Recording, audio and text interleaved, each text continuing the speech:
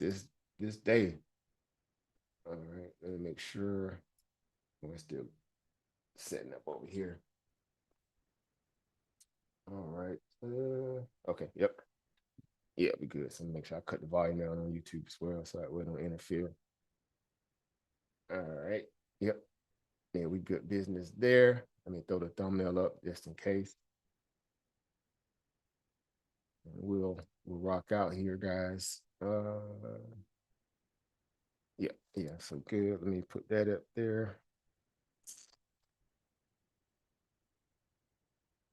Let's see here. I'm gonna put that up as well. And I'll go back and set the other parameters later. I just want to get at least the thumbnail up. And a descriptor basically, well, that's tomorrow. I have to go back and change that one too. No worries. All right, guys. So as we kind of get this stream going live here, of course, the thumbnail will reflect the topic of discussion for anyone that may come in after the fact and who are looking to follow what's the the topic of discussion here, beyond the fact that everybody's watching the market, just whips all over the place. That in itself is enough to make a person be like, this is crazy. All right. So even for those who may not even trade the stock market, they're definitely walking around like, I need somebody to help me, make sense of all this. All right. And I always say, what better, group of people to help someone do that than the people that's on this panel and many others who follow the market, who can offer people calm in the midst of a storm.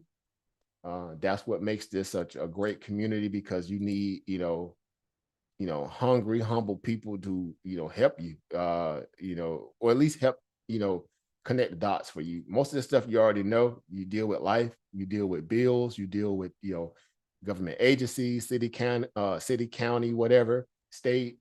So it's not out of your purview anyway. But it's just, again, it hits different when it comes to, dealing with the market, or the idea that you're having a perceived loss because the market is down. But as the saying goes, you don't take an L until you hit the sell button, right? So there's no L's until you sell. So that's one way to look at this. So you don't want to be, in panic mode. You don't want to stress yourself for things, again, that are outside your scope or your power. Control the things that you can, and let the chips fall as they may afterwards, right? So that's what we're always trying to share within our communities, no matter where you are. That should always be your modus operandi, right? You want to be, again, really good fiduciary responsible people, for the same way you do with your bills, right? If you got to pay that rent, you ain't just finna go all in on, on black in Vegas, right? Some people do it. I wouldn't make that bet when it's, me having shelter, or me kind of out there on the curve. Again, we get it. There's always a market somewhere, but that's just one that we shouldn't, look to endeavor. But it just goes without saying, again, just why we get excited about these things, because we do know from historical records, right? The greatest wealth creator that we know, especially within our lifetime, is, being in the position where you can have access, right? Access to these markets, access to opportunity. And that's what the stock market provides, right? It provides you that gateway, right? When a lot of times, a lot of people spend a lot of times kind of putting a lot of that, mental energy into working for someone, right? And nothing wrong with that, too, because if you got goals, dreams, and aspirations.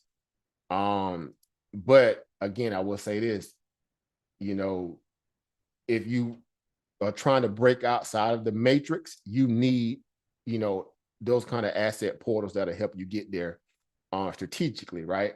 I didn't necessarily say fast, I said strategically, because that's what makes again, you're building bridges, if you will, right? That's the best way to put it. You're building bridges, right? You're setting your foundation now for future generations, right? Even if you don't have kids yourself, you may have nieces, nephews, you friends of the family scenarios like that, right? You're always in a position where you can share something with someone, right? So again, being in a position to do that is tantamount to you understanding how money works, how to use it to your benefit, and again, watching it work for you as opposed to you having to work hard for it, right? That's the whole game plan for a lot of people. Right? That may not be it for everyone, but it is, if you live in America, you realize that, again, if you want to stay ahead of the power curve, at least in the fold of it, of a system that, forces you by nature to live on a debt-based society, you have to be able to sink or swim, or you're going to sink, right? It's the saying goes, sink or swim, right? And so learning how to swim is, again, tantamount to survival. Well, how do you swim, right? At least understanding what that looks like financially, knowing that you don't have to, be a trust fund baby, or receive insurance that the family left you, to be in a position to kind of build your way into opportunity, right? You can start with basically peanuts on a dollar, literally these days, and build your way through the discipline of understanding how to work that what you have to get to where you want to go. Now, a lot of people say, I don't have the time for all that. That's too much, time I have to put into the game. Well, I say, well, how bad do you want it? What are what are your goals really, look like in terms of you putting time in to obtain them, right? You're going to have to focus on something, right? Be it the job, be it you in school as a student, if you're just working on a business plan, something goes, it's going to take, up a lot of your time and your attention. And I would say, again, if you're in a position of trying to be a power broker over your life, meaning your own, boss, well, just what it's going to take, right? You're going to have to figure out how to, be an owner operator one way or the other, right? You can go the other routes too. You could do both. That could be great. Get a good education, a great, job or partnership job, or, again, get those things and invest in the markets, right? Which is like, that's what you want to do, right? You want to be in a position where you're not beholden to one particular whale to, provide you water, right? Bruce Lee said, right, be like water, right? Be like water. Right. So that's what it's all about. So again, the stock market is just going through its tantrum, right? And we've seen this before. It's nothing new. We've been, waiting for moments like this.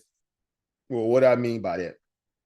Well, we've been waiting because we do realize that at some point when markets kind of get over, get ahead of themselves or over their skis, as one would say, you need healthy pullbacks to happen, right? You need the type of correction if the markets to kind of reset all the, again, this sugar high rush that the markets has been riding on for quite a while now. And so in the event that you never have as one would say, a healthy correction or a healthy recession, well, then you run the risk of, blowing up your economy, right? You run the risk of blowing up certain markets within your economy, right? Be it housing, be it manufacturing, be it service industry for whatever, right? You will overheat something banking, right? We saw what happened under the banking crisis recently here under Biden, right? You had all these banks just blowing up out of nowhere. People are like, well, how has this even happened? How is this even possible, right? Then we have Dodd-Frank, then we got all these different provisions in place. But then you realize that has nothing to do with regulation. This has to do with greed, right? This has to do with being offside, right? Not reading the tea leaves properly and being overly leveraged in products. And you're hoping that it materialized the way that you're projecting it in your head. But when the economy has other plans, good night, right? They crash, they burn, right? Because they're, as one would say, they're offsides, right? What's going on, brother Chaos Ryan? I see you in the building. Shout out to you as well, right? Yeah, that's not clickbait, brother. 104% tariffs is on China as of right now, and it goes in effect at 12 midnight tonight. Especially if China doesn't do anything between 9 and midnight. They had up until 12 midday today to respond to Trump's, additional 34% tariffs that he's going to slap on top of them. And they chose to take the route that they're a power broker, which they are as a nation, as a country. And they said they will not be bullied. And, Trump either got to, take that L or, fall under. So he chose to go the route of his team. And here we are today, right? Dealing with the tariffs in a way where it's like, okay, yeah, we know it's coming. All right. So, brother Stock Guard in the building. Peace, power, profit, over Stock Guard in the building, guys. We got an esteemed, trader in the building. Brother Stock Guard down in the chat and YouTube side of thing, man. I miss you as well, man. I miss all you guys, man. I tell you, man. Every day we get a chance to come back on and have old powwows. We be talking about those days when we came through that fire branded, learning curve of awesome people, man. And again, I never will, live down those days that we had in the Discord days and just coming up in the game together, man. You build something. It's a camaraderie that you never ever lose. And people like yourself, man, brother Stock God, man, very instrumental in what you brought to the table. Over Chris, you guys in here, y'all definitely know because y'all were part of the fold, right? So y'all know what it is, So shout out to Overstock God in the building, guys. You see him down in the chat. Go subscribe to him. Go link to him. He actually has a cache of great videos on this YouTube channel as well, where it's nothing but power knowledge, right? Straight power knowledge, right? Great trader. Yeah, I'm talking about, you want discipline, you want structure, man. You want, no BS, straight shooter, information from a solid brother. You go subscribe to that brother YouTube channel. Yeah. Don't think twice. Don't look back. Don't wait around. You just say, hey, these are people who have been battle tested, and they definitely know how to deal with, moments like this, right? So he definitely gets, full endorsement over here by all intents and purposes. Because again, these were the brothers that I came up in the game with, when I was going through my firebrand learning sessions. And, we were coming in, all hot from different walks of life, different backgrounds. That stuff didn't matter because we checked all that stuff at the door. When we came up in the Discord room, we came in there to grind, right? We came in there to learn, we came in there to earn. And so we're just reaping the benefits of that today because we went through, that, if you will, that online university as we know today. And that's why we're in this position today, man. So again, man, shout out to brother Stock God, man. Again, you're welcome to come on as well, brother Stock God. I know you're probably busy grinding, but there we do have the Zoom link in there as well if you want to come on and share some words of wisdom today, especially on days like today, because again, a lot of people who are new to the game and they're not used to this level of volatility. They're like, man, what to do with this, right? How do I trade this? How do I even deal with this? I'm like, man, welcome it, embrace it, right? This is where, boys become men, at least in a nuanced way of saying that when you're learning how to become an efficient market, participant, i.e. being a trader or swing investor, i.e. again, long-term, money, curator, however you look at the financial markets as a whole, you're going to get a crash course just being around people who obviously deal with the market, right? Because they're going to give you real-time data about, different aspects of it, how to interpret it, how to put a lot of this information in layman terms. You don't have to have some kind of fancy degree to understand how it works, which I love that as well. For a lot of people who feel like you got to go through, some elaborate, school, Wharton School of Business or something like that. No, you don't have to go through all that. You don't have to go to Princeton or Yale to get this information. We know several people who, came up just like everybody that's looking at this stuff objectively saying, hey, I already deal with this stuff in my own right. I pay bills. I deal with different businesses. I have products all in my home. I'm basically, in the market without a brokerage account. And that's how you got to look at this stuff. And your risk management aspect of that is based upon how you manage your bills, to pay your bills, how you put money away to take your family on vacation when you get that little surplus, right? How to put money away for rainy days because you feel like, taxes are finna change on your property or something. You always adjust when necessary, be it forced or you're doing it ahead of the game because you know a storm is coming. So again, that's what makes you by proxy a market participant. You just don't have the brokerage account yet. That's all it is. right? If you got a 401k, a TSP, a Roth, any of those programs attached to your job, you're in the market, whether you track it properly or you don't. But at the end of the day, you in the market, right? So you always got to put that, in the forefront of your thoughts, so that way you don't, convince yourself that you're not rated to be able to handle your own money. You do it every day. So the same way you would say, well, no, I'll pay somebody to, manage my money for me. I'm like, well, why? Like, why would you do that? Do somebody come in and help you pay your bills and teach you how to manage money to pay for, kids, project and things that they need? I mean, last time I checked, unless you got got it like that, you have to do that stuff yourself, right? So again, you should welcome it. Why? Because again, it teaches you how to be, number one, focused when necessary, and how to be good researchers of figuring out different ways to, make your situation a little bit more applicable to less stress, right? Dealing with money is very stressful.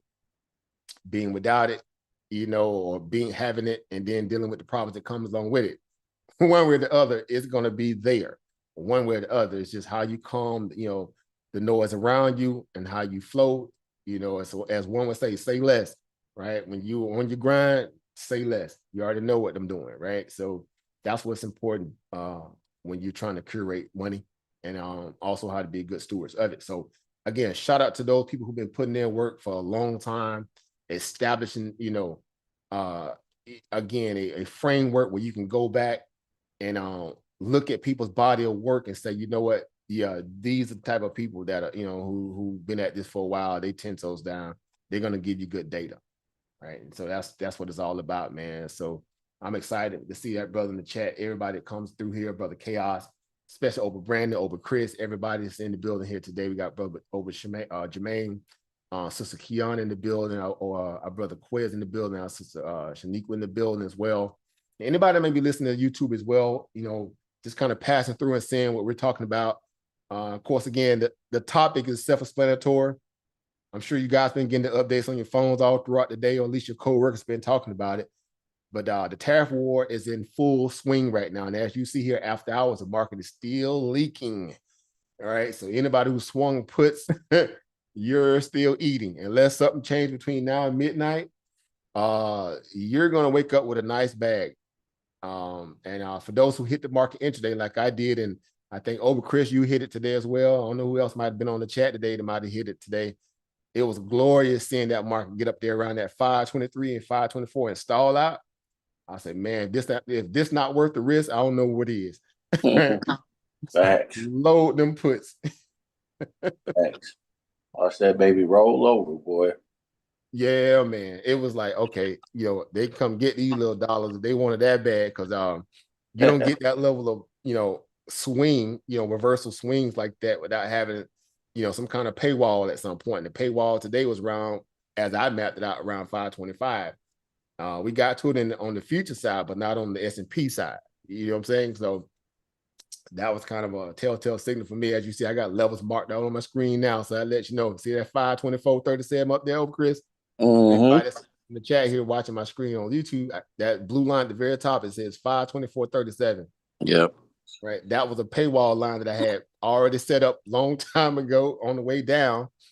Now it became a new resistance point. Yep. Right?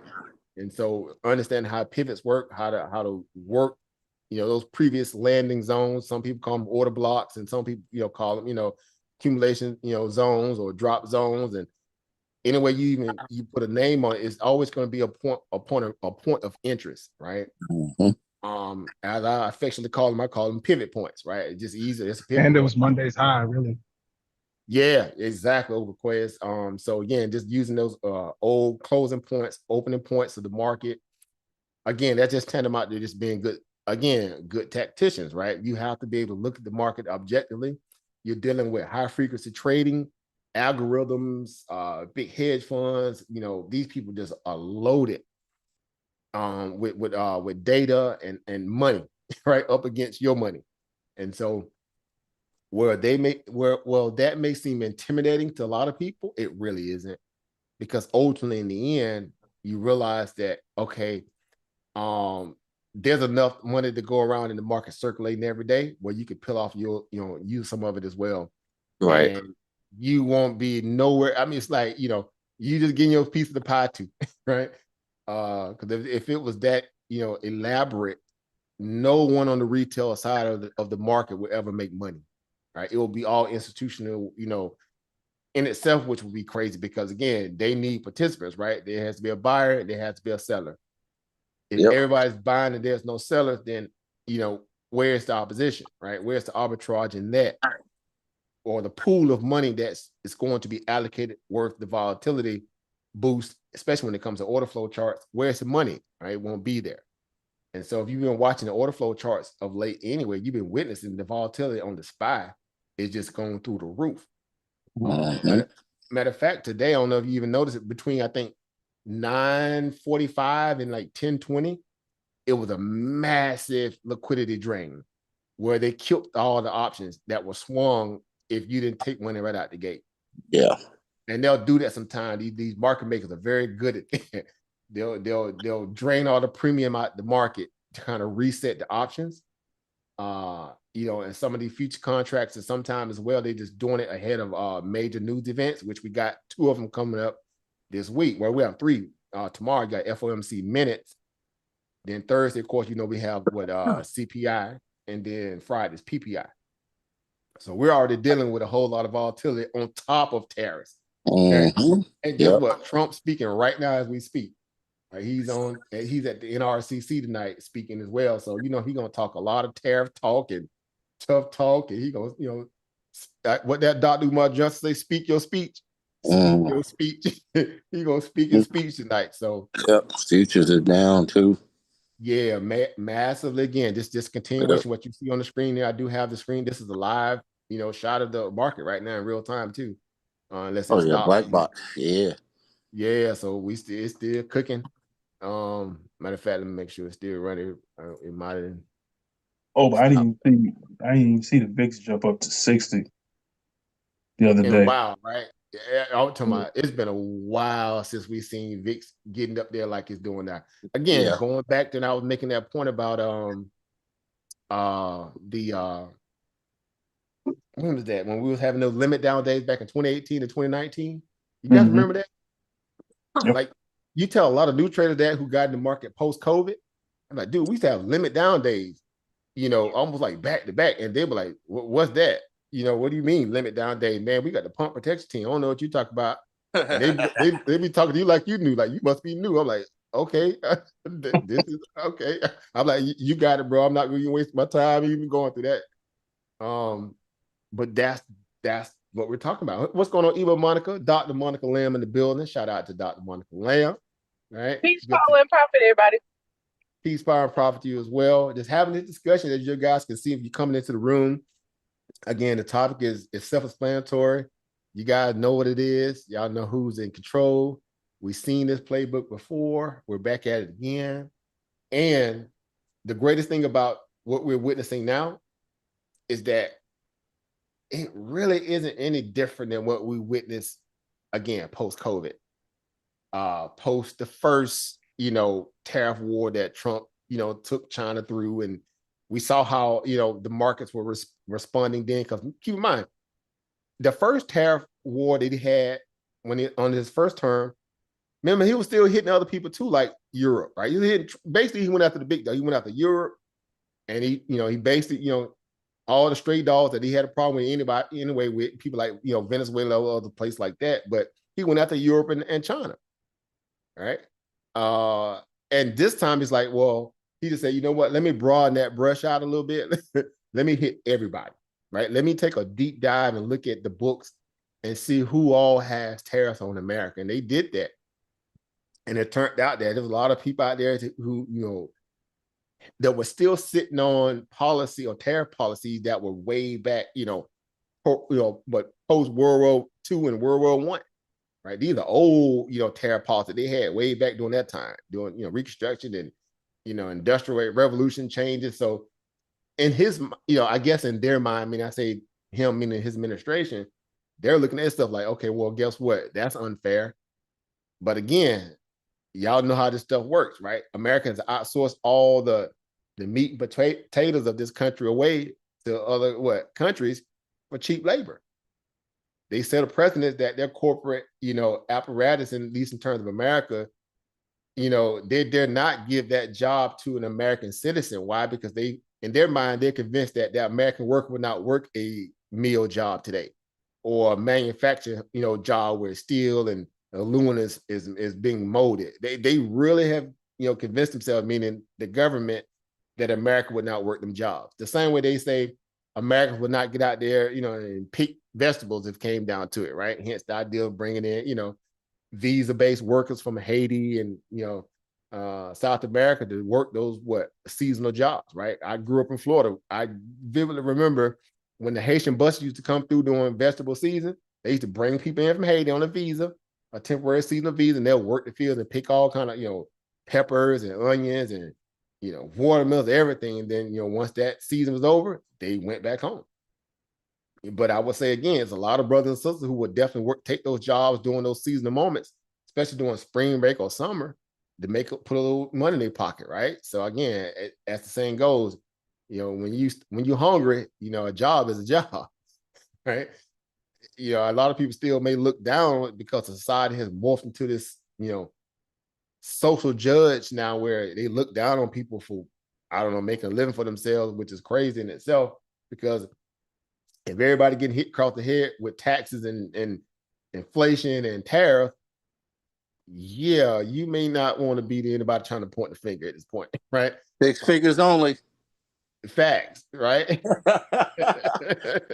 Them tight, right? The Instagram ruined a lot of mindsets, social media as a whole. And again, that's why you get a lot of that, that dynamic is broadened between those who are older, the elders or the boomers, as one would call them, as opposed to a lot of the Gen Z type, right? It's a war, right?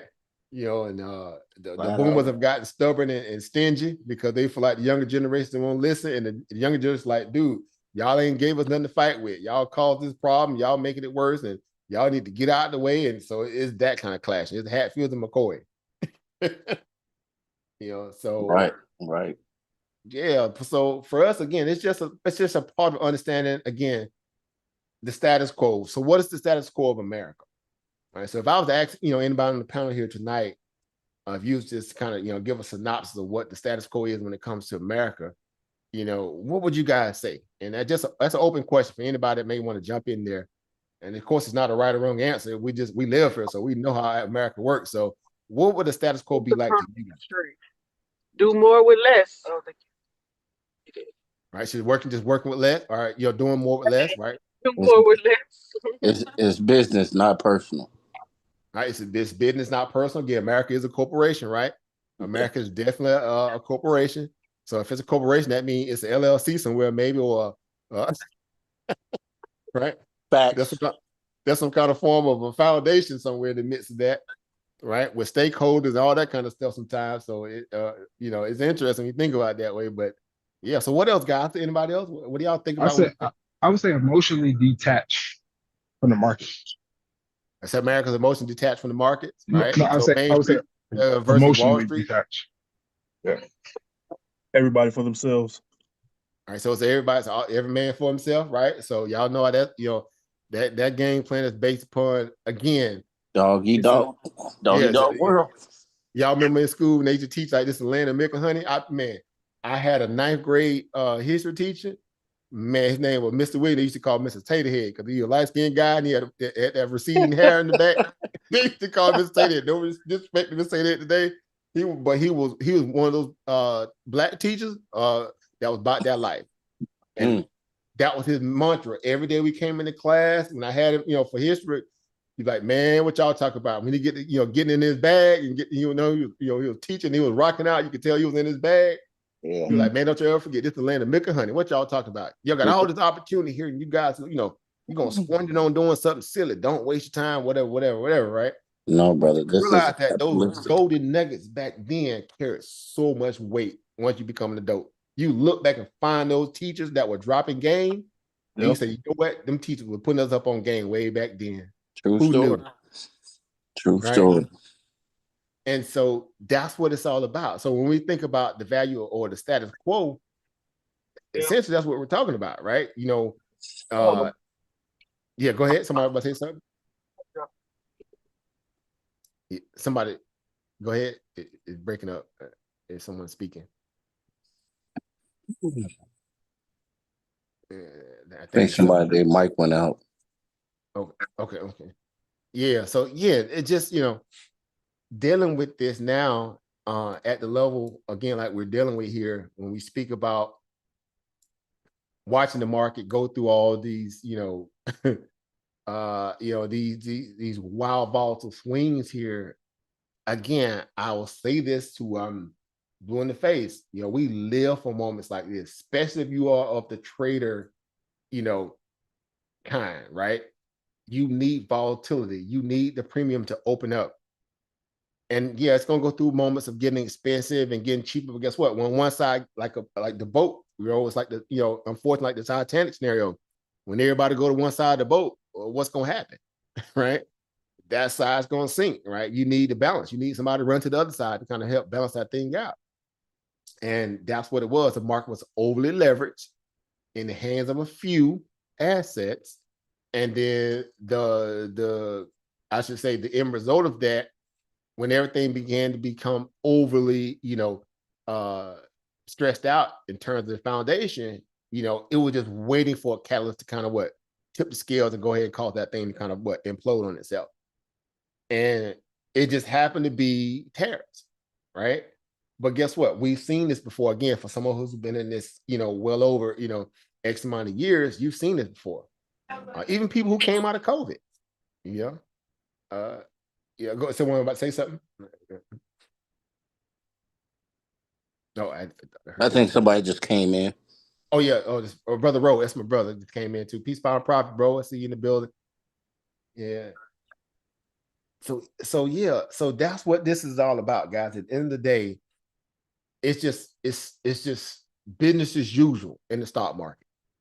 It's for anybody who's been fire branded and fire tested in this thing, and who've gone through the University of Hard Knock life, you know, regimens, and it's almost like the Wharton School of Business, where we have what, you know, the War School of Business. And when you come out these, you know, out of some of these environments where a lot of us had to kind of traverse through, and you realize that, man, like, hey, we built for this, right? A little sweat, hey, that ain't nothing, you know, bring it on. If this going to increase my, you know, my ability to, you know, get all this real-time data and knowledge, and then, you know, use it to my benefit much later, I'm all for it, right? Because you guys know, at the end of the day, what is the goal of the market, right? When you get into the any aspect of owning assets, the goal is to buy low and sell where? High, right? The goal is to buy low, sell high, right? And when you start looking at things in terms of their, you know, their overall value, when you say, well, okay, I may not know nothing about the stock market, but I can look at a chart that I learned back in grade school, elementary school days, and say, well, one of them will look high and the other one will look low, right? So by proxy of that, you know, that in itself shows you, you know, that there's been some kind of form of a, you know, a change, right? You've had some kind of form of a zenith or an apex moment, or, you know, whatever. And now it's kind of returning back to some kind of form of equilibrium, right? Or a, you know, return to sender, right? You get that email, right? Return to sender, that mail. Well, guess what? The market's doing that right now. It's return to sender. Well, who's the sender? It's you. It's coming back down to a more palatable level where you can feel comfortable looking at it, saying, you know, hey, this is, you know, a better opportunity here now than it was, you know, I don't know, wait, you know, a month ago or whatever, right? If you look on my chart now, these are monthly candles here, right? This is a quick, I'm on a small chart, so forgive me, of course. I'm on Black Box real quick, but I'm just using that as a quick way to case study. What's going on, Over? Control your thinking, the building. Peace, power, profit to you, Over. Good to see you in the building as well, guys. The link is in the description of the chat box on YouTube. If you want to come on to the panel, you're welcome. Of course, we just having this conversation tonight. We're talking everything that's to deal with tariffs and market volatility and risk management and all the things that we know that are building blocks to being, great stewards of money creation. And so if you have questions, don't hesitate to post them in the chat. Every question is valid. Every question is meaningful. Post it and we'll see if we can kind of, make sense of it all in the end. But for most part, guys, if you want to share your screen as well and go over certain assets that you may be, think about trading or owning or whatever the case, today it's going to be an open forum for that. So while I got this little free time, I'm going to benefit, myself by grace myself with my peers, and we can discuss it. So don't hesitate, guys.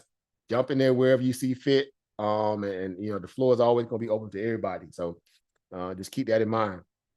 So again, just looking at this quick little monthly chart here. Again, this small version of it before I go to bigger charts. I'm just using it as a way to kind of looking at this, at the elevator scenario versus the escalator, right? Right. That's a t-shirt moment too. All right. We said this a long time ago about, elevators versus escalators, right? Right. You take the escalator up, the elevator up. You said t-shirt moment. I'll go print it now. Come on, Sister Kiana. Y'all know Sister Kiana is also an entrepreneur. She cold with it. She cold with it. Yeah, she she already y'all already blessed me with a great t-shirt. Her sister work is cold. Definitely look her up. So anytime you want to post your information in the YouTube chat, definitely go ahead and do that, Sister Kiana. And but these are great moments for that, because these are the moments where we're wearing this market right now. All right. For lack of a better way of putting that into some kind of form of analogy here, we're wearing the market right now.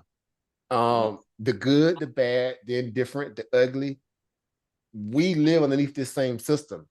And it's incumbent to us to being able to, understand how to function in it, even when it's going crazy. And some people say it's wet in the bed right now. Y'all know them old cloak your turn, right? The market dumping on itself right now. And, it's just having a moment of classic case of diarrhea, not to kind of discuss y'all, but it's going through its moment, right? It got so, full on a lot of, liquidity from, government, the Federal Reserve, and all these people just loading up in that market. It just got to the point where it was just ready to kind of, release some of that pressure, right?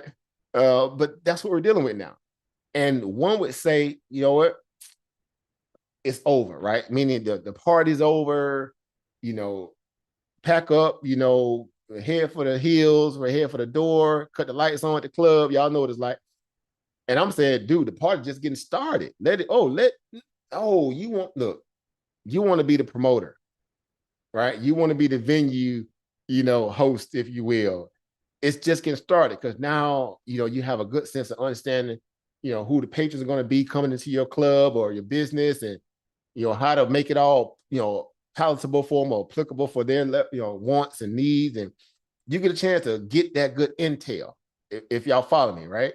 You get a chance to get, real-time observation right now and seeing how, certain people dance and what do they move to when you put on certain records. That's what this is about. This is your R&D moment of your stock journey or your career as an investor or a trader. When markets are super volatile, these are unequivocal, what we consider to be R&D moments, research and development. Is it not? You're getting real-time data, right? What's going on, family Ebony? I see you in the building. Peace, power, and profit to you, man. Good to see you in the building. Yeah, man. Yes, that last live was something. It was, it was impromptu. Y'all know how this stuff go. We have guests come through, and we treat everybody the same over here, guys. Y'all know we don't have ego over here. We humble and hungry, so we let everybody build. And again, a lot of us have been through stuff, and we've seen things. We like, hey, we've been through the fire too, brother. We've been through the fire too. We already know how you feel. You're passionate. It becomes one of those things where, yeah. You say, remember the DCTH date? Man, tell me about it. Brother Stockgard was in the building. He been here early too. Brother Stockgard, man. But them days we used to tear them penny stocks up. Man, long way, right? Long way from those days. But yeah, guys, so again, just kind of knowing that, champions are being born, in these moments. You should welcome it. Especially if you're trying to, if you feel like the market has left you, at some point you say, man, the market is too high. I ain't no way that I can get in now. Well, guess what? Guess what's happening now? This is the reset that everybody's been waiting on. And we know it can go lower, right? We know that this thing we talk about money that's been, just been allocated like crazy. All this money here, literally from 343 here at the 250. This is a 50 here on the 200 up, but the 50-day moving average here on this 1 monthly chart here, as you can see around this 344 area, we had this your typical what cup breakout, right? You see what's going on here, right? Classic cup breakout. Look at the monthly. Y'all see how proficient the market is here on bigger time frames? Are y'all seeing this? What I'm seeing right now on the chart on this screen here? Even though we're looking at this little tiny screen here, y'all see this here? Is that not a textbook cup and handle right there? Facts. Look at that. I mean, you can frame that and put that on the wall somewhere. That's a t-shirt. That's a t-shirt. Come on, Kiana, come through for us. Right. Man, look at that. Yeah. This is the monthly chart here, going back here. Matter of fact, let me see here. All right, because that was like, I know it was like, end of 22, because that's when we had to kind of fake, income AI, revolutionary boom. And they figured out how to kind of, produce they next, if you will, grow their next batch of tulips. Now, even though we know AI has a lot of application and real world use case value, but again, the market was searching for something to save itself from itself. And they just reinvented a wheel that was already in the making, and it was already established in terms of AI, put lipstick on that pig, and now they rode that from literally 340, 348, 350, all the way to 614, 615 somewhere. Like, you couldn't make this stuff up. I mean, almost in a straight line. Look at this here. Like, this is why, when people see things, or people who come to the market late and they try to figure out, like, well, you know what? Man, it's too late, man. The market is too high, man. Ain't no money left in the market. And I'm like, where? Like, bro, I got Pokemons, man. Man, I'm talking about Lord, man. What are you talking about? You got no Pokeballs on deck. Let me hot Charizard right quick. Like, get about man, I'm talking about Pikachu, who, what? Man, look at him. You got all of it. And, so Pikachu get some puts. Man, and so that's what I love about it too, because again, when you're thinking about the market from a two-dimensional perspective, because we're different over here. We look at the market from 4D chess move mindsets. But, at least we're under that auspice that that's how we want to be as again, investors or traders, right? We want to be a 4D chess move type of maneuver or strategist, right? You want to think four moves in advance. All right. While everybody's running around here playing, 2D video games, right? Where the graphics look like, 1980s, you're on some immersive, 4D dimensional, you got this, the essential oils, you got the articulated chairs in your house, you got speakers booming, you got misty rain coming down. You in a whole new different immersive experience. That's what 4D chess is. That's what 4D market analysis is. Right? It's nothing outside your wheelhouse anyway, because again, you enjoy some of the accoutrements of technology in those same aspects. Well, guess what? Think of the market in the same lights. Would that not be a strategic way to look at the market? All the dynamic things that you probably can't account for, well, guess what? They exist in some form or fashion. Think about the data analysts out there, FactSet and Moody's and Fitch and all these different credit rating agencies and hedge funds, and again, so many of them out there. It's crazy, right? Well, what do they really have that you don't have? I'm asking for a friend. Anybody, please chime in.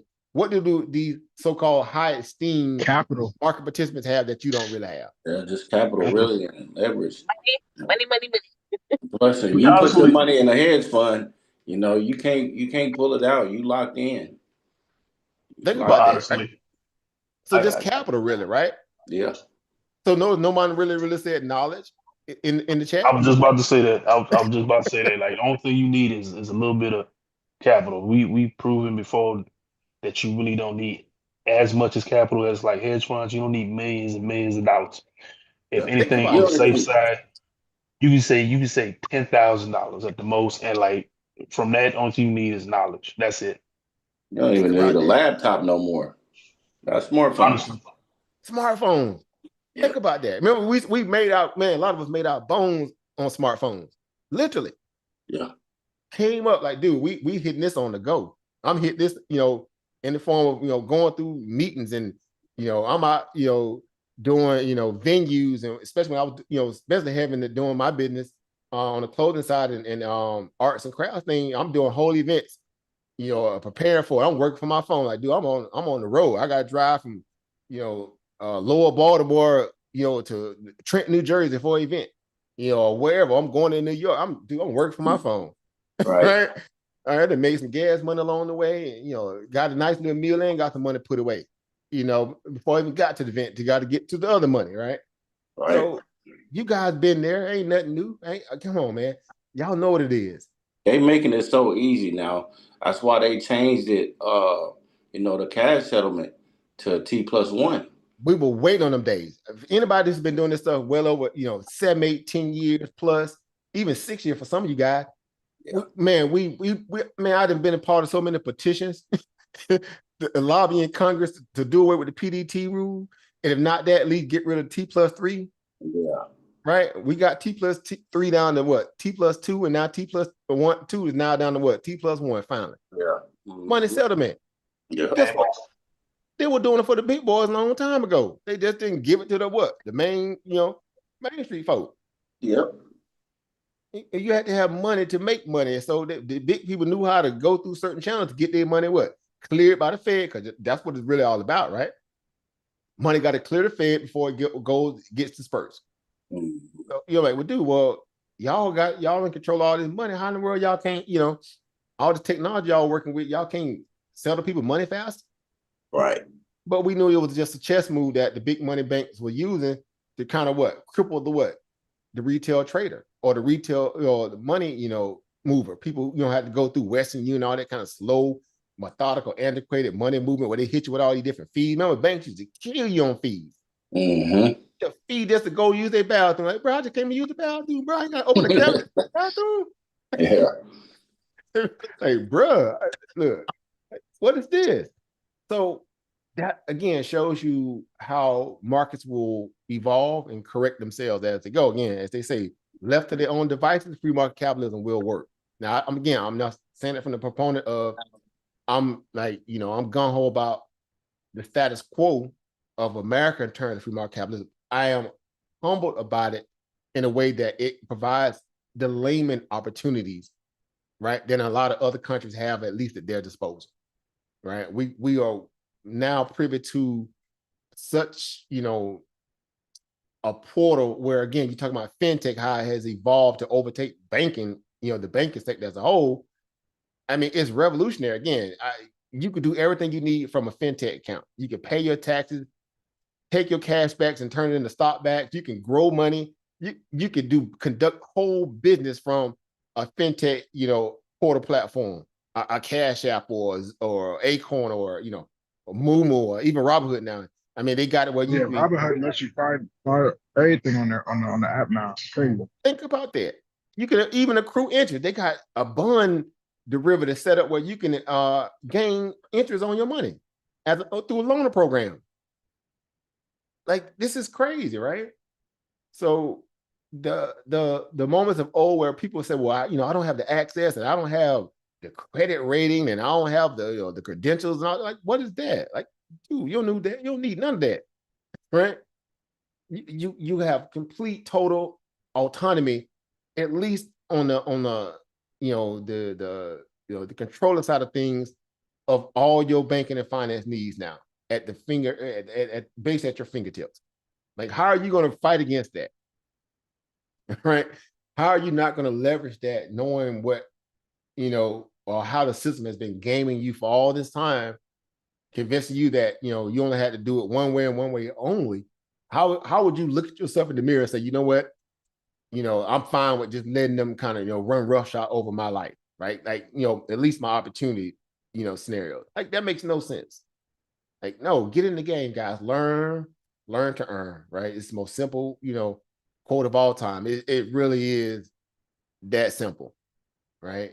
You will complicate it by trying to figure out that there's some kind of, trapping mechanism underneath that. And that's what has you skittish. No, that's not how this stuff works, because everything else around you is quadrupling, quintupling. They around here just flipping money like crazy. And, again, being overly, I should say, pessimistic about opportunity will basically stunt your ability to grow. At least financially, that is. So again, we're coming from a different angle. I get it. Everybody starts somewhere, but when you're looking at, again, just going back to the topic here, when you think about the markets here, what do you see here? Ultimately, at the end of the day, is just these are just proving ground moments for a lot of people who came into this game late, right? Matter of fact, let's go to some bigger charts here, so we'll get to cooking. So again, if you guys got anything you want to talk about, particular assets as specifics, please let us know. We'll discuss. You can come into the panel if you want. The floor is open to anybody, everybody. We're gonna have this conversation, right? Because again, a lot of people are trying to make sense of all this right now, and they're like stressed out. Why? Because they're looking at the economy through the lens of a what? Political participant. They're not looking at the market through the eyes of an entrepreneur, asset owner, or potential asset owner. That's the difference. They're caught up in the here and the now, and we're thinking about the what? Anybody? What are we thinking about? Future. Simple as that. We're thinking Yeah, I about would say the future, future too. Yeah, future for sure. right? Like Long you guys, long term. I'm talking about super long term. Right. Boy, now again, I'm gonna go back and say this again. Y'all know what I'm gonna say. If we had this knowledge when we were in our teens, where would we be today? Boy, Right? That's the first response you're gonna hear, bruh. Oh boy, but man, boy, it's gonna be on yachts turning up, bruh. Popping champagne bottles, yeah, boy, it's gonna be on like popcorn. What rapper, entertainer, all that, celebrity, what's that, man? Get that mess out of here. Yeah. I don't want to be controlled, right? Exactly. I want to be in a position where I call the shots. Actually, freedom, man. Someone telling me that, I'm giving you the ability to breathe, right? That's basically how they treat them, some of them, right? No shots at them, but I'm just speaking from a place where we're humble from, the understanding that, again, this is knowledge that's very applicable for number one.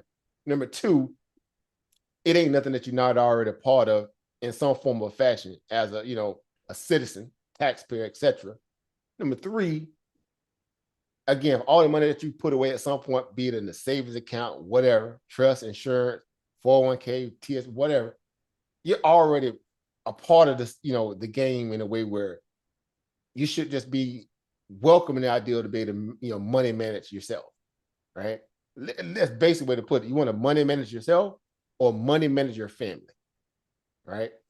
So given that when you're getting scenarios like what the market's going through, seizures, if you will, for lack of better terminology, but it's nothing that should alarm you or scare you unless you feel like, you kind of overly leveraged or whatever, right? Because some people, obviously, they chase the top. Why? Because if you look at it from a place of saying, well, I was convinced that the market still had more to go, right? Because that's the typical, talking point you get or you hear when people kind of, caught the market at a certain point, where it might have felt like it's just a little too, the market already took off, it's too late. And it'll burn them. Well, what do I mean by that? It'll leave a bad taste in their mouth. Like, this is why I know I shouldn't have got into this stuff. Man, this is why I should not have listened to Sister Monica. I shouldn't have listened to Oprah Chris talking about learn how to trade the market. Man, Oprah Brandon sold me a bad bill of goods. So Shanika told me that I should learn how to invest. They gave me bad news, right? You will find people like that because they're looking for a reason to obfuscate off that responsibility to somebody else as opposed to themselves. Now, understanding how money works is that nothing goes up in a straight line and nothing falls forever, right? It's again, it's simple as understanding how, to ride a bicycle, right? Centripetal force and pedaling your bike, right? Holding the handlebars at the same time. Again, patting your head and rubbing your stomach, right? Like doing that back in grade school. It's the same reality, right? We're talking about, waves, right? Sine waves, right? Y'all know I'm going back to my old trip bag, right? Sine waves, right? Sine waves. the ability of how money works, right? Ebb and flow, peak to trough, old school stuff, right? We're going back into some old school here.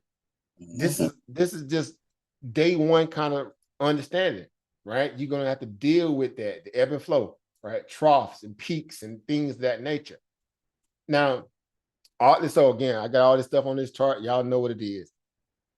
If you look at this stuff objectively, again, we're talking about seeing opportunity when it presents itself, right? So I got a big massive line down here around 481. That line been in there for a while. I got these lines here. Again, I got an old field band way back here, back in August of last year around third quarter, where we'll wait for that next potential breakout. It happened. We went on and went all-time high, whatever, right? Don't get caught up all the stuff on the screen. More so look at, if I was to pull away all these different indicator lines and things of that nature, you will see something very interesting about pattern recognition, right? Old school said they teach your children in grade school about pattern recognition, right? Matching and base level geometry and shapes and what does that look like, right? And then you apply that with, again, going back to my old school, talking points, time over money, right? The greatest mathematical equation ever is time over money. That is definitely a t-shirt moment. We've been screaming it forever for a reason, right? You hear it everywhere, rap songs, TV, everybody lives by that mantra, all right? And they might feel like they're not disciplined, they're not living by that mantra. Then all of a sudden it's fugazi and all that is this, is this. No, it really is time over money, right? Proper understanding of what that looks like when you apply that to business ownership, procurement, distribution, whatever you're doing, you're dealing with that value, right? As the old saying goes, a dime holding up a dollar, right? You trying to make a power move, but somebody got you sidelined because they slow rolling their side of the business, right? The markers are it gives you those telltale things all the time. And it's up to you to realize, how to read those tea leaves. So we're seeing pattern recognition here. We're seeing, these ebb and flow moments of the market here, just kind of steady climb, steady grind, moments where we start seeing all the fancy stuff when we get deeper to the sand or the granular aspect of the markets, understanding the different patterns, the different candles, always down to the different candle, right? I mean, think about it. They got zoom lens type cameras out there now where, the lens is so, high powered. You can, telescopic down almost on a piece of lint on certain people's shirts now. And that's when you get super granular, right? Well, you could be that kind of participant in the market if you want to as well. Or you could be the person that looks down at the market from a 30,000 feet perspective and say, I see a lot of patterns. I see a lot of stuff that's reoccurring. If I was a person trying to, get into this, how would I look at this, as a place of, as a participant, how I can benefit from it? Well, that's what you look for when you start looking at charts. When you see charts and candles, what do you really see? You see money, right? You're seeing, outflow, inflow, all right? You're seeing consolidation channels when you start hitting those points where you start kind of traversing sideways for a little while, right? This is on the daily chart, of course, but you start seeing a lot of different things that make sense when normally they wouldn't if you didn't understand base level terminology, right? And see, when I had the chart scrunched up, man, I just see a lot of jagged edges, right? But then you start spreading that thing out a little bit, you start saying, oh, okay, I see what's going on here. It makes sense. You start seeing those shelves, right? You start seeing those opportunity zones, right? Let me get my little trusty little marker out, right? Let me do a Mr. Eastside, right? Fair Eastside moment here. You start seeing, those things of interest, right? Those places, right? Those shelves or whatever. Hold up, where my little marker went? Annotation marker went away. Okay, there we go. Okay, close, maybe close. Okay, there we go. All right, so again, opportunity zones, right? Those opportunity zones in the market. Guys, chime in at any point too. Don't hesitate, guys. So, got a little lag there for a moment. You start seeing those opportunity zones, right? So when we see those things happening occurring in the marketplace, right, you can even start to see when markets begin to stall out, right? Meaning they're at a point now where they're going to, release, be it up or down, do some kind of form of consolidation, accumulation, distribution shelf, whatever. And you start saying, okay, well, this is interesting because if I'm in the goal of making money or managing risk, of course, the goal is to buy low, sell high.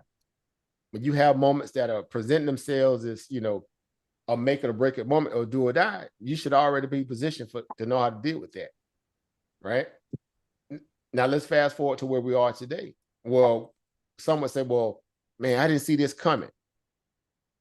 Then I would say, have you been following the market on both sides of the tape? Not just technical, but also fundamental, right? You had an incoming president, right? Incoming president. Trump became president on what day? November the what? 6 or 7. Right? When the president, basically, and he got cut. Matter of fact, even in his case, he got called early, right? They called the race the same night, right? Grand opening, grand closing. Right? Kamala didn't have a chance, for whatever, right? Whether you for or against it, this ain't political. I'm just stating the case here, right? So on this date right here, right? Let me pull my little thing out of the way here. So roughly, we're talking about right here, right? Y'all see this little bubblegum color, little blue, fuchsia color thing I'm drawing right here on the screen? Yep. So that was when Trump, came into office, right? On the daily chart, market went from essentially 567, right? And went in, made a nice bump up all the way to December 10th. We got all the way up to like 609, 610. Pulled back, consolidated, traversed around some old gaps that need to get filled. Can't see. Look how efficient the market is. The market came all the way back down and filled that gap at around this point right here, right? You can see on my screen here. Of course, you guys probably already see it yourself if you kind of looking at this chart granularly here. But right around this point right here, this little green little circle here, market came all the way back and filled that gap over here.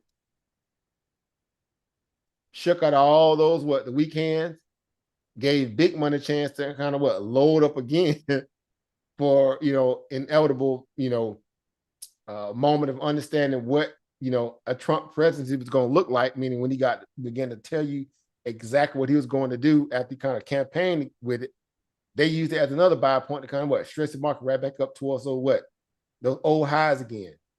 Consolidated, went up there, tested again, squeezed just a little bit higher, and then it gave what? Came down, pulled back. And look at that pullback.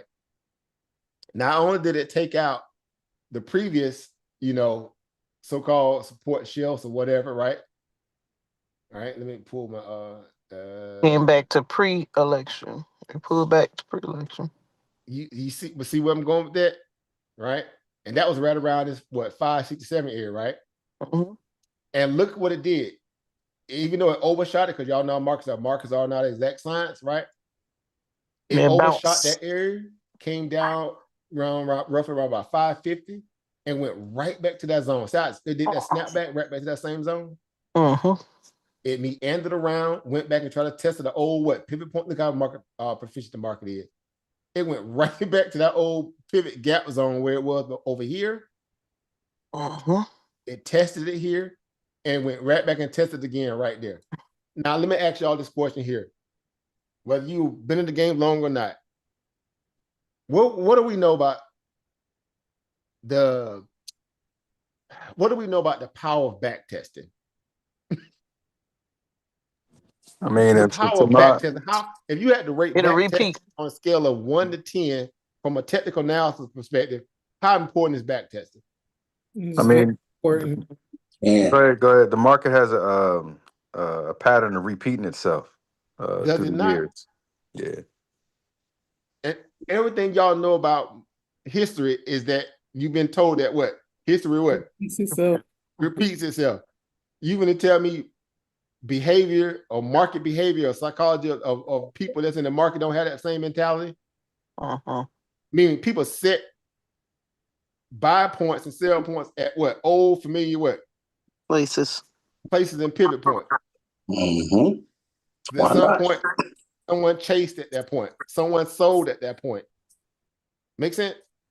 It does, but my question was, Oba, is when you don't have that particular history to go back to, you pretty much have to do basically your own thing, if that makes any sense. Do y'all understand what I'm saying? Here's how you look at it, right? Because again, that's why you see, if you remember earlier, I was talking about that deal that the value of access now today, in terms of being able to look at the stuff that you learned even in grade school, like charts and patterns and things like that. You begin to look at stuff.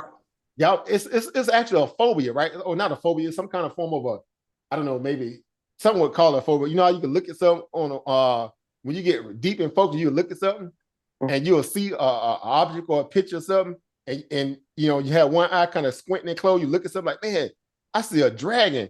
And then when you open both your eyes, just be some, you know, a crinkled up, you know, piece of bed sheet. Then they gave you the optics of a dragon. Well, guess what that is really? It's the same way you can take this information here, and you can go to Google. You know, if you kind of offer a market participant, or you know how to get to the charts, right? You know how to get to some kind of form of a data set or a data point, and you can go back and say, you know what? Let me look at this thing, you know, objectively here, right? Let me remove my biases and say, let me see if I can find any kind of, you know, symmetry, patterns, trends, equilibrium points, or whatever, however technical you may be, get, you can start looking at stuff and saying, I'm seeing something here.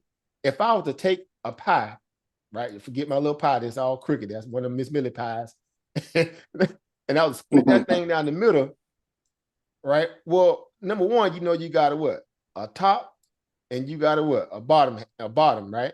A bottom half, right? Basically, if you split it down the middle, you got two pieces, right? There's your two.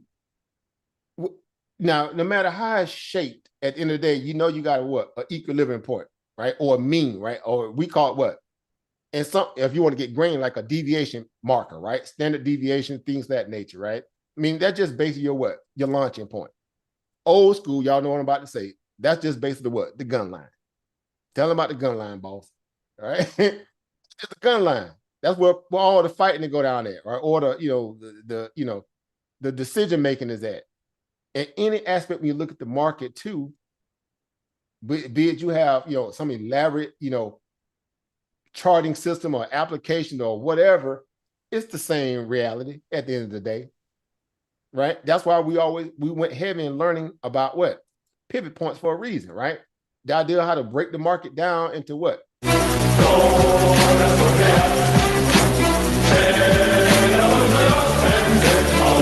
Clan. We hate niggers, we hate Jews, we hate faggots, and we hate specs. We got somebody here we gotta pick it up. We don't have to have a reason to hate them just because they breathe. We hate the filthy bums. You people need to get off your ass and wake up. This is America. The niggers are taking it over in the Jews. Make a stand. Join the Klan. Yeah, I see it. I got it. Yeah, you know they coming. I'm about to say, what in the hell just happened? Yeah, I saw that. You must have put it on the YouTube. Edit that out. That scared me so bad. Oh my God. Yeah, you can't. That's how I have it. See, but you know what? That in itself is another form of what? Yeah. Without me having to say it, y'all already know what it is. Mm-hmm. Yeah. No, it's hating, man. Change your setting to Worse where than you that. have That's to let what you people call a perpetual loser energy. Yeah. Stop and take a moment and change your setting to where you have to let people in. Yeah, I had it, and I let them in because I saw one. I thought somebody in the regular chat. That's just somebody came through. That's not a part of our circle. Okay. Because the link is in the YouTube for people to come in that want to build. All right. But so I just got to change my setting where no one gets to just pop up and post anything too. So that's all it is. So I didn't know you could post videos like that. That's crazy. No, well, you can share a screen on through Zoom, because it's set up in business meeting scenario. Oh, okay. I didn't know that. Okay. Yeah. So that's all it is. So yeah. I'm a newbie to Zoom. No, it's all right. Again, you get them crash course like that because people come in to disturb the energy. You know how it go. It's just a part of that. It's the same thing that you're dealing with now in the market, because guess what? There's a market for him too. It just ain't over here. And Right. so for us, it's like, okay, you done yet? You know, your little moment didn't hit right. It fell flat. And Okay, we guess still what? We gonna still learn. back to business. And we still gonna learn. Right? We still back to, you know, standing on business. And so his market is trying to, or him or her, whoever it is trying to get off, you know, get off their little, you know, little frailty. And it falls flat in the grand scheme of things. So again, getting back to the understanding how this market works. When we see pivot points, we understand that these are just what, you know, money opportunities, right? Some form of fashion is providing you opportunity, right? A liquidity, you know, grab when you see the market kind of pull back to a certain area, and once it was kind of traversing through a, you know, a zone, a previous zone, it breaks out or breaks down and returns back to that area, right? Again, market efficiency is just based upon how market makers drive money, you know, to keep the market neutral, right? That's their whole goal, or their main, you know, focus is to try to figure out how to be what, you know, how to be great market wizards, if you will, in terms of keeping the market neutral, right? Playing that middle ground like the referee, right? That's what market makers' job are. They have to be what they call, you know, they have to be what? Delta neutral, right? They have to be arbitrage in the way where they have enough money to bounce out one side of the what? The ship, to keep it from sinking. If everybody just going to buy, well, you need the market maker also to try to, you know, hedge against all that what? That volatility, right? All that risk that comes when you just overly saturate yourself with what? You know, one side of the market, right? i.e. the Mag 7s, right? The whole Mag 7 scenario, right? Can I ask you a question? Go ahead. Yeah, definitely. Jump in, guys. Yeah. Hello to everybody. But I was asking, or wanted to ask, so how do you pair, when you just mentioned about the market makers and all that, like the derivative market, how do you pair that with the technicals and the fundamentals? Because I'm trying to, as I'm growing, I'm trying to understand how to track down where the money at, or where they trying to, which direction they trying to force it in. So how you pairing the derivative market with your technicals and your fundamentals and sentiment, I guess, as well. Right. So again, the building blocks, which is great. That's a great question, right? Because when you first start learning, you know, the market, right? The three rule mantra is what? You learn what? Technical analysis, fundamental analysis, and then the other one is what? The last one is what? Catalyst. Investors. Sentiment. Investor sentiment. So investor sentiment is essentially what? It's the psychology, right? The behavior of what? Market participants. Or I like to say the behavior of money patterns, right? How people act under certain stressful conditions when they have to deal with what? Money. Because one thing that stresses you out more than anything, money and the opposite sex, right? Right, as one would say. But ultimately, it's always money, right? It's money, right? So when you think about understanding market sentiment, or the correlation between, you know, derivatives, you know, if you even talk about yield or bonds and commodities and things of that nature, it's also allocated to the ideal of dealing with what? Flow charts, right? How to determine where money is being allocated. How do you find such, you know, information in a way where you can say, well, this gives me intel in terms of who's buying, who's selling, who's what? Saving for a rainy day, who's consolidating, right? Who's building their house with what? Brick, right? Brick by brick, or who just put together their house with what? Straw, right? Who just came in quick for the quick move, right? Who's volatile, who you know, kind of just moving from emotion to emotion in that regard. You say, well, that's not a way to kind of really look at the market. Why? Because again, just looking at the 30,000 feet down view, what do you see here on the chart? Once you open it up, right, on a linear level, or in this case, you know, over time, like a day chart, whatever, you start seeing what those patterns look like, right? Anytime you have accumulations zone in the market, where the market's kind of in a tight, tight channel, be it lately, we've been dealing with a lot of what? 10-point channels, right? That's how we always learned to deal with the market in what? In a 10-point what? Metric, so to speak. I mean, you don't have to use it, but you can use a 5-point, Anything you do at the end of the day, you breaking it down to what? Halves, and then from halves, you break it down to what? Quarters, right? When you done breaking it down to quarters, you go down to what? Eighths. Eighths, right? See, y'all, 2020 Pyrex vision. Mm-hmm. Say less, brother. Say less. Y'all get what I'm saying, yeah? Come on, man. Y'all been listening to Jay-Z. Y'all know what it is. You got to break this stuff down, right? Granular, right? That's what sentiment is, because again, when we look at the market from even from a candle standpoint, the granular level of that, well, what is a candle at today? Is what? It's a money log. For lack of better words or great analogy, it's a money log. It's a log of what? Buyers and sellers within a certain what? Time and a money value. Does that make sense? Well, guess what? If you stretch it out over what? 5, 6, 7, 8, 10 days, you can establish some kind of form of a what? Sentiment. Well, how can you validate that sentiment? Anybody? How can you go find a piece of data? The data, right? Beyond back testing, where could you go to find data to validate the sentiment of that? Bar chart? Say again? I said bar chart. What exactly in bar chart? If you the strike prices, where the most open interests are buying. Also known as a what? What is the ultimate called? The what are you looking for in particular within the that data set? It's what kind of chart is it called? It's called a what kind of chart? It's on the tip of your tongue. I already know you know it. Flow chart. Flow chart.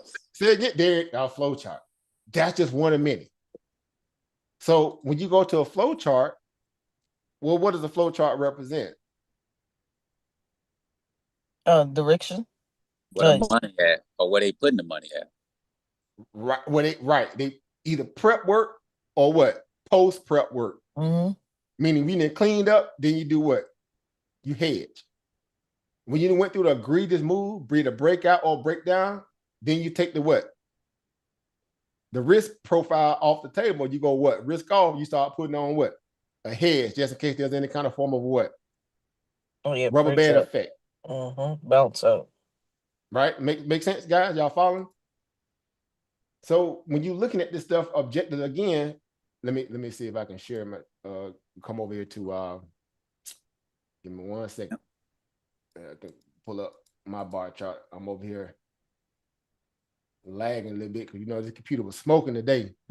It's been smoking for a few days with all this volatility in the market. And I keep reminding myself I need to reset this thing throughout the day. That way when I do, if I jump on the live, it's not sitting there, crashing out. Computer be crashing out just like the young people be saying, man. Yeah, they're crashing out. Yeah, computer be crashing out too. That technology, boy, it sure get you. All right, so go ahead. I'm about to try to pull it up too. So while you pulling that up, you basically saying like to hedge it. You're saying basically like do a straddle. Well, but that's one way to look at it in terms of strategies, right? But when you're just looking at the money as a whole and you're trying to figure out again, what is the direction of bias, right? That's what everybody want to know, right? Ultimately, end of the day, if you're a trader, investor, swing trader, whatever you're doing, you're trying to establish what? Sentiment, and then from there, you're trying to figure out what? The direction of bias. Make sense? Right? You're looking for those points of interest, if you will, to kind of play off of that will help give you, a better read on, when the market shifts, right? It's again using Warren Buffett, right? What's the day that matter gave you some kind of trepidation that we may have, if nothing else, today was a day to really be kind of cautious because you had a complete 180 reversal off the previous day's lows. You had a fake press release that came out that said that what? Trump was going to do what? Pause or cancel tariffs, right? Remember that press came out? Then it went green, and then early in the morning, right? Who do y'all know who put that mess out? Who started that mess though? They said Fox did. Put that mess out there. He got a track record of doing this too. Was it Fox? A particular person did it. Oh shit. And then they forced one of the commerce secretary on CNBC to speak to it. And when he spoke to it, he put water underneath it, which edified the presser, the fake presser of it, and it caused the market to get what? Excited and run, because they know the stock market is hanging on every word coming off the what? Administration during these moments. Have y'all seen this picture before? About Elon? Wasn't even Elon, but Kramer before. These are fake market pumps when it's not based in no tangible, again, we from the what? The school of hard knocks. Source up or what? Shut up. Now if y'all know doggone well, if you can't source it back to something, it's what? Garbage. Or in the words of Uncle Ted, it's what? Pseudo. Get that pseudo. Get that pseudo mess out of here. But you talking about Jim Cramer? Wasn't even Jim Cramer. Rowan Kenny. I'm finna go old school, y'all. One of the greatest market battles of all time was what? Herbalife between what two participants? The old Herbalife feud was between who? Carl Icahn and who? Y'all remember this. We talked about Carl Icahn versus who? Bill who? I'll say Bill Ackman. Bill Ackman. Oh yeah, it was his. Yeah. I took y'all there. I had to drag it out. Yeah. Y'all know I'm always gonna test you now. Y'all know I am. Dang, yeah. Because I seen a post about it. Yeah. Come on. He posted that tweet early. Yeah. Why? Because he was underwater somewhere. He tried to get some money back. His political clout.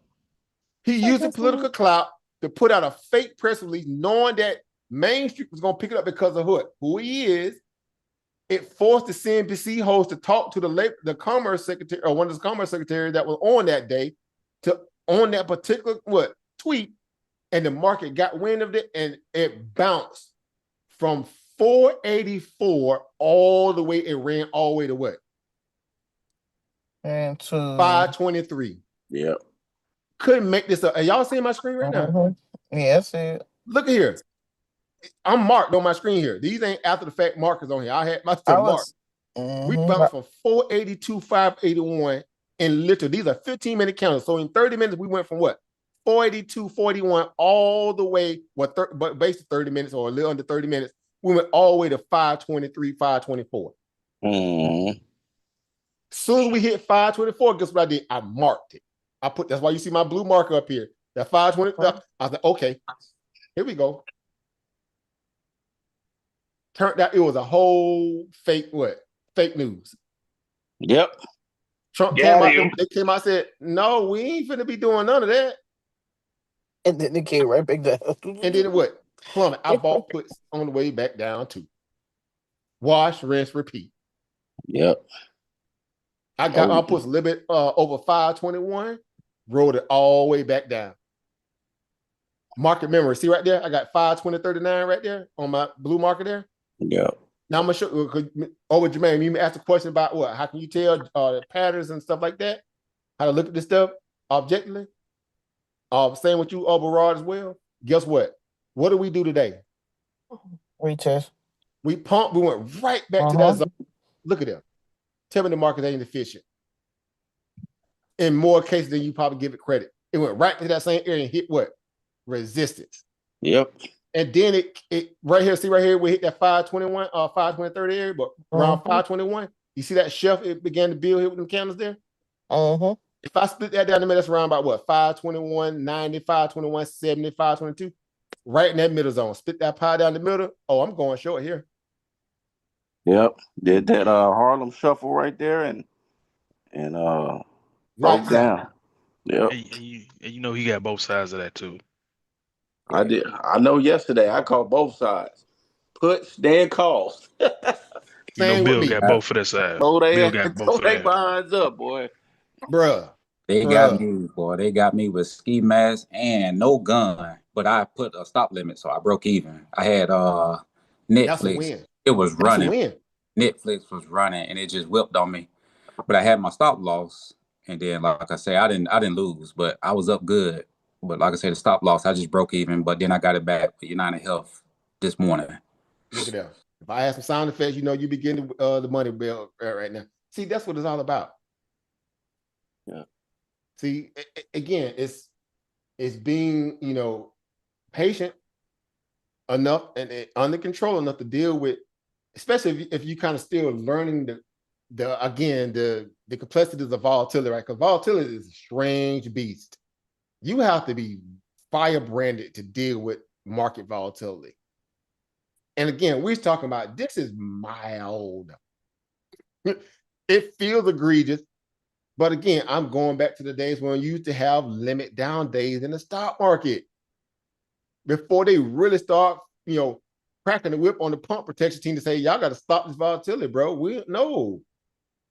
You know what I'm saying? So let me ask you this: did they actually? Because that's what I was using that as a source as well, the limit down. Because I heard it like 3 days prior, last Friday, last Thursday, Friday, whatever, Friday. Sorry, and I put that in the equation, and so that's why I was like, well, let me look on to the call side because I felt like people might be anticipating a limit down. So how much weight should something like that, or how much weight should you put on something like the potential of a limit down? Or is it just when you got egregious volatility in the markets? Okay. Here's why. Number one, when you're doing a risk assessment plan of the marketplace, and see everything we done talked about thus far about what? Patterns, trends, investor sentiment. If you're in the market real time, you're seeing real time how people are acting. Why? Because they're showing you through what? Their buys and sales, liquidations, skittishness, stop loss being triggered.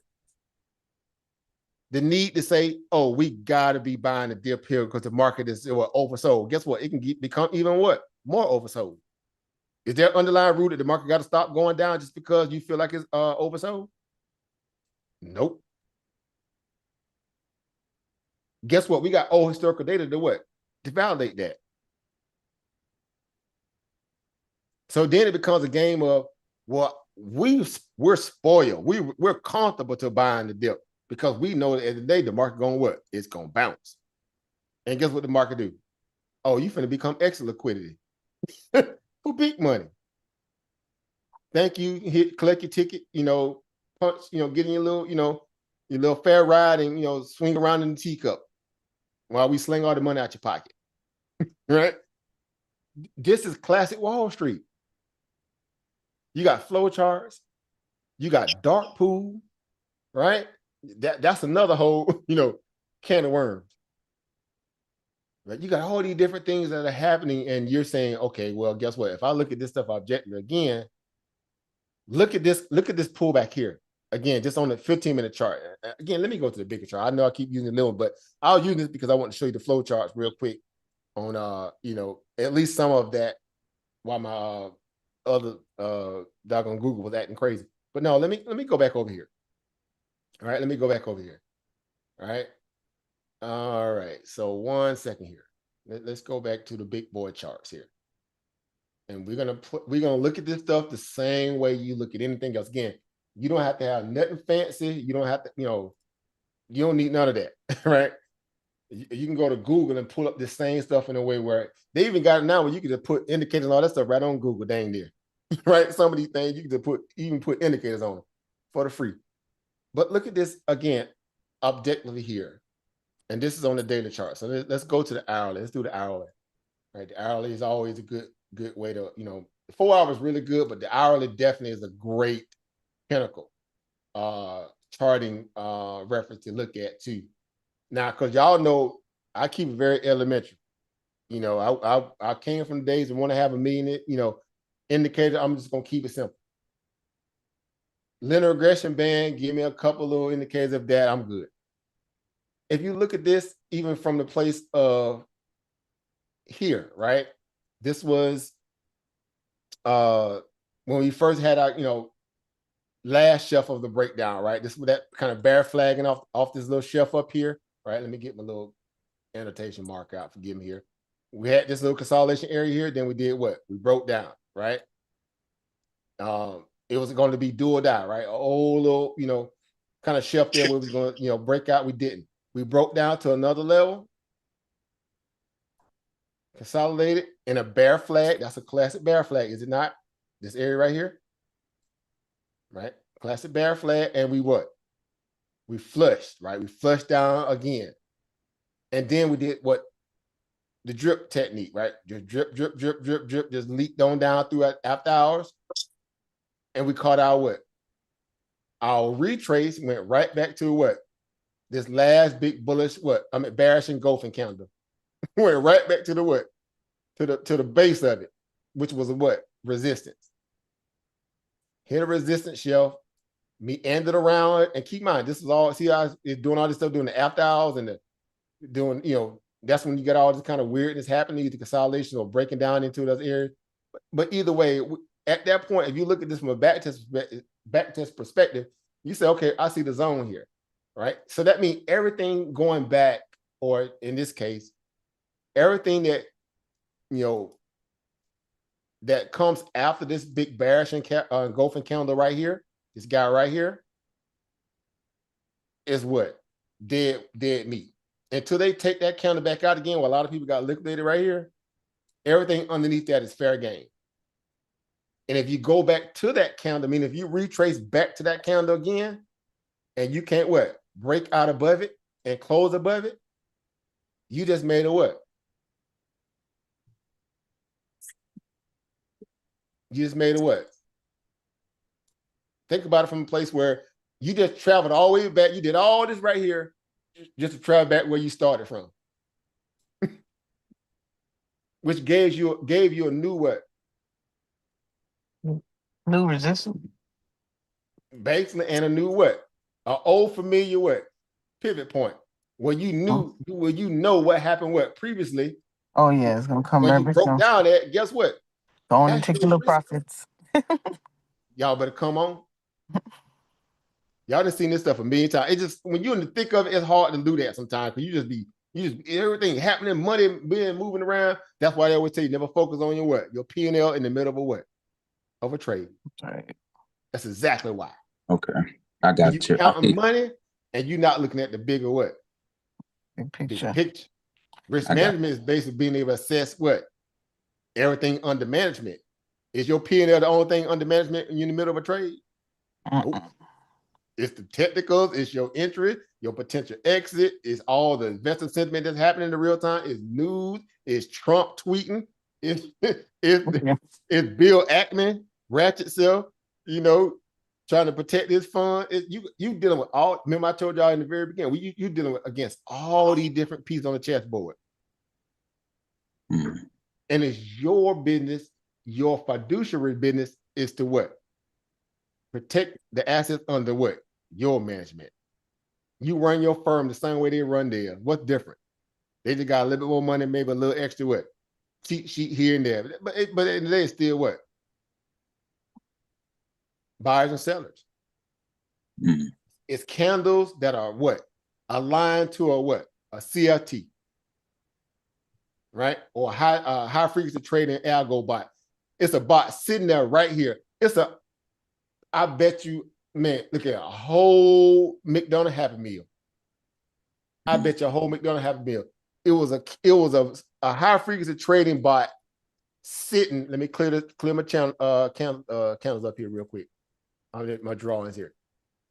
Bet me money that it was a high frequency trading bot sitting right there. Because that high frequency trading bot, remember what? This right here. You want to get even more granular? Look at my linear regression band. What a line coming down on that linear regression band. It's slanting right at that what? At that nexus point, is it not? You see what I'm talking about here? Let me look right there. That red, I should have used different color. You see right there? It's slanting down to the T right on that linear regression band right there. Even when the candle overshot it through the wick, guess what? We understand what wicks are. What are wicks on a candle? They're affectionately known as what? Indecisiveness. Indecisive buyers and sellers. The true money lies in where the money what? Closed at or opened at. And in this case, it what? Go ahead. Yeah, the whole candle, not the wick. Right. So if you're a person that says, you know what, I'm looking at this from a risk assessment perspective, what in the market on the fundamental side of things, I'm again just going back now because now I'm using this as a way to say, well, if you sharpening your, steel sharpen steel, right? Meaning when I say steel sharpen steel, steel sharpen steel in-house, what am I really saying? I'm saying your technical skills have to align with your fundamental skills enough to where you can back it up also through investor sentiment, what you see in the market. So everything is working in unison to give you the best overall assessment of a particular trade. Again, I will say this unequivocally. It's a lot to deal with in the middle of a live trade. Because you think about the money that you're gonna potentially lose. Most traders think about the money they're going to potentially lose rather than what they're going to make when they hit that buy button. Ask me why I know that. It's one of those frail human emotions that we all deal with. I'm trying not to lose money. Because if you come in too overly confident, I'm just going to make a lot of money, what's going to happen? You're going to lose a lot of money. Drain. We're going to sing you some Vienna sausages. You're going to have one of them Dollar Tree dates. You want to take it to the Chateaubriand, you got to take it to Dollar Tree, get us some Vienna sausages, one of the little cheap candles, and them little cheap little roses. And like, hey, baby, I tried. I had big plans, and it didn't work out that way in the market. We still going to eat. That's risk management. Fundamentally, what are we all dealing with? I say this again, what is the elephant in the room right now, fundamentally? Anybody? The tariffs? Fundamentally? You should not even have to even second guess that thought in your head. What's driving markets right now? Yep. Trump's decision on tariffs. Yeah. Period. If you ain't saying that with your whole chest, that means you ain't confident in your fundamental analysis. That means you shooting from the hip in the dark. See, when you know how to single out the driving mechanism behind the markets, then you can get more granular and figure out what are those tariffs are really affecting in terms of certain assets. Well, we already know the major assets that's getting hit hard on the tariffs are who? If you had to just think about it off the top of your head without going and looking up, now what are some of the companies that are affected the most from tariffs as of now that are major players in the market? The ones that are using those chips. Apple, Amazon. Say it with the chest. Yeah. Apple, right? Because you saw what they're doing. They're trying to take their whole boat and ship it to India right now. They're trying to get out of China so fast. Ain't but doing guess it. what He backtracked. I mean, he backstopped it with the tariffs on India. They can't even run. But they cut the lights on and them roaches running everywhere. Y'all been in one of them restaurants, you cut the lights on, roaches be running there. We're like, hold up, bro. Hold up. Yeah, they already sending letters out to the bayou. My friend got one for sure. Start planning now. Because we tariffs. Yeah. Who else getting hit? A major company through tariffs. Tesla. Wood. Nvidia. Yeah, with the chairs. You ain't gotta see if you are on top of your game. Because these are things that are the press is picking it up harder than anybody. They already telling you, they telegraphing what's going on. Mm-hmm. And there is a saying that as this people say, if it's in the press, it's already in the price. To a degree, because you still can account for those other nations who are affected by your productivity in their particular land that are now crippling you through the value of taxation, how they're going to respond, especially if it's in a day worth of 24 hour worth of trading period. What we do in our market may not always be exactly what's going to happen in other markets. Now we know there's a lot of correlation because we're the biggest market, biggest market on the planet, but it necessarily don't always have to go that way though, right? Right. Hang Seng was down the other day. How much? Man, they got drugged. 15%. They had a whole halt. Bruh. they slammed the brakes and some of the other, smaller markets that were around them. Like, man, look at, we're going to shut it down for the day, bro. Just go fishing. Did you say? Did you say Fang? The Hang Seng, China. Okay. They went down 15+%. They made that's like SP 500 or the NASDAQ going down, at least limit down plus 3. Or teetering on the edge of basically, 2 limit downs in a day, which we've seen before. Some of us who've been in the game for a little minute, like anybody who's been in those type of markets who bought, at a certain pivot point or a top or a zenith of a limit down, never want to deal with that in their life in terms of what that looks like if you're dealing with margin or leverage.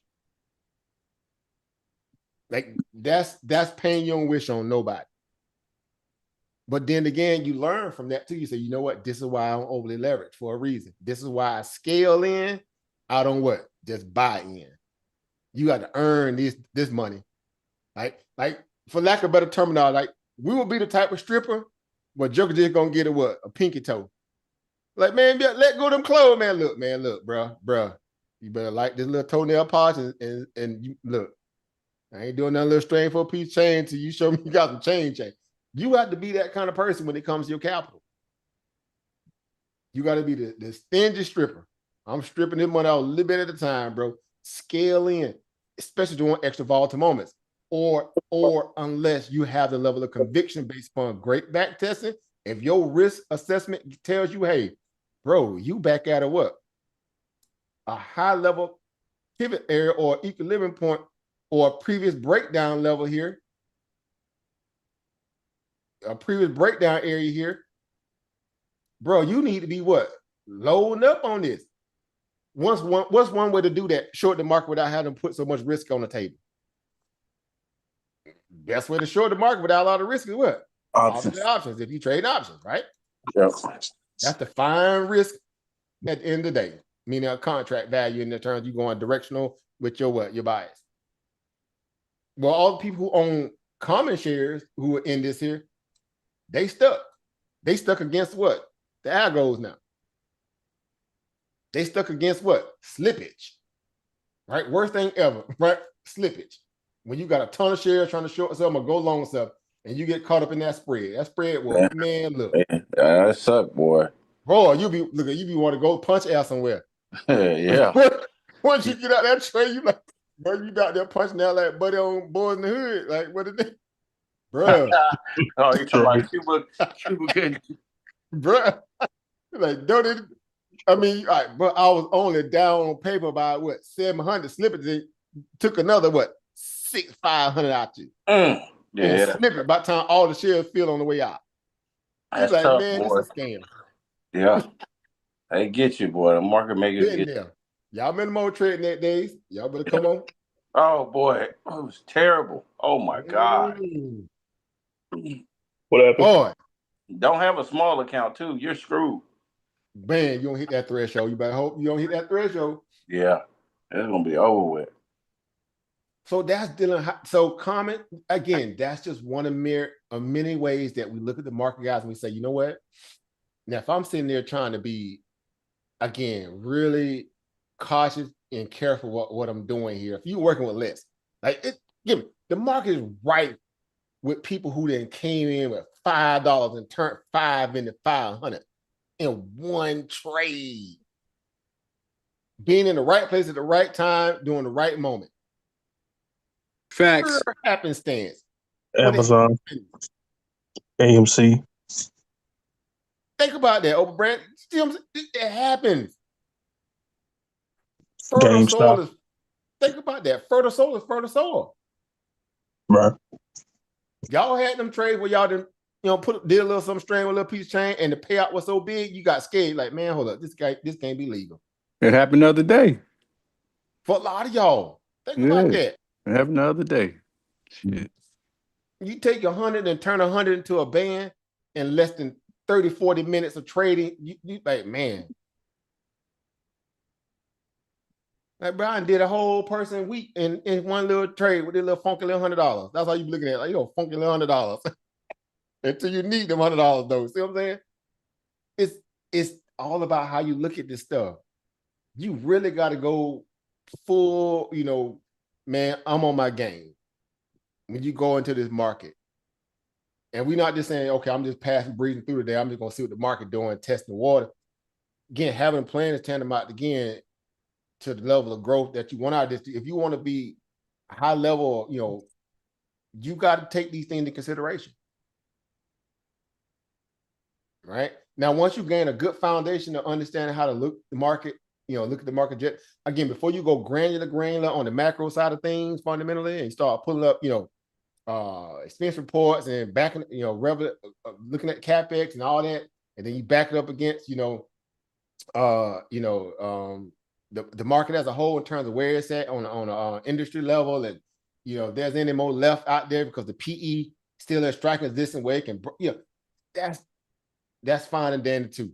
But it's again those just other ingredients within that that pie recipe. So that's why I always say learn it all. Why wouldn't you? Don't limit yourself to just being a purist technical person or a purist, fundamental person. Right? Or a person who just deep in the psychology and you just study psychology stuff. Again, Mark Douglas, right? Trade in the zone.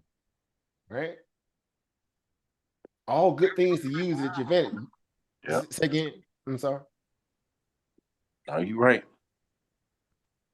So again, also, when you look at this stuff, it's the same energy here. So again, if you take everything you've seen on this chart here, or at least from, let me clear this up here. Hold up 1 second.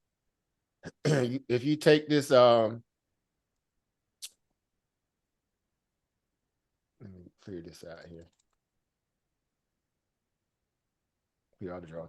If you take this chart here and you say, okay, if I can use that to my advantage here, even with all this volatility we got going on, one thing becomes constant in terms of, the volatility that's high.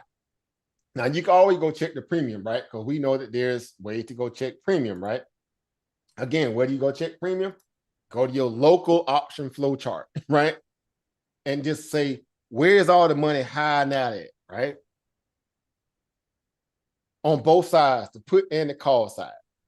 Right. So this was today's volatility or basic flow chart, right?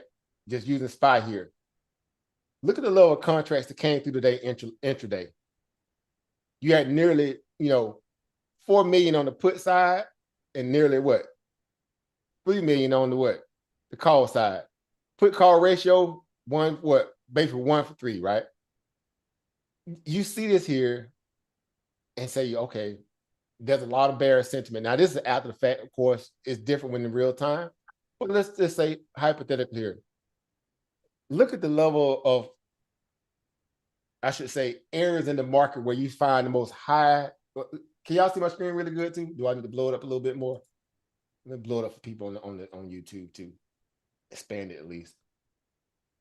Look at the areas where you have high levels of put buying coming in at on the intraday side of things. Let those be your markers again, because you can see this stuff real time when it's happening, of course.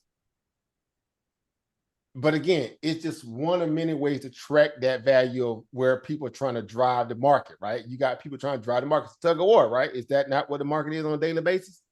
It's people on two sides of the rope, and in the middle is the arbitrage, referee, which is the market maker, right? The press and everything else, and you got the people on both sides trying to pull the rope to their side, right? What stands out when you look at this here, at least in terms of this little area of interest here? Matter of fact, let me do it like this here too. Let me see if I can be even more efficient here, right? Because the market hit a high today of around 524, right? Mm-hmm. So that means from that point on, look at the people who bought at around 524 in the money. If they bought it in the money when the market got up near that high today, 97,000 contracts, right? That contract paid out a minimum. Well, this after the fact, we know it paid out more when it was just diving, right? Because y'all know the delta changes, right? the intrinsic value changes when the market is open in real time, right? But just for the sake of where it settled out at, right? You see it settled out here at what? $8, right? It gained $8 in value today. So that means those contracts in the money today was, after the fact that the settle was around about what? $2 or what? I mean, $20 or what? A contract. Mm-hmm. Now, again, intraday, we know it was moving real time. Them contracts were well over what? Probably well over 1,000+%, or whatever, right? Or 100%, excuse me. Now, given that you see this here and you say to yourself, okay, that person or those people might have been looking at this objective, say, okay, already had a major swing from the lows yesterday. I'm finna buy this risk at this pivot point. Why? Because at that 524 area, again, when we look at the chart, what are we seeing there? What do we see there today? Right? We saw what? Massive what? Retracement or back testing at around that point.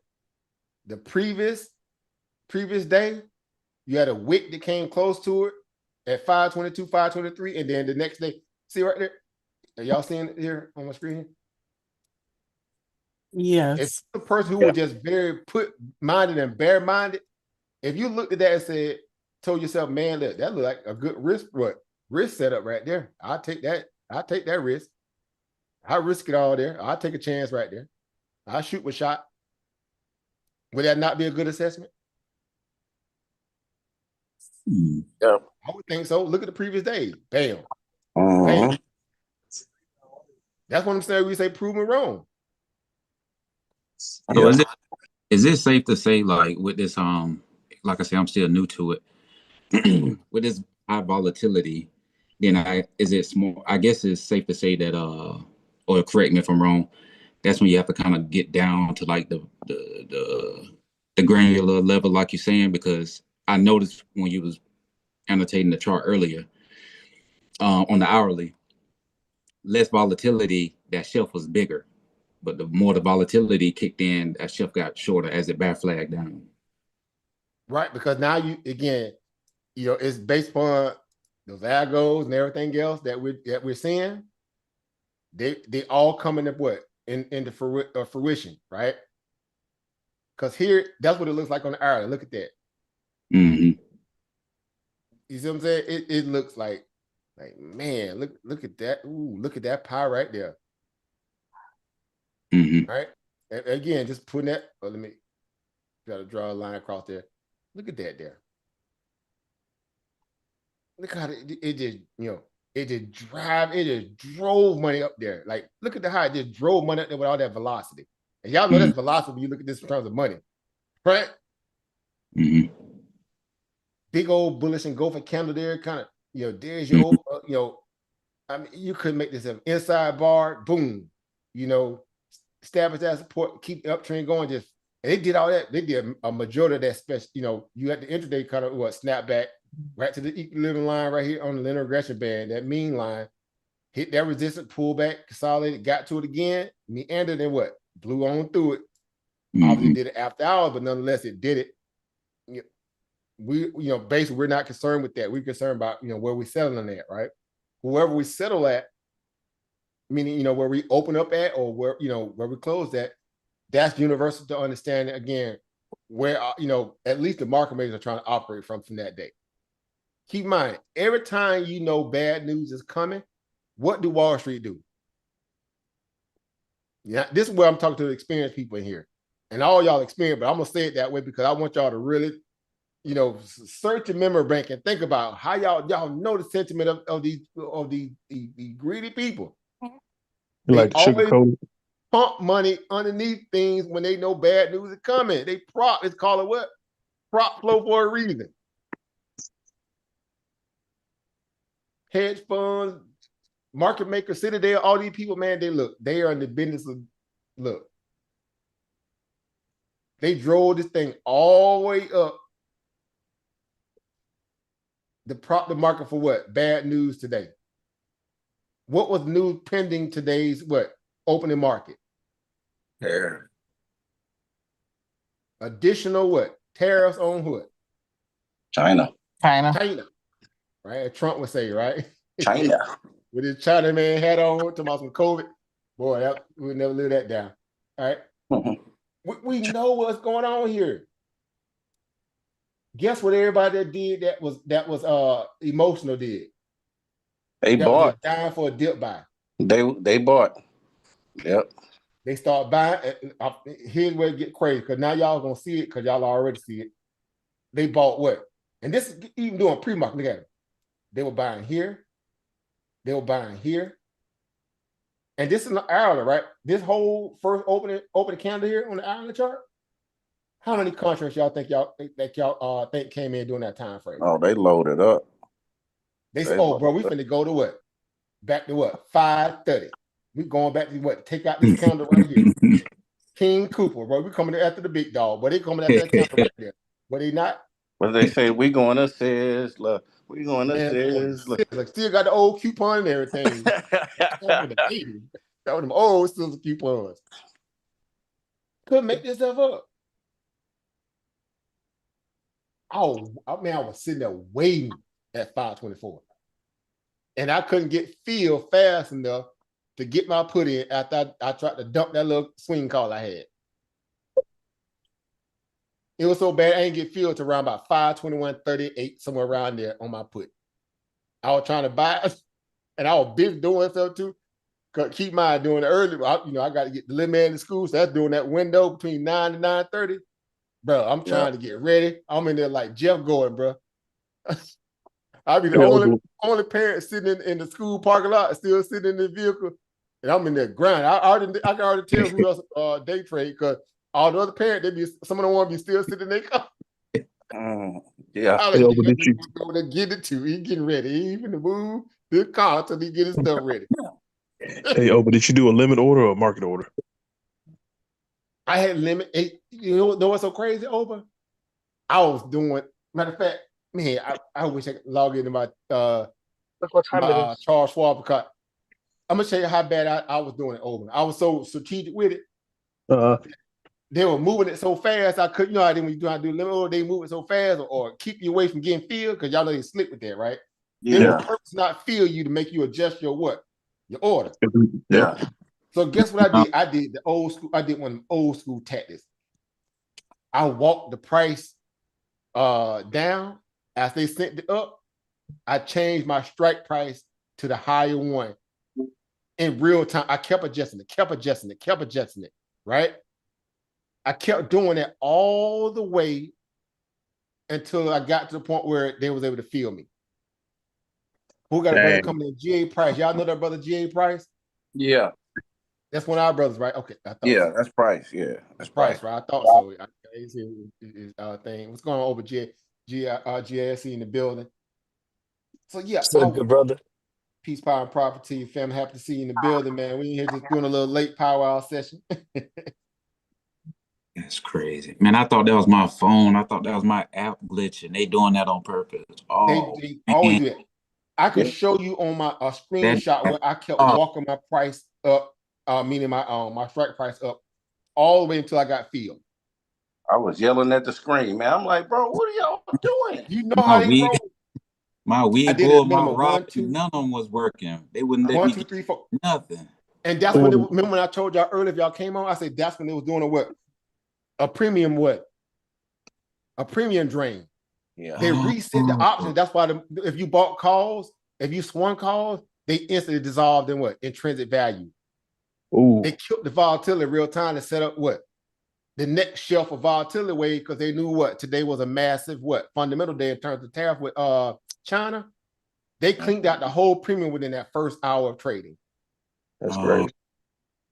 And then after that, if you bought new position near the end of that hour, which I got filled, look, I'm gonna show you. I got filled right at what time they filled my finally my puts. I got filled at 9:58. Y'all know because my strategy that 10 o'clock pullback, and it just sure enough, I got filled listed at 9:58 on my put. That's the second time it happened to me. I bought 2 of the 494 strike puts. You know how much I paid for them puts? $1.04 a piece. Damn. I got paid out on the biggest one, paid out around about 920. I sold one of them prematurely. It happens. I ain't mad. Bird in hand beat one in the bush. I sold one of them around about 553, somewhere around there. And I held the other one. And guess what? Yeah, hindsight 2020. Yeah, it would have been nice to hold overnight, but I'm like, nope, I'm taking this bag. Yep. I closed around about 920. I said, I'll take that. That's a nice little, Give me quick little that. 1400. Mm-hmm. And I paid $208. Mm-hmm. Them type of trade. Wait a minute, over. So you said you walked it back. You placed it as a limit order, and then you just adjusted upward. I kept adjusting the strike price, not my monetary price. Oh, okay. I was only going to pay what I wanted to pay. So when they kept driving it up in that first hourly count, matter of fact, let's get granular. If you look at that hourly chart, right, and break it down to, let's go to 15 minutes. Y'all know I love working with that 15-minute when I'm dealing with options. It's just beautiful on the 15-minute. Now, matter of fact, let's go a little granular because you got to see it from the place what I'm talking about in terms of at least the buy. Let's go 5-minute, right? Is it still showing my screen too? I'll make sure I'm still good here. Yep. Yeah. Okay, let's go that 5-minute chart. Now, you couldn't make this stuff up, man. These people, man, look, they brutal, bro. But I'm all for it. I'm all for the, whatever, for the smoke. Bring it. I was about to go get a new phone. I was thinking it was my phone tripping. Man, and see, that's another thing too, because guess what? Y'all know peak hours of the internet is what time? Between what hours of the day? What are peak hours of the internet in your demographic? I think it's like what, 8 to 12 or something like that. Kind of early in the morning, 8 to 10, 8 to 11. Yeah. Right. And then in the evenings is between the hours of what? 4 and what? 6:37. 4 and 5. You be lagging, boy. You be like, man, I got paid all this money. This thing, boy, you be ready to throw something through the. Man, why is this thing lagging so bad? Everybody eating bandwidth at that time. So then you got to worry about your broker server. If they have high volatility days, y'all remember them days Robin Hood used to crash out? Yeah. Yep. That's the trading that day, boy. Trading that used to crash out, boy. You be ready to take the pistol somewhere. Like, let me go talk. Like, look at it, bro. I got all this leverage. You playing around? Come on, Mirror man, what you doing? Man, when I got up to like that $500,000 account, I was like, bro, I don't want no. Look, bro, don't do it. I used to be always emailing, calling mail like, man, look, man, look. but y'all know what I'm talking about. This is, you got to look at the market the same way. The market opened up and did what? The old school what? Go back. Right? It did that old school switcheroo. They just like, oh, we sneaked up doing pre-market. Mm-hmm. Market open up. Oh, I'm finna buy what? I'm finna buy calls, bro. I'm finna go all doing calls. Them jokers were buying up there at that shelf, and they got what? They got caught.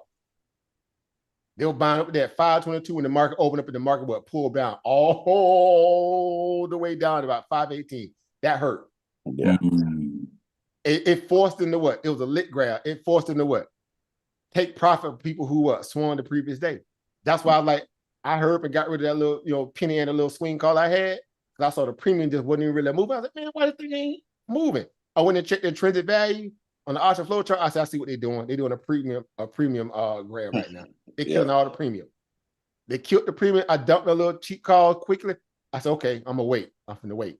If they bought that life, they're gonna have to overtake that what? That 524 shelf. If they show me any weakness up there, look how it flattened up here, guys. Stop playing. That thing flattened out almost like a pancake. 3 tries. I mean, look at him. Boom. That's all you need. Boom. Boom. Don't look at the wicks now. Look at the what? The body of the candle.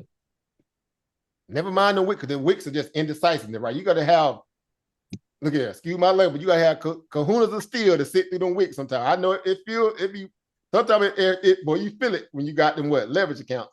But if you sit in the options, it don't affect you as much, right? You see it, but it don't affect you as much if you're dealing with common shares. Always look at the body of that candle, right? Them wicks always just, I see what it is. That means someone's scared. That means someone is hitting what? Sell buttons at those points.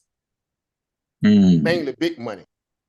Boy, as soon as I saw this candle around from 10, because I got filled right up. Keep in mind, remember I got filled on my puts around about what?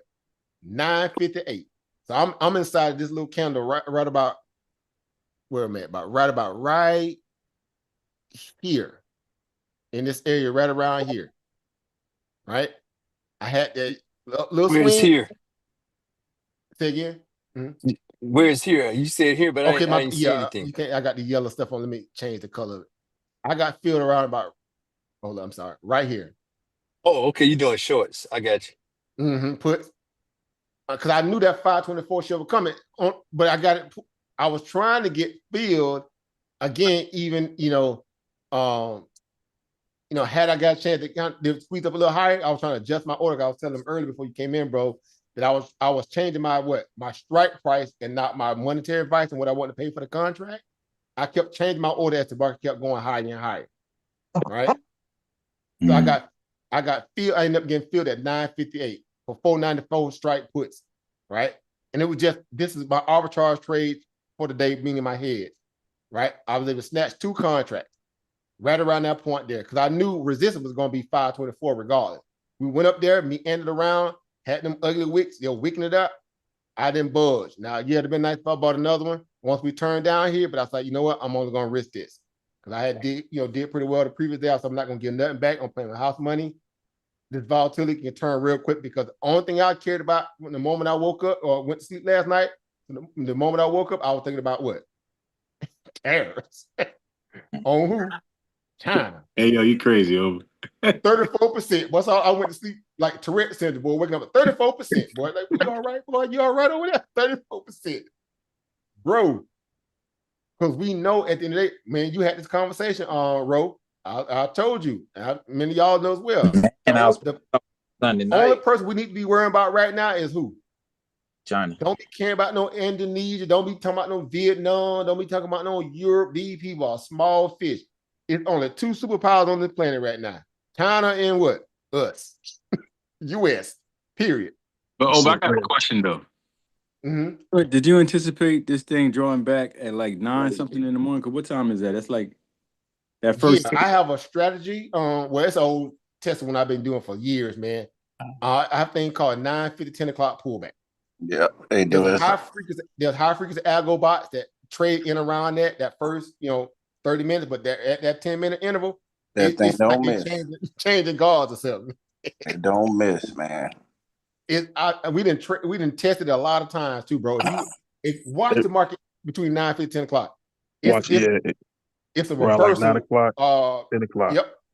It's a reversal algos that trade that in around that time frame. So no matter where the market going on that time, unless there's some what they call abnormal volatility, abnormal fundamental news that may disregard those algos at that time frame, it's going to reverse somewhere in around that point. Meaning if the market going up, when it get around that 9:50, 10 o'clock time frame, it's going to stall out and get ready to what? Have some kind of form of reversal or pullback or a breakout. So, okay. So did you expect or did you anticipate this thing going up $13, $14 pre-market? I didn't expect they're gonna go that high during pre-market. Here's what I was saying earlier when if you probably let me go back because I already erased it. All right, let's go back to the daily chart. That's the only way I'll be able to show it to you, I think. Because we talked about, remember earlier you asked about the patterns and trends, like what do they look like when you're trying to do what they call proper back testing. A couple of things you always look at is again previous price action, right? We know affectionately known as what? Price action, right? But that just basically means where you had a lot of volatility or intraday trading during a certain period of day, right? When the buyers got active and the sellers got active, right? Old school price action. The daily shows you what? And this is a 3-day worth of trading in this particular zone right here. When you look at this on the daily chart, you say to yourself, okay, I see something right here. I see some resistance there. Does that look like resistance? Yes, sir. Right? Clearly trying, couldn't break through. Wick got up there, Wick got right there. Body discounted here, obviously you started there. Everything from that point on, if you make a lower high after that, and you can't, come back and compete with that price zone, that price action shelf there, that's weakness. To a high frequency trading bot that's programmed to trade that, or a seasoned hedge manager, he feel real good about himself putting on a short at that point. Because he's in his mind, he's basing on data and price action and fear that came off that particular pivot point. That's a crashing structure. Say again? I'm looking at your chart right now. That looks like a classic crashing structure right there. ABC, 7 ways down. That's where to look at it too. Yep. You know, 'cause again, we talk about those pivot points, right? Right. Now Yeah, look at pull the back. depth of that move, though. Even more striking, bro. Look at the depth of that move. When we say depth of the move or the depth of that, look at this from a place of saying, okay, look at the how they stretch this whole move out. Yeah, that's like the last leg of wave 5 going back into wave 4, and it's gonna reject there, and one more push down. Clear And case of what? Let me trap some what? Trap some bulls. Yeah. We know it as what? What's the what we call it in the investment world? When the market maker be hitting them stop losses and liquidity hunt. It's old school exit liquidity. They need retail dumb money to be what? Exit what? Liquidity. Oh yeah, smart money playing the dumb money. Yeah. But dumb money becomes exit liquidity because they know they're emotional. They dying for what? Old school things that work the way it used to work, and it ain't working that mode. That means they don't adjust. Again, no disrespect. That's why when the brother came on the other day and we were talking about, I was telling him that the market's not an exact science, right? There's no way you can be 100% profitable because it's just no way. The macro would not, provide that level of certainty. So that way you got to be able to adjust and understand you're always trading from a place of knowing that there's a lot of variables stacked against you. Yeah. That's what forms your risk management thesis. Period. So hey, good brother. So what you saying right now? We just looking at this play. You got the SPY daily up. So what I'm trying. So is this distribution we got going on, and then at best case a retracement from one last hoorah that's going to have a lot of people thinking it's over, or what? What's your thought? It could be easily so, but guess what? We got to work with though. We got definitive data. What is our definitive data? This whole shelf right here. If nothing else, if you just a purist technical a technical purist, if nothing else, you got a whole data set in these last 3 days. 3 days alone, it's loaded with all kind of sentiment and fundamental and data. You see what I'm saying? It's one more fake out if we gonna say it like that, because that's me, the technical guy.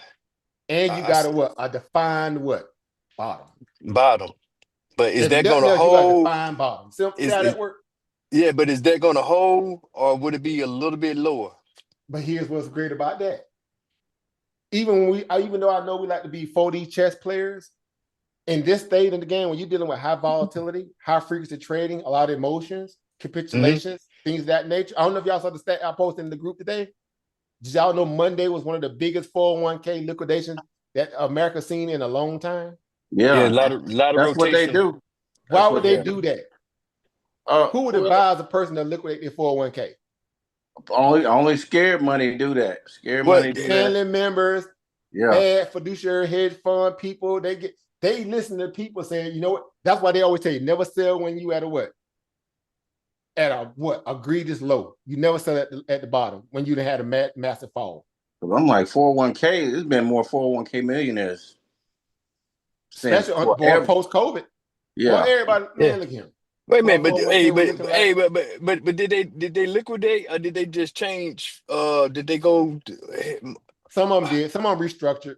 Yeah, That's what I'm asking. Some of them also closed out too. Yeah, they closed out, took their money. Hey, I ain't finna still say this. T-bills are still paying over. Daniel was paying over 4%. Yeah, that's all they did. Rotate into bonds. Yeah, more bonds. But that's what I'm saying. Who would liquidate? Where you gonna run to with a whole 401k? I would be put. They taking what in their mind what profit they already probably had. Yeah, and looking for a more safer saying. And that was saying, where is that at? Who does that? That's the arbitrage of the market. Bonds are still paying out a equity. Matter of fact, this is the first time in almost 20 years money market's even paying out something. Think about that. They had kept the market. That's what I'm saying. Money market so hungry to the point where it was just crazy how they was manipulating the markets away. Manipulating the market away from Main Street, where we couldn't make our money unless we went to Wall Street. They forced us to be liquidity for them. Yep. The robber barons of America are some of the most strategic forces that you could ever think about. If you really diagram, break the market down, you go back and study the whole banking and finance, as a whole in terms of how America morphed and what we are. Again, Bretton Woods was not by accident. This stuff was in the making. When they took us off the gold standard, that was all by design. This is what they call their 2.0 of trying to Jekyll. Think about it, it's like how we looked at old school in Kemet when we went through all the different ages, golden age, and we went through the crackhead phase when all the foreigners kept marrying foreign women on the throne. We had to kick them out. We took it back, doing when Tahaka came in, and then when they got vanquished, it was a wrap. Some of the stuff was, already talked about. It was just really timing. Just waiting on the perfect time to implement it. That's what they do. That's what they do. They put this stuff in and they time everything. Okay, we're gonna implement this here. So when we look at the market grain or from a 30,000 feet looking down again, look at this on the monthly again. Yeah. Look at I know I got all this mess up here, so bear with me. But again, just kind of focus on the candles if you can. No, look at that monthly though. Look at that. Yeah, that's. They say it's step up, but it takes the elevator down. No, I always tell Joe, look back to the left. You had that huge breakout. Black man. Look left playing look left to playing right. Y'all know black folk little Cadillac. Give me that escalator, bro. Give me an escalator. Put some 20s on it. I even put some 10s on. Keep it clean, bro. Look at it. Put me in the escalator. Right? And 20s on it. Coming down slide. That's why we got sayings like that for a reason. Coming down slide. Swangers. Come on. Where my swangers at? Oh yeah, H-Town, baby. You know what's up. Man, no, that's the back test of the breakout on the monthly. You see it. Yeah, and you still got that. You got that room. You got that room for that leg down. If you go intra-monthly, you're gonna have that room to go ahead and fill that wick in. Sentiment. Look at that sentiment right there. Look at that sentiment. Yeah. That first massive pullback. And again, guess what? At pullback right there, what spawned the breakout from that? They manufactured another so-called hopium, Glass Joe from Mike Tyson Punch Out. Y'all know what I'm talking about. They had to manufacture a whole new refurbish the whole industry and bring it back. Cause the market to kind of bounce like, man, look, couldn't make this stuff up. At this point, you got to try everything. And that's why I'm like, these tariffs finna bring this recession because it's long-winded. It's long overdue. Only people crying are people who bought in at the top. Then no disrespect to people who bought in at the top too. It happens. I get it. Everybody go through it. But you got to realize the importance of cycle. Yep. Man, I can't begin to tell you how many videos we talked about. Some of our old videos when we went over cycles in the market, ebb and flow, boom and bust cycles, how money flow work, M2 money supply, what that looked like when you got, it's supercharged by quantitative easing with the Federal Reserve on top of everybody, backstopping our market through holding our bonds, which Asia did for a long time. And they just started finally dumping them over the last, 3-4 years. Right. Hey, you think they're going to get involved this time? Who? The Treasury. What did Bessent say? Bessent came out and told y'all everything he possibly can with the check that he ain't gonna do nothing to what? Help this market. Save the stock market. Why? Because stock market went up over 80% in the last 3-4. He said like 2-3 years somewhere. Like, dude. Yeah, it's over with. Ain't nobody saving this. That's the cycle right there. You got your 5 waves right there. You in wave 4 playing out right now. You got one more wave. Where my brother Dollar Wheel at? You another Dollar Wheel, brother G.A. Price. We got a brother that come hang out with us. Ellen Wade, look at love that stuff. A lot of folks gonna get fooled with that though. So it could be a double top or it may go a little bit higher. But it's in the 4th wave right now. Look left to plan right is all I'm saying. So am I wrong for feeling like Trump is trying to control, like he can't get that QE like he wants? Because you remember he was talking about getting rid of the Fed, all that prior to. He did it the first time, bro. He did it under power the first time. Yeah, he messed it up for himself. Y'all gotta be able to read between the propaganda, man. Yeah, he's trying to bring that bond. He's trying to do the bond. He's trying to let the bond market do the work. But Right. QE don't work in this scenario. Yeah, it's not gonna work. But They that's a QE dead out. man. That's a dead man walking. QE Yeah. is a dead man QE walking. out. The QE gonna knock it out the park. It's gonna be a wrap for the. It's gonna be bad if they do that. Oh, we right back to 9% inflation right away. Oh yeah. Quick. Exactly. Right to jail right away. But You're right gonna to go jail from right away. yes, hey, Soon they cut that foot on, bro. stagflation. Everybody going to jail. That Going to inflation on the prison. table already. No, hyperinflation after that. That's the next phase. Oh yeah. You're talking about, I mean, yeah. Hey, it's coming. It's coming. Right. Do it, Terry. Wait for it. Do it, Terry. Wait for it. It's Now, coming. So if y'all been, and see, this is where I get excited because see whether y'all have time to do this stuff like I do, because y'all know I love this stuff, man. I eat it, sleep it, breathe it, live it. I love those press conferences when I see Jerome having to get up there and stumble and fumble, because we know it at the end of the day, the orchestrator or I should say, the person the people who are most responsible for this at the end of the day are who? Feds. Period. Yeah. Period. All day, every day. Period. That's why I just be confused why people keep saying, "Oh man, Trump gonna ruin the economy." I'm like, first of all, you need to take an economics class because that's not how this works. One name you need to always keep in mind. Federal Reserve Chair. I be confused why people keep saying, "Oh man, Trump gonna ruin the economy." I'm like, first of all, you need to take an economics class because that's not how this works. This name right here, guys. Milton Friedman.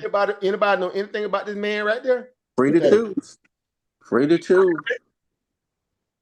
Milton Friedman. Who is Milton Friedman? Mr. Free Markets. Man, he's Austrian school of man. I would pay to be in the Austrian economic school of law right now. Facts. He did that whole Free to Choose documentary. It just lay it out clear for you all day. It's so simple. Y'all know how the old adage goes. If it's complicated, it's lies, it's scamming, and everything baked into it. If it's complicated.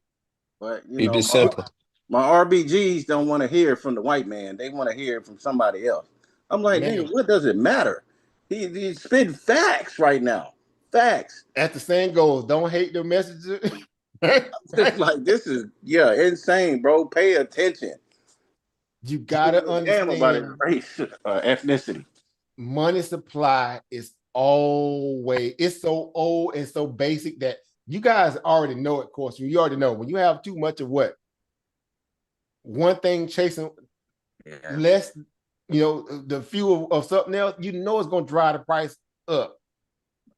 Yeah. Brothers do it on the block. Right. They ran Junebug off the block. Ain't nobody on the block, but what? Tyrone got all the power. Gonna raise the price. You want to be the last one with the gas, boy. They're like, bro, hey, y'all seen Nino Brown? Stop playing.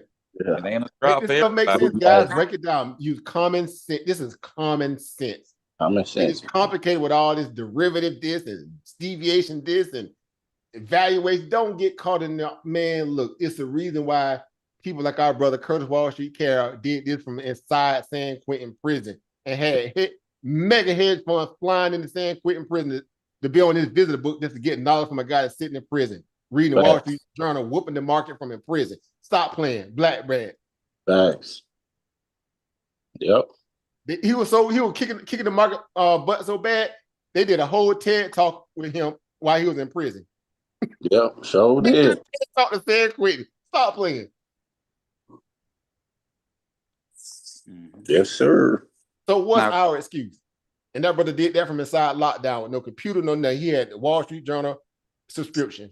What our excuse is, y'all, all these people talking about tariffs and stock market, but don't understand that this is capitalism. Nah, bro, this ain't capitalism. This is Keynesian economics at its worst. This is socialism for the rich. Let me put it in layman terms. This is socialism for the who? For the rich. That's what the Keynesian market is. Yeah. Now you could benefit from it too, because you got to kind of shut up and play ball. Meaning the feds are controlling, the government's controlling what? Yep. The money. Yep. So let me ask you this then, and I know I'm finna jump ahead real quick, but just to kind of get an idea, I'm not asking for your actual definite answer or anyone's answer, but how they gonna play ER? Because I know everything gonna be adjusted EPS at this point. Now, what talking points will they be able to use to try to save face on the fact that this tariff on China is not going anywhere? China is dug in. So how they gonna play with these ER calls on what terminology? Because everybody's gonna accept or assume soft guidance moving forward because they don't have no choice. So how do they navigate? How do these corps navigate around that?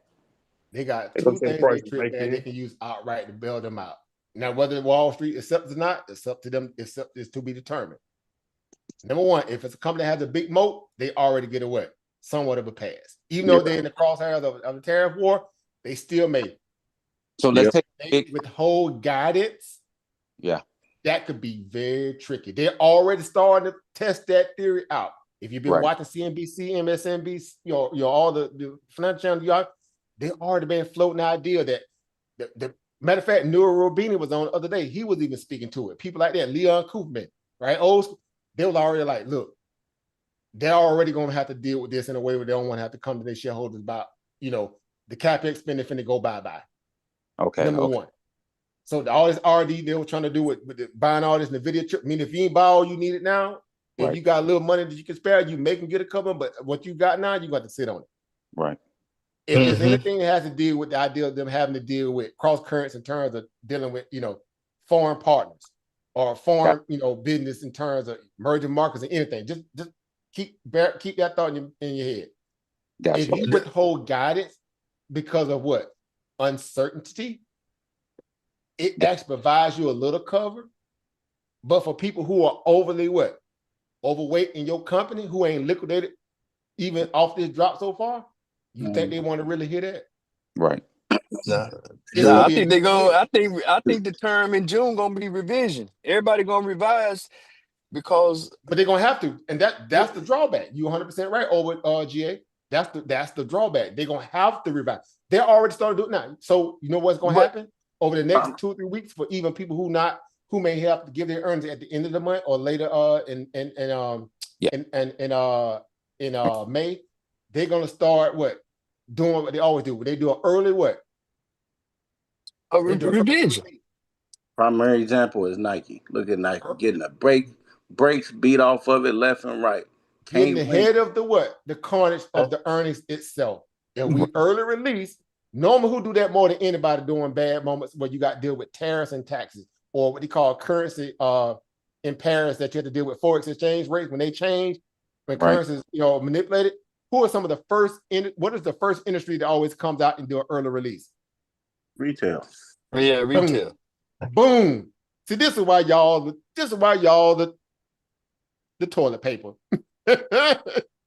Why? Because they are dealing with a finicky margin scale as it is. They the penny candy theory people. They got to move weight for it to move their bottom line. Because they're basically a middleman. Make sense? Yeah, it does, but it's gonna get worse.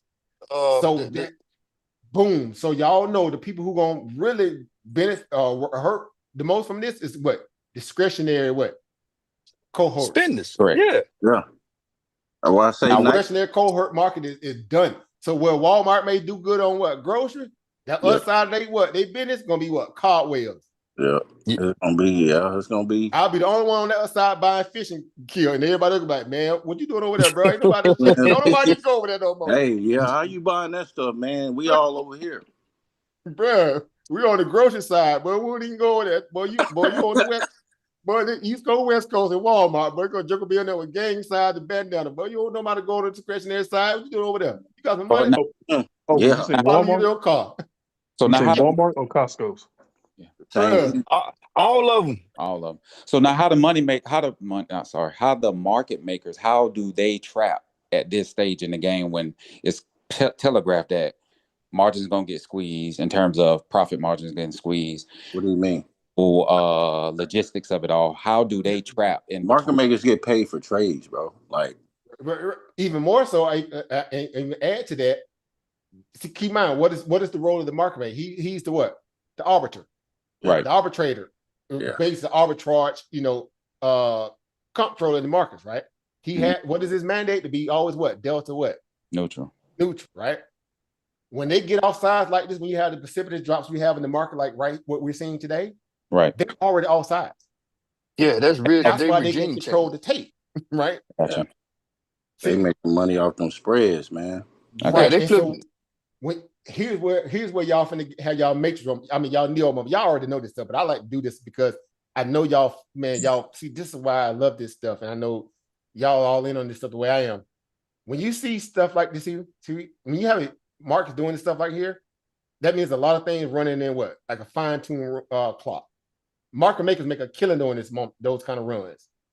Why? Because the market efficiency is based upon what? Killing what? The VIX. Their whole job when they wake up every day is to kill the what? VIX. What is VIX also known as?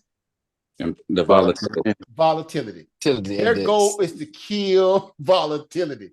Because when you kill volatility, you get to set the what?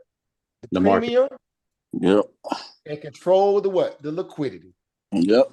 That means if you're on the wrong side of the trade, you're going to get slaughtered. Right. In the directional bias, either for that day, that week, that month, whatever, doesn't matter. You're going to get slaughtered. It's the same thing like in a regular economy when the Feds do interest rates hikes. They try to keep people from spending. Right. That's the whole goal, right? Kill the animal spirits of the consumer, which affects the what? At the end of the day, what? The bond market. Why? Because people are taking on all this unnecessary risk. They don't have what? Enough what? What is saving? Savings at the end of the day ain't number what? A bond. A bond. It bonds you out of what?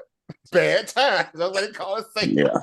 Bro, make it make sense. Dumb it down. Don't stress out. Don't stress about it. It's that simple. That's what bond is the what? The market of last what?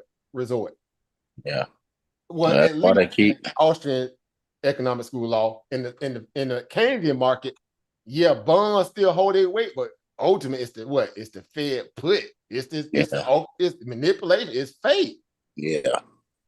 Gotcha. It's the pump protection team. Make sense? Gotcha. Yeah, exactly it. But they've been protection team, PPT. They ain't been using that. They've been trimming that. Doge. Yeah, not as Trump fast. came out today and said what? In no uncertain terms, he told everybody what? What's the question? I'm not going to let who? Wall Street dictate what? Oh, yeah. My policy. Right. Yeah, he'd be saying that, man. Yeah, I think Who that was the last president to ever even take that kind of bold step like that? Name it one. On that. No, that's cap. That's a hollow. That was empty rhetoric he put out right there. Nah, what you talking gonna about? see. What you talking about? Gonna Man, see. it's unstable though. Yeah, I know. I know. He definitely. Here's how you know it to be at least until they prove you wrong. Keep in mind, the goal is like science, right? What is the main focal point of science? It's to what? To what? Falsify what? All the evidence. The claim. Right. Yeah. That's the mantra of science. Falsify what? The variables and the evidence till you get down to what they call empirical what? Data, right? At least where it's 99.9, whatever you want to call it. Here's the deal. In a government, when it comes to the economic wing of the what? Of government, right? We know that to be what? Secretary of State, Commerce Secretary, right? All the people who deal. Also, then you go into the what? The Treasury, right? The money. Who works for the Treasury? Federal Reserve. Exactly. They are a private organization underneath the under the Treasury. Yep. When the president comes down with policy or mandate or budget, they send that receipt to the Treasury. Treasury then sends it down to the Federal Reserve and says what? Print me what? This money out of thin air. Yeah. And then what happened when the Feds print that money and they come up with a number to send it back to what? To the budget, the Congress, the president? What the Treasury also turns around and have to do in most cases. In most cases, not always, but most cases, what they have to turn around and do. What do? A forecast? Issue more what? They have to issue more what? More bonds like Treasury. It's a simple technique, guys. Yeah. No, but see, that's a hyperinflation scenario that y'all. I don't see that happening. I'm saying that's how the American system works, though. This is the system. This is the system. It only becomes hyper scaled, if we want to use that word, when a couple things are happening. When you in inflationary environments, that makes everything hyperactive at that point, right? If you were in another scenario, keep in mind, if you not even dealing with what they call hyperinflation, when you're dealing with excessive liquidity. This liquidity in markets, right? In this case, overbought there, when you have the sugar high running around in the market, you got all this adverse risk out there in assets. But guess what makes that bad? Not necessarily that the market is up and it's high. That means if Wall Street is eating way better than who? Main Street. That's an imbalance, is it not? Yeah. It's been an imbalance between Wall Street and Main Street. But the hyperinflation can get offset because we can't actually start a kinetic war. The trade war might be the catalyst for the printing. That's basically what it is in this case. No. Hey, before we go there, but okay, all I'm saying is that inflationary environment is being that's man-made. It's being induced. This is not a pandemic. Good. Stop right there. I want me to cut you with who induced it. The president. That's what I'm saying. Not the president. Who induced it? He triggered it. He didn't induce it. Who induces the money printing in the country? The Feds. Are y'all following me there? Just so we clear. Yeah, but I'm with you. Controls the money at the end of the day. The Fed does, but listen to what you said. We talked. Okay, go ahead. Get your thought out, and then I'm gonna get mine out. Go ahead. Here's how you also track that on a base level data point. M2 money supply. You already know when it's contracting or expanding. That is a tail signal if you're in a boom or bust cycle. Yep. Now that's just one aspect of it, because you still got to worry about what the consumer doing too, right? That's why it's a lot of moving parts. Y'all already know this stuff, right? To a degree. But again, if you're raising prices on goods and services, there you go.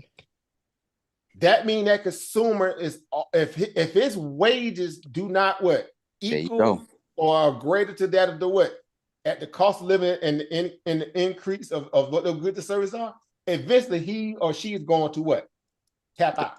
Yeah. There you go. I'm saying it's worse. I'm saying it's worse than that. If you look at the Fed repo right now, it's at its lowest. It's not. You don't have those peak. You don't have that $2 trillion over there in the Fed repo. But you brought that up, brother Price. So guess where that money went from the repo market? They just moved it. Guess where they moved it to? What, gold? You can't say the market, because the Fed put ain't been in play for the last 18, 24 months. They moved all that money over to the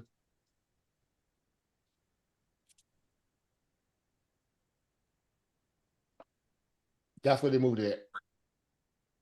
Oh, that's the payout. You saying that's the payout on the money markets and exactly what they went. The bond rate. They haven't had money in the money market funds in decades, and that was purposely orchestrated because they wanted to control the markets.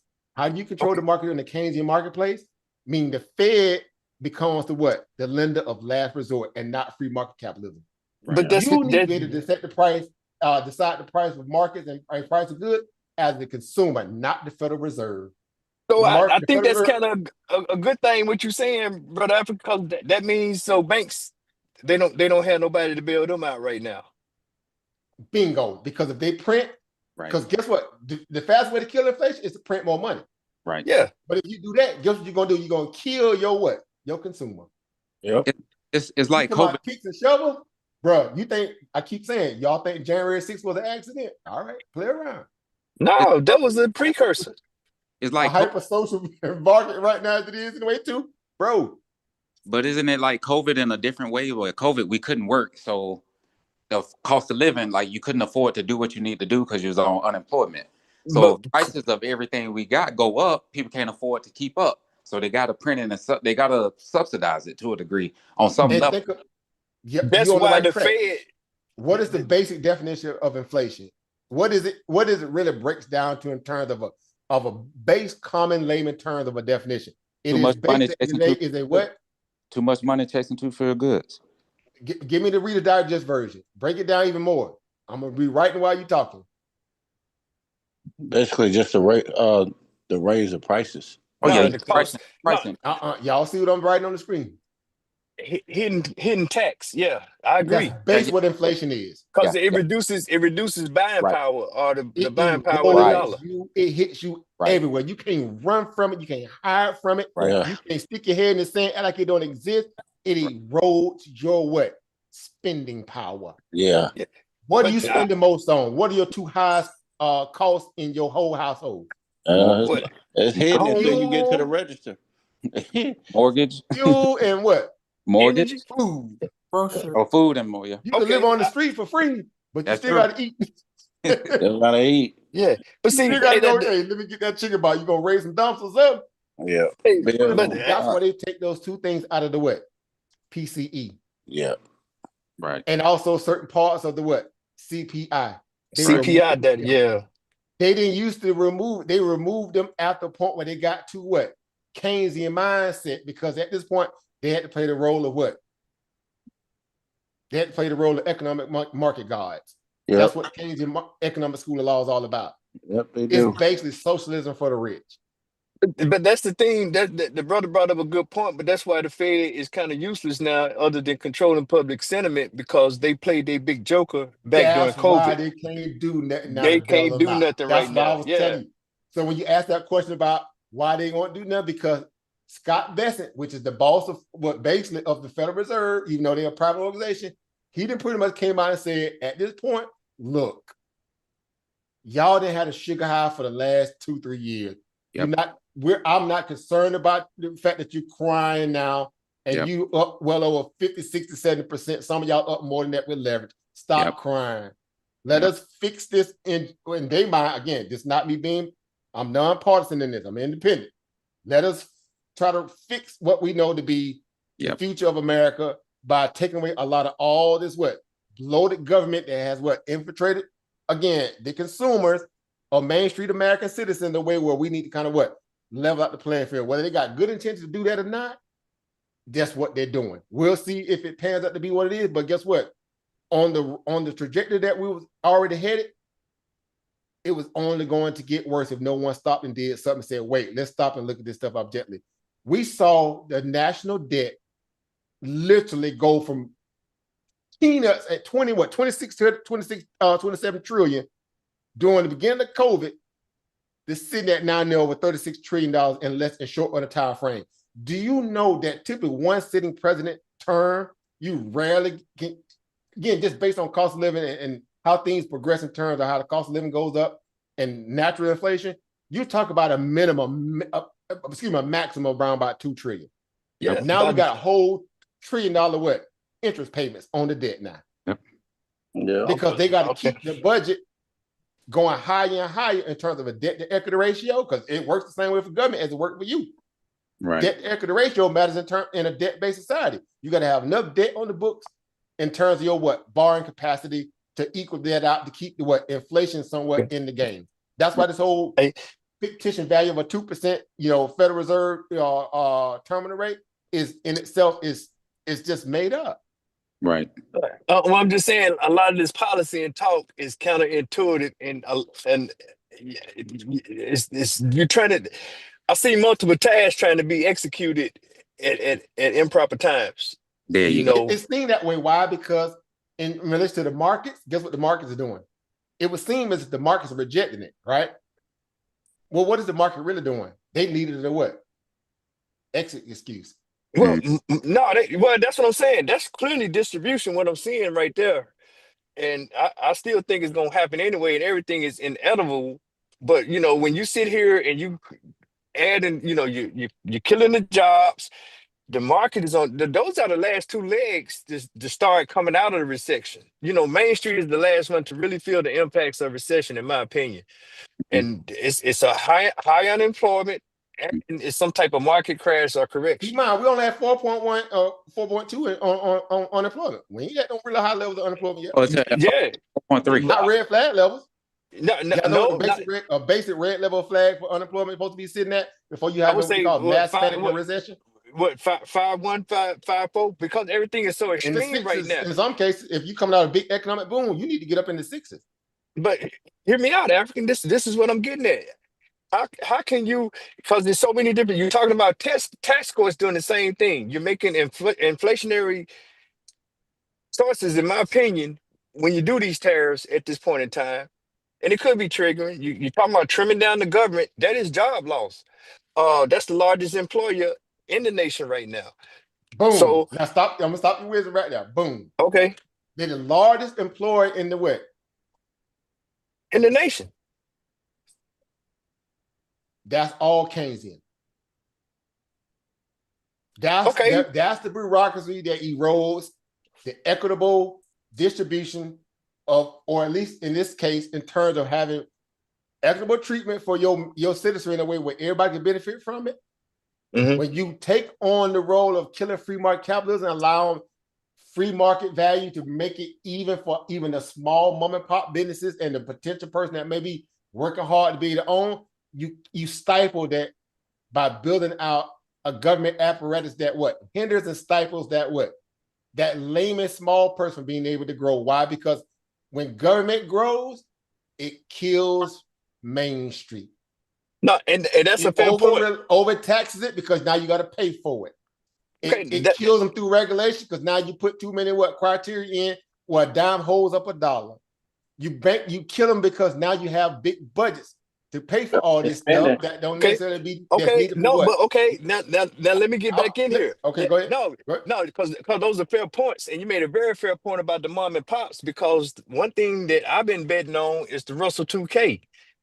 That's Main Street. Good point. No, I know that's what I'm getting at. Main Street. I've been betting on that in terms of economic prowess. Yeah, and we're waiting to see if that breath is going to come back in. Everything is kind of crazy right now. All I'm getting at is you can't be doing both agendas at the same time. It doesn't make sense. You can't cut taxes while you're doing all this part right here, talking about resetting the scales, and then talking about you're going to shrink the debt. And this is why you have to reset, because government spending. We've skipped a recession for now going on over nearly, because we can't count COVID, because COVID was artificial, right? It was a one-off. It's what they call a one-off event. We haven't had a natural recession going on there what? At least 8 to 10 years. Yeah. A real natural organic recession, right? And if you don't do that, what happens? Market will get away. How we call bloodletting in your economy at certain points. What happens? Everything got over. What to the economy or to the economy, because recessions are healthy. They've tricked Main Street people to feel like recessions are what? Bad. Bad. You need a reset. You need a recession. Ain't nothing basically but is a reset. Yeah, it's part of a business cycle. In its layman term, a recession is a reset. Now you either can come out it smoothly or you can come out it rough, based upon what previous policy determines how you're going to weather that storm to come out of that. You need to have a reset. The market is going through its temper tantrum because it wants to keep what? Putting its foot and neck on what? Main Street, and be what? First in line at the what? At the feeding trough of government. But see, that's the other thing you said. I said markets are responding. Everything markets are doing today, and when I say markets, I'm talking about the smart money. They're responding to 6 months from now. Their moves are for the fall. Right. They definitely fiscal calendar mindset. They have to be, because their bonuses are also entrenched in the what? That fiscal calendar. But secondly, they're not thinking about if we cut back on our what excess now. It provides the government a little bit more leverage, where we're not begging for money or industry to rapidly produce growth through capex spending and crack the whip on a NVIDIA or a Meta or whatever, and force policy to be in relation to what we need for us to have growth, which in their mind says that if it happens for us, it trickles down to who? Main Street, which it what never does. It doesn't. Never And that's does. It's a see, self-fulfilling prophecy. You get my point. yeah. No, This is why recessions are important, because it kills a lot of the what? The hype out of equity markets and resets it in a way where it, number one, provides relief for Main Street. Why? Because a lot of that money now has to go back into what? Grassroots industry building or grassroots agencies, in a way where you got to find a way to make the consumer happy and whole again, so he can turn around and buy the Meta what? Goggles, or the Apple what? iPhone. Yeah. They can't bank on them making no units if they can't push them. It's gonna be a long time before they're doing that, because that's the point. You're talking about people, they at a level that they can endure this and they can think like that, say, yeah, it'll be a little painful for a little while. We won't eat lobster. This is why they disconnect every night. But it doesn't happen like that on Main Street. Hell, some people's legacies are going to be changed because they done lost their homes, because they done lost whatever. And they was on a certain glide and now they on a trend down. That's why I'm getting at that all this stuff. Hold up, it makes. but see, you got to look at this from, again, 30,000 feet down. If you even look at it from that perspective too, well, guess what? We had what 9% inflation when? That was June 2020. Yeah, June of 21. Okay, 21. Yeah.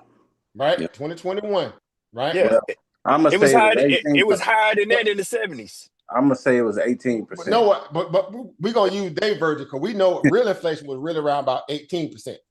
Yeah. They use a different metric now. Y'all know the old metric they used to use was based upon reality. Fuel and food, everything, your everyday cost. Which, so Main Street was feeling 18% inflation.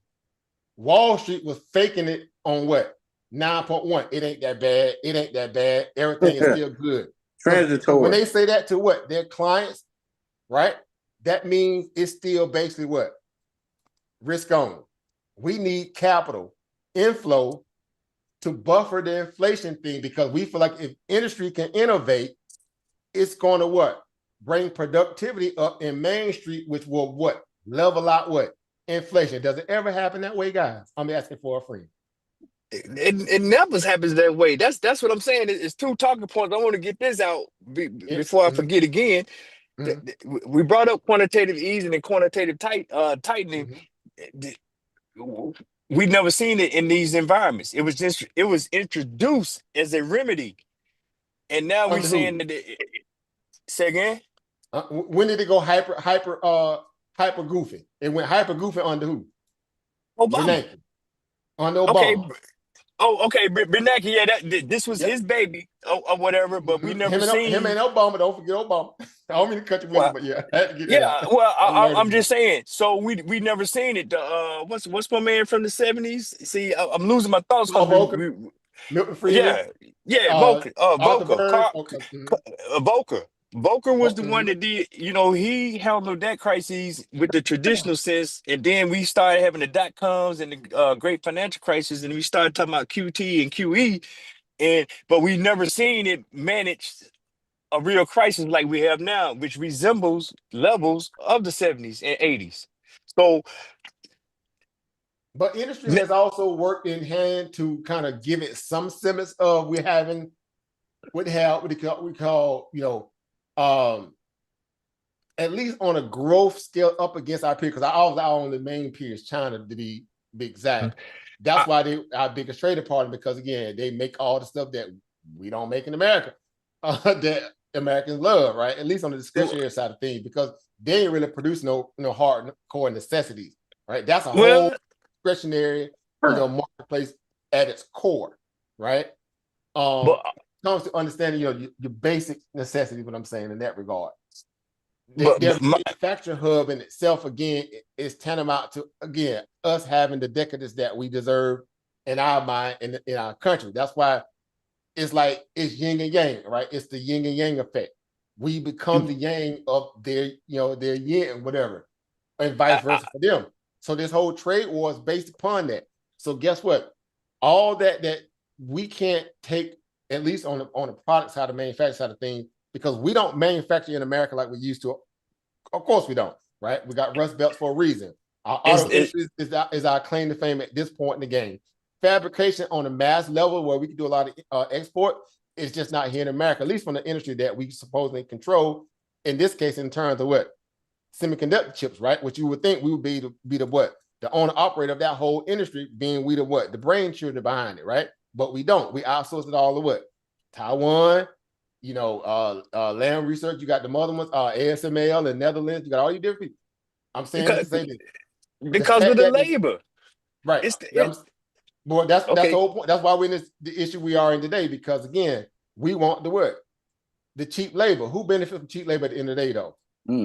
Do Main Street really benefit from cheap overseas outsourced cheap labor? Absolutely not. Yeah. No, they buy don't. A little item that's a little bit more cheaper, but wouldn't you rather have more money to make your own decision if you want to pay a little more for an item or not, as opposed to having to settle for what? Cheap goods that puts you at a less earning capacity, because they got to keep the profit margins up for the C-suite, and the equitable payout for the worker down on a blanket level where they can't pay you a fair living wage, as inflation erodes you. Also, the cost of living hits you too, because we didn't even think the cost of living goes up without you, regardless whether you care to like it or not.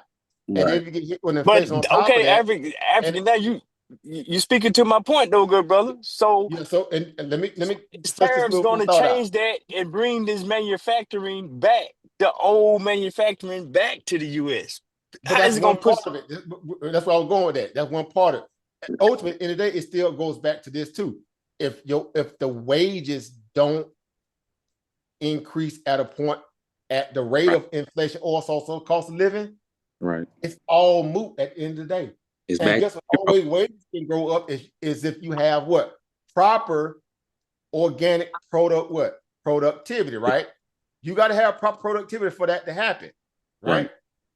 Now, our greatest industry, we'll call it industry, but necessarily doesn't have to be fabrication. But we've morphed into a service-based industry. That's why everybody is online trying to figure out how to get money out of somebody. Right? In some form or fashion. If everybody's an insurance salesman, bro, when everybody get insured, what's left, right? What if you think about it, China, so when they do the whole China thing with the trade deficit, right? If China is at a trade surplus, that means they don't have, their population of people can't buy the goods they mass produce. Much that they can produce. They buy it enough, so they have to sell it. So United States is at a trade surplus on the service side, where we had a trade deficit on the product side. So China, if they had enough people making the kind of money to buy all that stuff, why would they even be selling to us so heavily? And what do you tariff? Do you tariff products or services? Exactly. You tariff. I'm asking for a friend. What do you tariff? Do you tariff a service? I wish a joker would tariff my. So the flip side is what Trump don't. Bro. That's what Trump ain't understanding. He think he's gonna make them. He gonna convince them. He gonna force his will on them. But what he get that product. And a part of it is they can't sell to themselves, so they sell to the world. So that puts them at somewhat of a disadvantage to a degree. But if you can easily bring that manufacturing back at a slow pace, not this whole chainsaw apparatus. That's what they were trying to do his first presidency, but they fought him. They fought him purposely, which they knew they was going to do anyway. Wall Street, keep in mind, y'all know who moved mountains at today. It's always been the equity markets.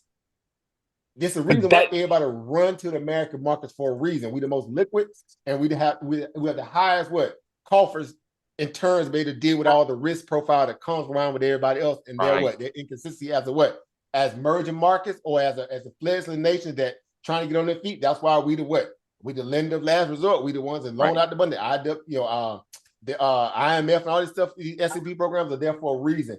A lot of it is really a crutch where. What they're doing, they're trying to outsource their responsibility in a way where they feel like if they spread it, try to get these other nations up to what they call, capacity, where at least at a point where they could be on the main playing field as a, if you will, first world country. Really, I don't like dealing with that term. It really opens us up to a lot of different portals where we can kind of work within their mainframe to get what we want, meaning the cheap goods. Labor, we don't have to deal with all the issues that we want to, have to turn around, look at in terms of cutting down our forestry, running pipelines through, a neighborhood, in Atlanta somewhere to bring oil and fuel. We don't want to deal with that.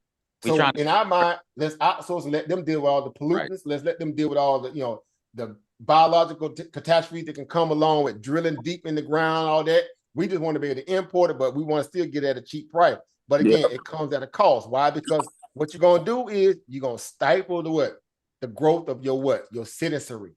Exactly. You're going to take people who are at the lowest level. If you don't tool them or retool them to be able to deal with the level of innovation and technology that you're trying to innovate, where they can all eat as well, guess what's going to happen? You're going to have a power vacuum. It's going to stay in the hands of the top tier.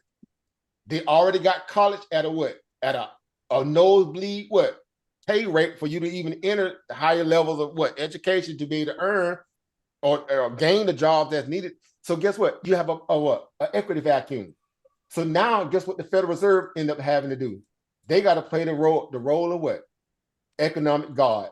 What is the Federal Reserve mandate is to provide job security, job security, monetary and fiscal policy, and stabilize markets. Monetary and now, I'm gonna ask y'all a question, an honest question. Have y'all felt or seen from a natural organic perspective they've done any kind of symbols of a decent job at job security for African? No. The first thing they do is run to the markets, because they feel like if they bail out Wall Street will turn around, do provide opportunity for who? Main Street. Now, who do the Federal Reserve really work for at the end of the day? Wall Street. Taxpayers. They supposed to. They're supposed to, yeah, but they don't.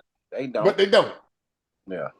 That's what a Keynesian economic game plan look like. It's dressed up as for the people. Democracy. But it's in the end, it's Capitalism. Socialism for the for the rich. Y'all ain't bring up the other mandate that they don't never talk about, and that's to keep the public calm. That's what they got the Coliseum for. Yeah. That's what they got football and basketball and I'm just saying go get inebriated at the Coliseum, forget about your trouble. But guess what? They wait on you. As soon as you hit that door key at the house, when you come back, when you slither, you hit that door key, that let it sit in. Keep the public calm. First of all, half of the public don't even know who this nigga is. I keep telling y'all, this is why y'all are important. You said no? But y'all I can guarantee you right now, we go out here and ask 100 people, do they know who Jerome Powell is? I guarantee none of them do. They probably think he's a boxer. Okay. Well, I'm like a boxer. Jerome Powell. I'm gonna get you Wait. Who's Jerome Powell? You got the man. Ain't he a boxer? No. Bro, they don't even know history. They don't even know who was in the first revolution. Like, I don't know Jerome Powell is. But you know what? I'm happy about that point up, both of Chris and also you, Brother Jim. Right? So this goes back. See how you said this is self-fulfilling. So y'all know this idea of yin and yang, right? The whole reciprocal aspect of how business and commerce and products and services work. So guess what? In the center of that whole, if you will, infinity loop is what? Evolution, right? This whole idea of evolution. Evolution, not in the biological sense, but also evolution in the what? The educational sense, right? Yes, yeah. The knowledge sense. The educational system in this country is what? Trash. To what? To a bag of what? Trash. Yeah. Spending most money on our students, and we at what? The bottom quintile or quartile in terms of what? First world nations and some third world nations in terms of what? Our educational retention aspect of what? Potential growth. How you in the richest nation in the world and you sitting at the bottom of education? Mm-hmm. Because the system ain't designed to teach you how to be what? No builder or no business. It's not trying to teach you how to become a builder. It's trying to teach you how to become a what? Laborer. A worker. A worker, right? A laborer. Yeah, right? Employee. Overworked, underpaid, and overly what? Stressed out. It sure don't teach you on who your political officials are either. They get this goes back to our basic tenets of understanding that that's why they have economics in grade school as what? an elective. The one thing that's going to rule your whole life in economics as an adult is an elective in what? High school. Can't even tell people what a municipal bond is and how that really funds your daily life. But you worried about that muni bond is, man, look, a brother on the block, if he knew what a muni bond was, he'll be buying bonds when he cash out y'all already know where I'm going. But when he get ready to selling that, breaking that brick down, he will buy him a whole lot of muni bond, because one day he might do what? Face that muni bond. Like, man, the reason why your school is probably trash and your education is trash is what? Guess what? They taking the money. They not putting no plan together for that school. Graduate your class out or that's fail. what big government does. See, that's why I say it's a gift and a curse. I know it's a lot of stuff because it's tense. It's a lot of emotion involved. Right. This is what big government does. Big government distorts proper growth. You got people playing the role of God that came from nothing, or they came from something, and they trying to look at people who don't have nothing and say, I can relate to you, when they can't. So in essence, their policies are actually antithetical to a layman person's potential growth, because they don't know how to R&D their needs properly. They think they can patch it all over with money, but the money don't go direct to the citizen. That's why they always crying about giving money to the active citizen, but they'll take that same money and give it to a foreign national, Ukraine, immigrant, dumbest stuff ever, country, economic source, and not pay back into their actual purpose that cuts their paycheck, which is the taxpayer. This is a backward system. That's what Keynesian marketplaces does towards the person's whole psychological disposition. It rots it. It makes them feel like they're doing you a favor by being in a position that you sent them to do for you. Yeah. And they feel like if they don't get theirs off the top through the NGOs and the kickback, they ain't got nothing for you. They take it out on you if they can't get their way in through governmental policy. It's impossible for them to even relate to the other side, because they so far from it. And it even goes back to simple shit like Constitution, Bill of Rights. You can't have full representation if everybody ain't at the table talking. You don't know what a black person goes through. You don't know what a woman goes through. You don't know what a Hispanic goes through if they ain't even dare to even voice what they go through. And that's why I keep telling people. You're going to tell me what's best for me, but you never even seen you don't even know what my like, you getting emotional and all of this stuff for no reason, that a system that you don't really understand. Right. The only thing a lot of people scream, oh, white supremacy. No, this shit deeper than that. Right. This is different. This is not just white supremacy. It's money. West Virginia is full of, and it's one between that and Kentucky. Kentucky is the welfare capital of the world. Yeah. Welfare capital of the what? Don't the world. I didn't say the United States. I said of the what? The world. Don't forget about they get more free benefits or social benefits in Kentucky more than whole country can get. Yeah. They trying to hope IMF throw them a bone or S&P program. They got all social programs benefiting people who are necessarily not economically savvy, or they don't have the technical infrastructure through their education system, which is supposed to be blanket across the whole country in terms of the base case curriculum to pull themselves out of that that depravity or lack of innovative resource to build out their economy. Keep in mind, every state has its own economy, right? Every county has its own so-called economy. Every city has its own economy. Every township has its own economy. This is go back to old school barter system, so to speak. Yeah. So again, it's self-fulfilling again. There's that reciprocal value of it again. It goes back to the education depravity. And in most cases, we understand education to be training. Yeah. Right. Knowledge is obviously is know-how. It's boots on the ground. It's OJT. It's actually tangible skill. Yeah. Trade schools, plumbing. Y'all know what I'm talking about. That's why it's a big flux of people going to trade schools again. Finally, waking up electricians. Right? You can't have no light without that electrician. Ain't no AI gonna put no electrician and lay that wire. I don't care what they say. Right. Unless they can build a glass robot, let them test one of them power lines. Stop playing. Real talk. That bot goes, hey, y'all seen Short Circuit and all that stuff. Look, I'm just saying, this is the basis or the, I should say, the one thing that we're focused on above all things, especially as retail traders, right? I'm using it from a base case, right?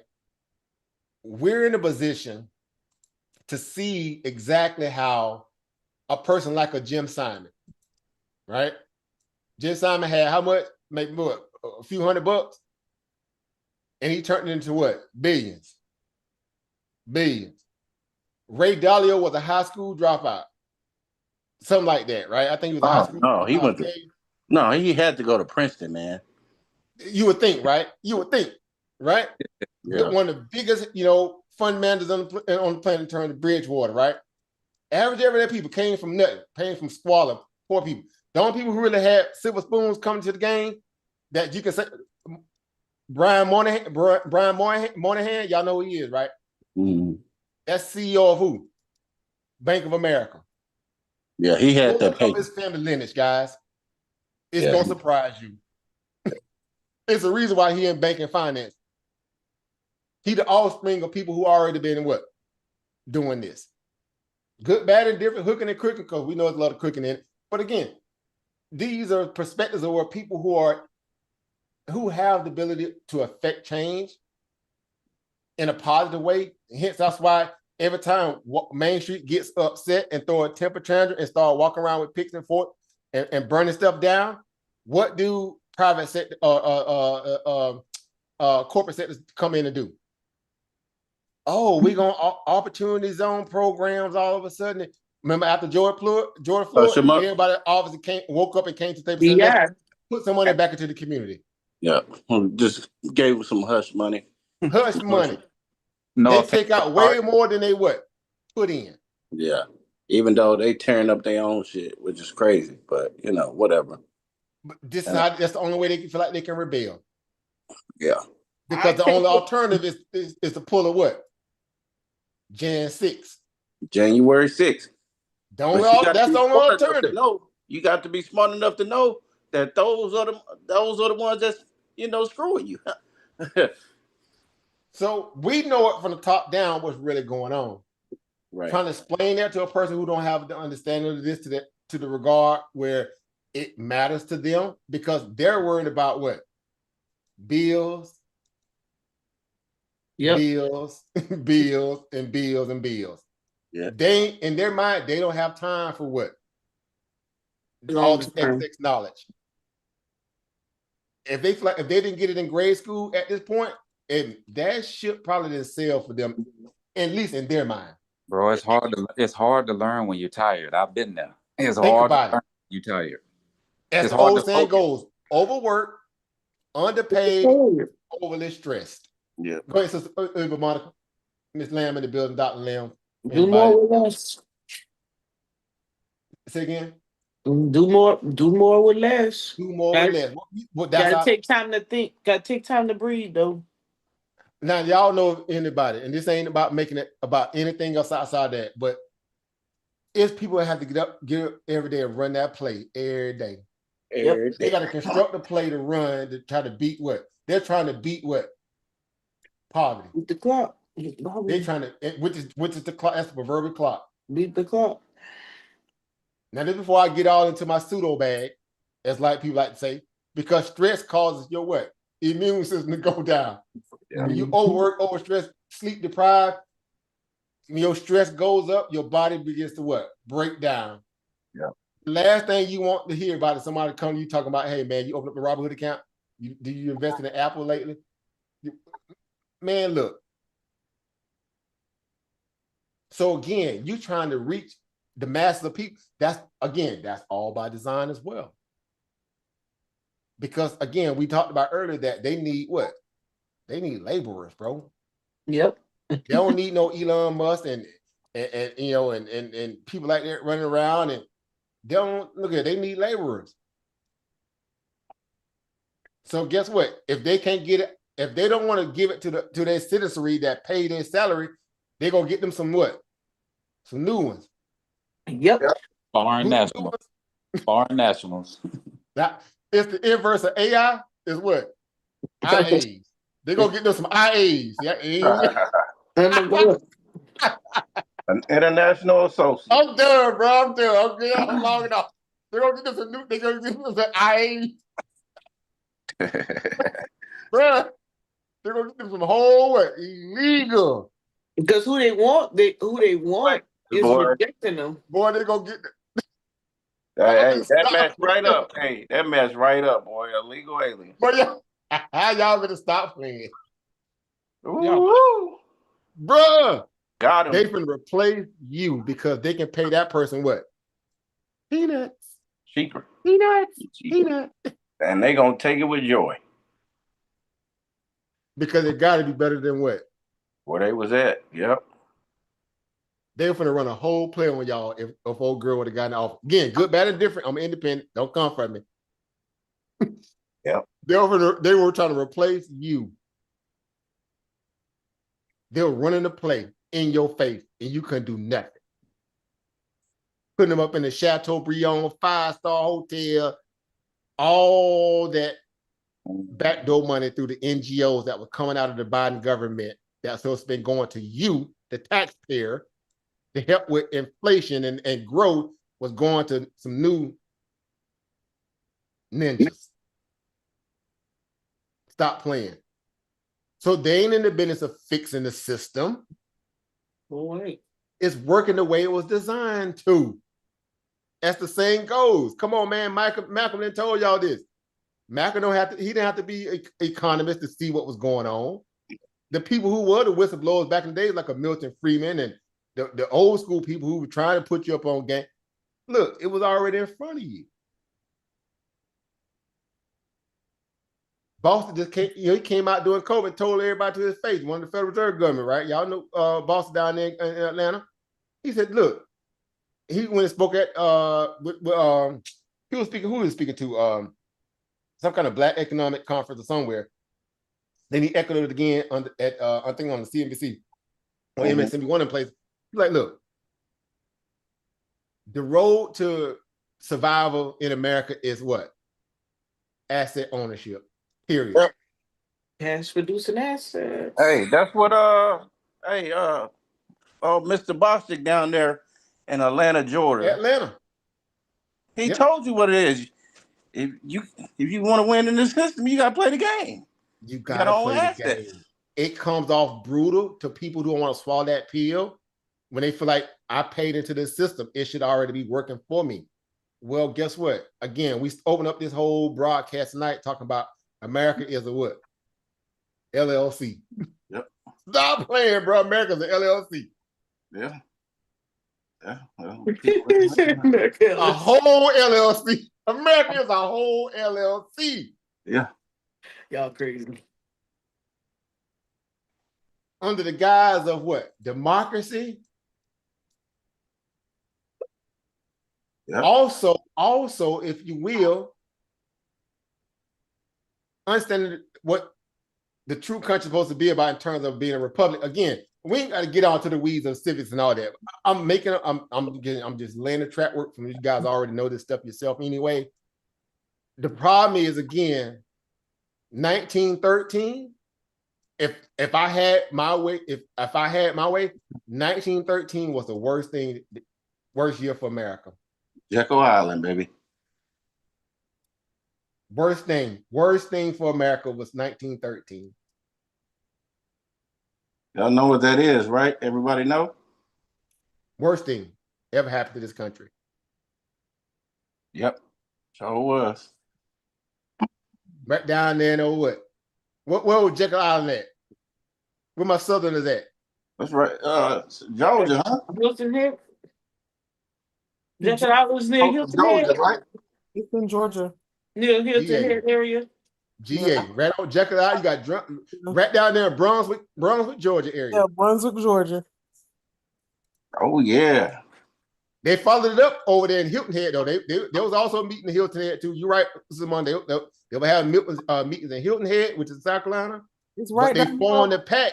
They formed a so-called super PAC in Jekyll Island. From this day forward, we've been dealing with that. And then Bretton Woods happened, right? Yeah. In the 70s, Then we left off the what? We got off the what? The gold standard? Yeah. And went 100% on the what? Paper dollar. Which Fiat. also mean we went 100% what? Fiat. Debt-based society. Yep. You only as important as your level of what? Yeah. Your debt. You ain't got no debt, bro. You ain't got no clout. Get out of here. Yep. That's how they look at you. What your debt look like?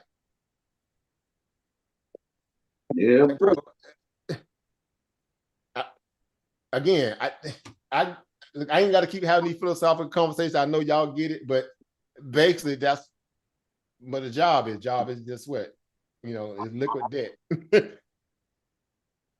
Facts. You got to pay that debt every week. You got to show up every week to pay that debt. Because if you don't, they're gonna liquidate you. What Shane's song used to say? Your soul is mine. Couldn't look at art imitate life. So I'm just saying this again. I know we go off and have our little tangents and philosophical moment, but it's important because, again, I always stress the fact that you guys got to be the people who speak to what the friend, the family, the person. You got to be able to say, well, hey, these are the cards they dealt us. Because before we really got all into this stuff the way that we are, a lot of us are now, and we always use the golden rule again, the hindsight 2020.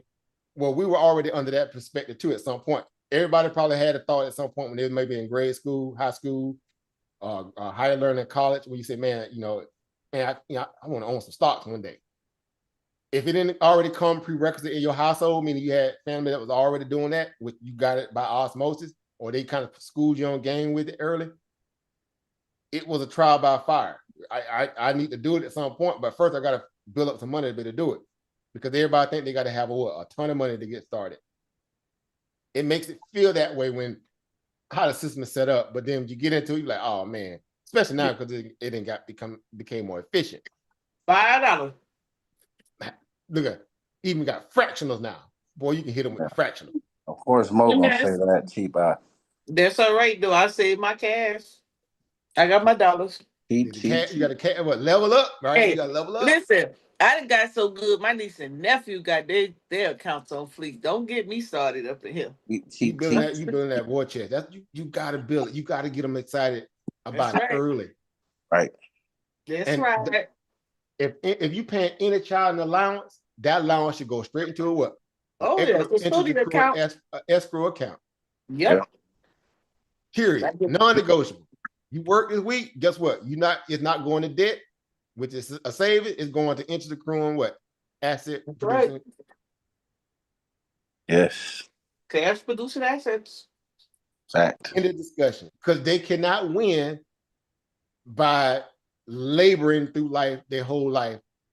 Even though they can make good money doing it. But guess what? You only as good as the next to it. You couldn't make this stuff. So I'm all for the mind. I'm all for the smoke. What do I mean by that? I'm all for this right here happening right now, because we need a cleanse. We need a cleanse, guys. Yeah. This is crazy. I ain't for all of it. I'm just for some of it. Well, I look, buy low, sell high. I got to get it cheap. I like a good bottom fish. I need look at if I'm frying mullet sandwiches, I need that bread. I need the high margin price. If I'm selling mullet dinners, I need everything to be low. You got to welcome this because this gives you. I know buying power on standby now. Don't get it twisted. You understand asset allocation. You understand how to build that war chest through the rainy day. This is what you want. You want this to happen because you look, when this happens, it's all good. Right? Ain't no one complains when they're making money. At the same goes. COVID lows already old. Right? So in relation to when you having the volatility that's happening now, again, we welcome it. Not so much for the fact that if anybody was buying up around this area here, and they're now having to kind of deal with that, right? You say to yourself, okay, you got two choices. The way that the market fell so fast, it didn't really give you time to sell. So why would you think about selling now unless you know you're in an asset that doesn't have the capabilities of giving you a good what? ROI. Yeah, real return. Questioning your initial thesis to get into that asset, that's the decision you got to make, because no one, again, on paper, it feels like a massive loss, but in reality, in terms of how Wall Street greed is stronger than, let me get a good sense. Wall Street greed is stronger than the fear of Biden going up some airplane stairs. Them knees get to knocking before he even get on the tarmac. Like, bro, not today, stairs, not today. These people are fearless. They know this is how they're gonna eat. During COVID, CEOs cashed out. I think they say at that point it was like over $3 trillion. Taxpayers' money went to these tech CEOs. That was taxpayers' money. Yeah. The Fed printed it. We don't know what CEOs banked it. Yep. The market only place you can get it, because you sure ain't gonna get it from them. Think about it, because I was just gonna say, we already think alike. Did they turn around CEO of Meta and everybody else and Tim Cook? Did they turn around and pay that money back into so-called opportunity zones and community enrichment programs? Did they do anything to pay it forward? I'm asking for a friend. No, the only funding went out.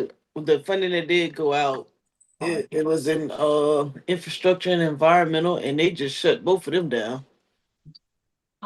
So they ain't never coming back. You ain't get nothing. So guess what? If they was to do it, it was gonna go in the hands of the middleman. Who was the middleman? Corporations. Government here changes everything. Who's the middleman? I thought the brokers were the middleman. I said corporations. For the government, it's the who? NGOs. Oh, non-governmental organizations. They skim off the top, mm-hmm. and the rest that's left get caught in the wind. This is a whole grift, guys. Let's not kid ourselves.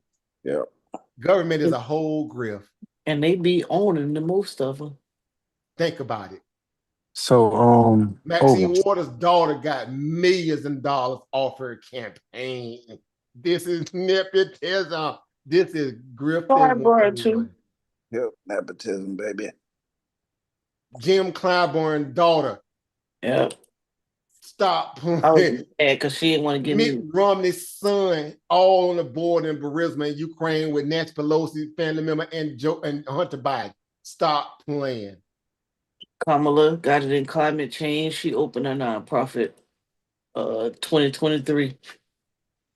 They was killing that environmental money. They took how much money off of the Clean Energy Initiative? That was billions of dollars that was war chest in that budget. Yeah, it was billions. I got a couple bucks. How much? And they were supposed to build all them charging stations around the country, the outfit for this new EV revolution. Out of 4 years, how many stations did they build? Not enough. If you look it up, you're gonna take your pistol to DC. You like, bro, what y'all?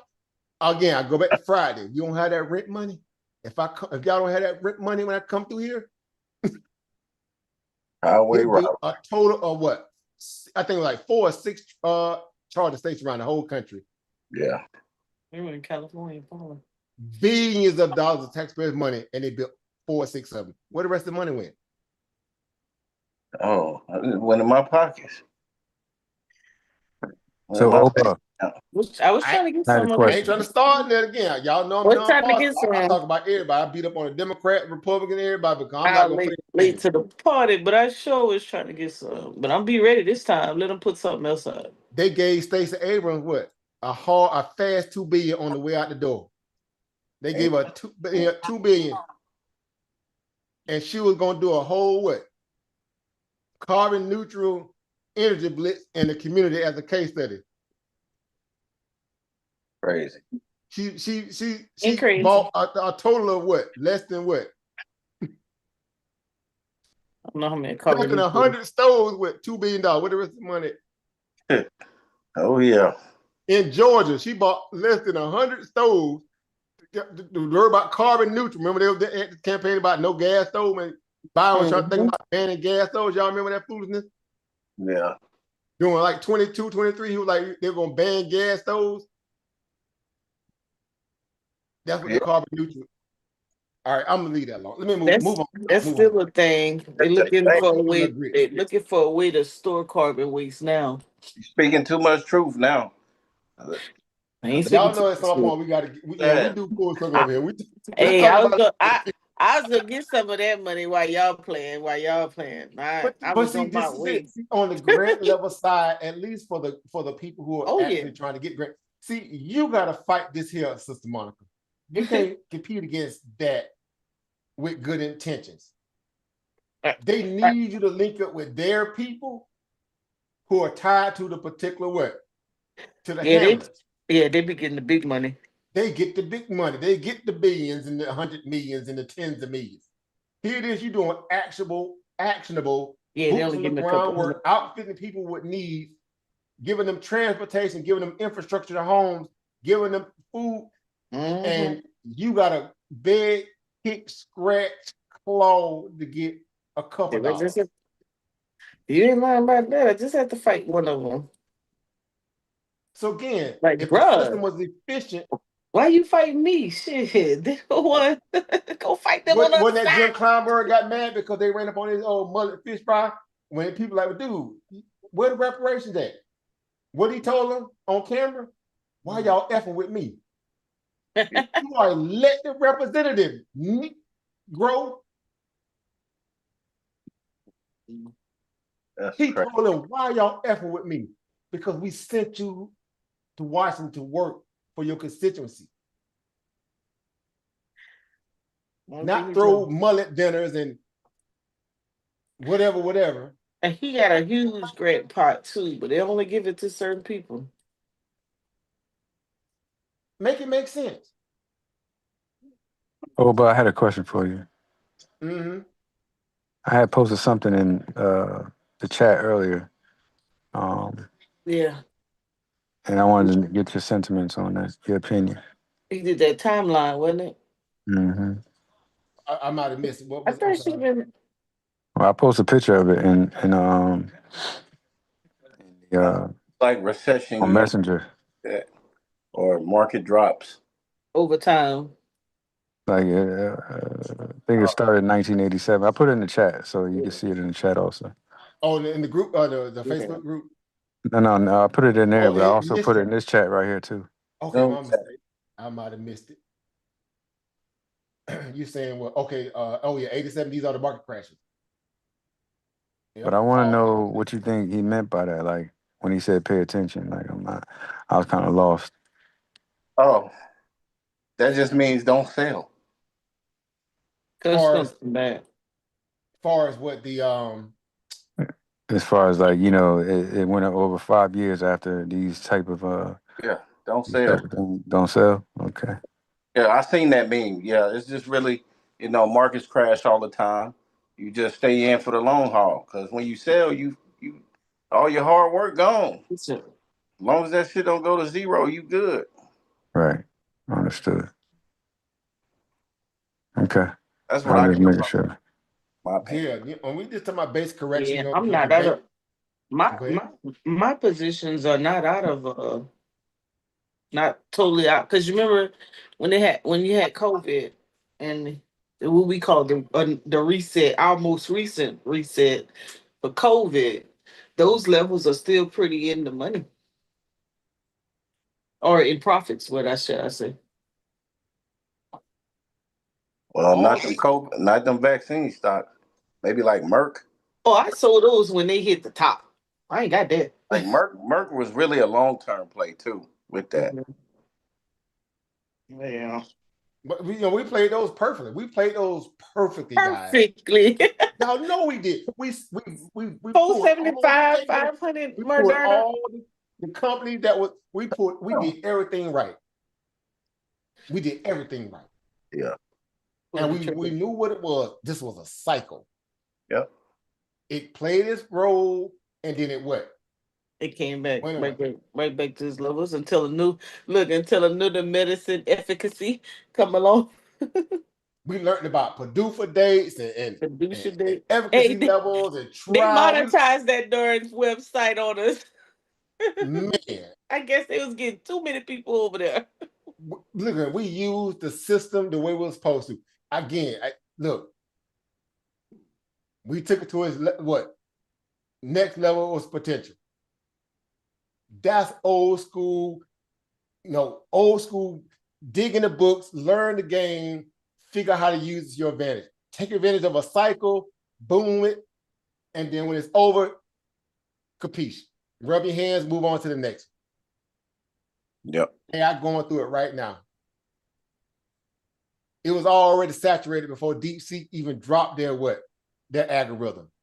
Yep. Everybody was chasing the bubble late. We already knew that they had them chips, them H200s and the H100 chips anyway, because Singapore was the gateway for all things China is Singapore. It was just so obvious. So I was like, okay, here we go. He come to denial. Oh, this is fake. No, this ain't legit. All the Wall Street talking heads, the greedy people who can't bought the market late, trying to keep their clients from pulling money from buying, the video over $1.50 and everybody else over, a high price. And here come they, no. See, that's before the stock split when they hit a wow. The same thing BYD doing right now to Tesla. Yep. Killing Tesla. Yep, beating the brakes off Tesla now. And they can't do, and guess what? They can't sell that car over here, but guess what? All greater Europe, Africa, India, everywhere else, Brazil, open market. Mexico, they flood the market. And, they mad with Elon too, so, that's even worse. Yep. So even if they say, well, the tariff gonna help Elon because it's gonna, look, that ship didn't sail, bro. What car was y'all saying besides the Tesla?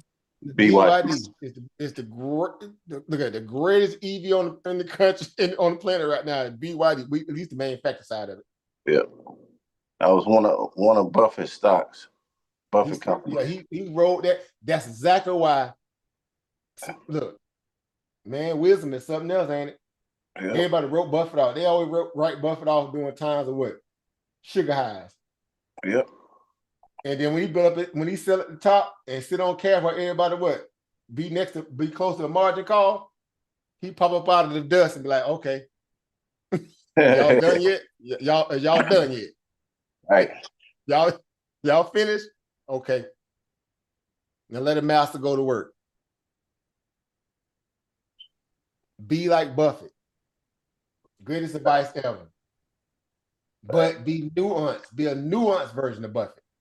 You're playing with an industry that changes over every 5 to 7 years now, not 10 any longer. Yep. You are definitely 4 to 5. Think about it. It's getting shorter, just like attention spans and shorter. commercials and social, experiments. It's getting fast and furious. Stay up on your skills. Money has no respect of person. It's a tool. It's a leveraging, commodity in a lot of ways, guys. You got to figure out how to use stuff. Let the market come down. Get excited for it. Don't panic. It's organic. Why do I say this is organic? And of course, they're going to blame the administration. Let them go through their foolishness and knock themselves out. Doesn't matter to me one way or the other. Smart people understand what's going on here. It's just a prickling of the bubble. Wall Street always needs an excuse to They need some new money. That's all it is. You'll know when it's time to get uber bullish again. And it's one way, and really one way only, until they change the paradigm of economic school of law that we're dealing with. What is that one thing you got to do? Follow above all things. This is our old school mantra. Y'all know more than anybody. What do we always tell people to do? Follow the what? Follow the money. Follow the money. The yellow brick road. You follow the money. Who controls the money? The Who controlled the money? Who controlled? All right, let me Federal, speak in terms of new Federal terms. Reserves, Who controlled the printer? the Federal Reserves, Central Bank, Federal Reserve. They are, look at it. They are everything that, yeah. They're the gift and they are the curse. Jerome Powell. They're already doing what we figured was going to happen at some point. They're lessening their what? Quantitative tightening. They reduced MBSs from 20 billion down to what? I think like 5 or 7 billion now. Yeah. They're on their way to doing what? Taking it to what? 0. Yeah. Housing market already hit its peak. It could run back up though, because we already tested them what? Near 8% on the mortgage prime rates. It ain't enough for them to shoot back up if it get crazy. But at some point, they're gonna have to bring that down. Why? Because they already then starved their whole generation out of housing in terms of what Gen Z do to what? Inflation and all this reckless money that was just being gambled away in Wall Street, and they do nothing to really tackle the housing market properly. All it did is cause people who are already sitting in them 3% interest rates, cause the property value to go what? Up into the what? to the right. Moon. To the moon. Literally. Mine show went up to the moon. Look at all mine too. It doubled. Bank was so about to offload one of them just because it's over 100%. It's that bad. Yeah. Well, they try to give me they be trying to get me to sell. I be like, Monique, dad here in Blackwood, they like literally hound us to sell. Yes, they be hound us. Because they know that ball finna keep rolling. Yeah. They kept saying 22 that in 23 that the housing market was getting ready to crash. They spent the whole 3 years saying the housing market gonna crash. I'm like, what market y'all following? What data y'all looking at? Y'all okay. I was like, man, stop calling my phone. They ain't never tell you y'all selling my no. Sell to go get it selling expensive. They tried to hit a lick. Because we got in so early. So you already know when the rates start going down, when they actually begin to really effectively bring interest rates back down properly, meaning the real rates. What are the real rates? Is the core PCE? Is it Fed terminal rates? What rates do we follow? We follow the real market. What's the real market? The bond rates? 10-year yield. Say it with the chest. Oh. Say it with the chest. You ain't gonna have no interpretation or skittishness. Yeah. Is it 2 and the 10? And a 30. Yeah, 30, but the same thing, because those control what? Short-term debt, obviously affects long-term paper. Yeah. That's why the 2s and 10s are so important for that regard. That's all your credit card notes, and all the stuff that most people take out is going to be in that 10-year window, between 2 year and 10 year. Yep. Old paper like that. That's why the banks that blew up under the banking crisis, they were sitting on all that 30-year paper loaded in it. And it blew up soon as the 30-year rates began to rocket. They crashed out. Yep. That whole run on banks because they were overly leveraged and all that loan paper thought they were outsmarting the Not the feds. Yeah, that was crazy. Yeah. Feds had to come bail them out. Couldn't make this stuff up. Yeah. Y'all guys, y'all know what this stuff is. We ready. I'm just saying, let it happen. And real quick before I get ready to get off here, man, this has been a great bill. Let's kind of do a little quick let's do this real quick. Check on learning. Right. Let's do a quick little round robin here on the way out the door here. Again, thank everybody that's been tuning in on the YouTube side of things. Thank all the panel members, as always, the family here. Again, this is great because we've been needing this stuff.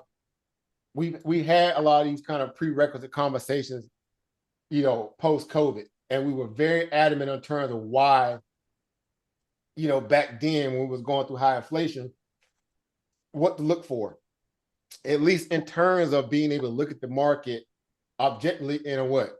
2 to 3 to 4 to 5 year window. That was our whole game plan. Start thinking long term, stop thinking short term. It's hard to, I know, when you're a trader, but again, you got to look at the market the same way the people who control the money looks at it. Right. That's why they don't get concerned about markets pulling back. Unlike the people who were, built their houses with what?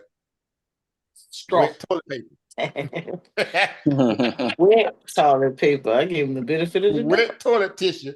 They built the whole mansion with wet toilet tissue. The man, because the first raindrop that hit it, collapsed it. Let an F5 tornado hit it. Man. It's over with. Dude, they got flooding now. So again, your financial house has to be based upon what? Proper engineering, proper carpentry, good materials. But all that is really based around and centered around your what? Your fundamental what? Objectives. What are you really trying to get out of this? Where would you rather put your money? In moments of what? Chaos and concern. You want moats, or you want a startup that just came out of a SPAC and it just need liquidity every day to sustain itself. Right. Again, it's a no-brainer. Of course, that's gambling. Yeah. So think the way that they think, move the way they move, because again, at the end of the day, it's all about following money. We know they're crooks, but that's how the game works. Make sense? Yeah. So again, real quick here, I'm gonna post this real quick, and y'all can kind of look at this here objectively. But if y'all had to put y'all should have the ability to mark on the screen. But yeah, look at this. Let me put it on the daily chart. All right, the daily chart kind of makes it feel more granular, even though the weekly looks. The monthly looks good. If you guys got to get a chance here real quick, mark on the chart where y'all think we're gonna end up bottoming out, and I'll be right back. Oh, I had it on my own chart. Y'all got the ability to hit the annotate button, and y'all. Yeah. Let's see. Brandon, do this good. Let me see if I can do it. No, get off my dang thing, man. Oh, be quiet. You don't know where it's gonna fall at. You just marking stuff. That's a lie. I marked it today. I had a good. I said it was like around 409 in the messenger ad. I can't write on it. Oh, there it go. Pen. You see this, Brandon? Arrow. Yeah, I see it making a mess. No, I got 409.15 for the next. I think we blew through that already, but Hold on, you right there with me? Cool. Oh, I don't. no. I already marked that. Already. I did put that in the last week. Yeah, But what I mean, like, as far as like a complete bottom until we get like an upturn or uptick, I got 3,200. Now this is the XPX. Oh, okay. For What about SPY?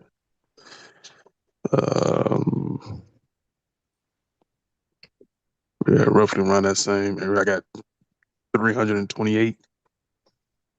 328. 328. So what was your 409 representing? You said what was my 409? Yeah, you said 409 first. What was that? What was that all about? Because that's where I had it at too. Well, I thought I was gonna bottom out at. I got 357. I'm sticking with it. Let's see. We got going all the way. SPX, yeah, I got 3,200. This mug did not write the way I wanted to write it. Yeah, I got 3,200. Probably 37.92. Y'all must be looking on your own chart, because I don't. Yeah, because it's too small on there. Okay, I'm looking based on this chart. Yeah, I can't see that one. No, we're talking between the SPX and the SPY. Oh, y'all on the huh?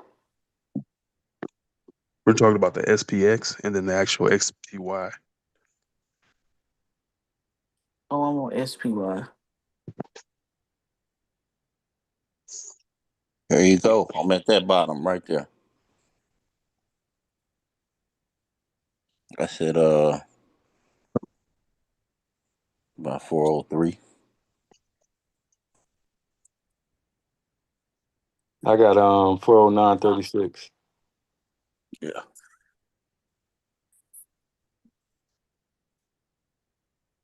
I wonder what time period that he talking about. He said the daily, right? Well, I mean like I'm thinking he talking about like over the next couple of days. if he that's why I was trying to figure out I know that quick, right? what his time frame was. I thought he was talking about when they bottom out, when they're gonna get that reversal, and then the uptick when they start getting bullish again. Oh yeah, I will be up then. 402, if that happens too. But if he talking about like an end of the year forecast, or maybe the next 6 months.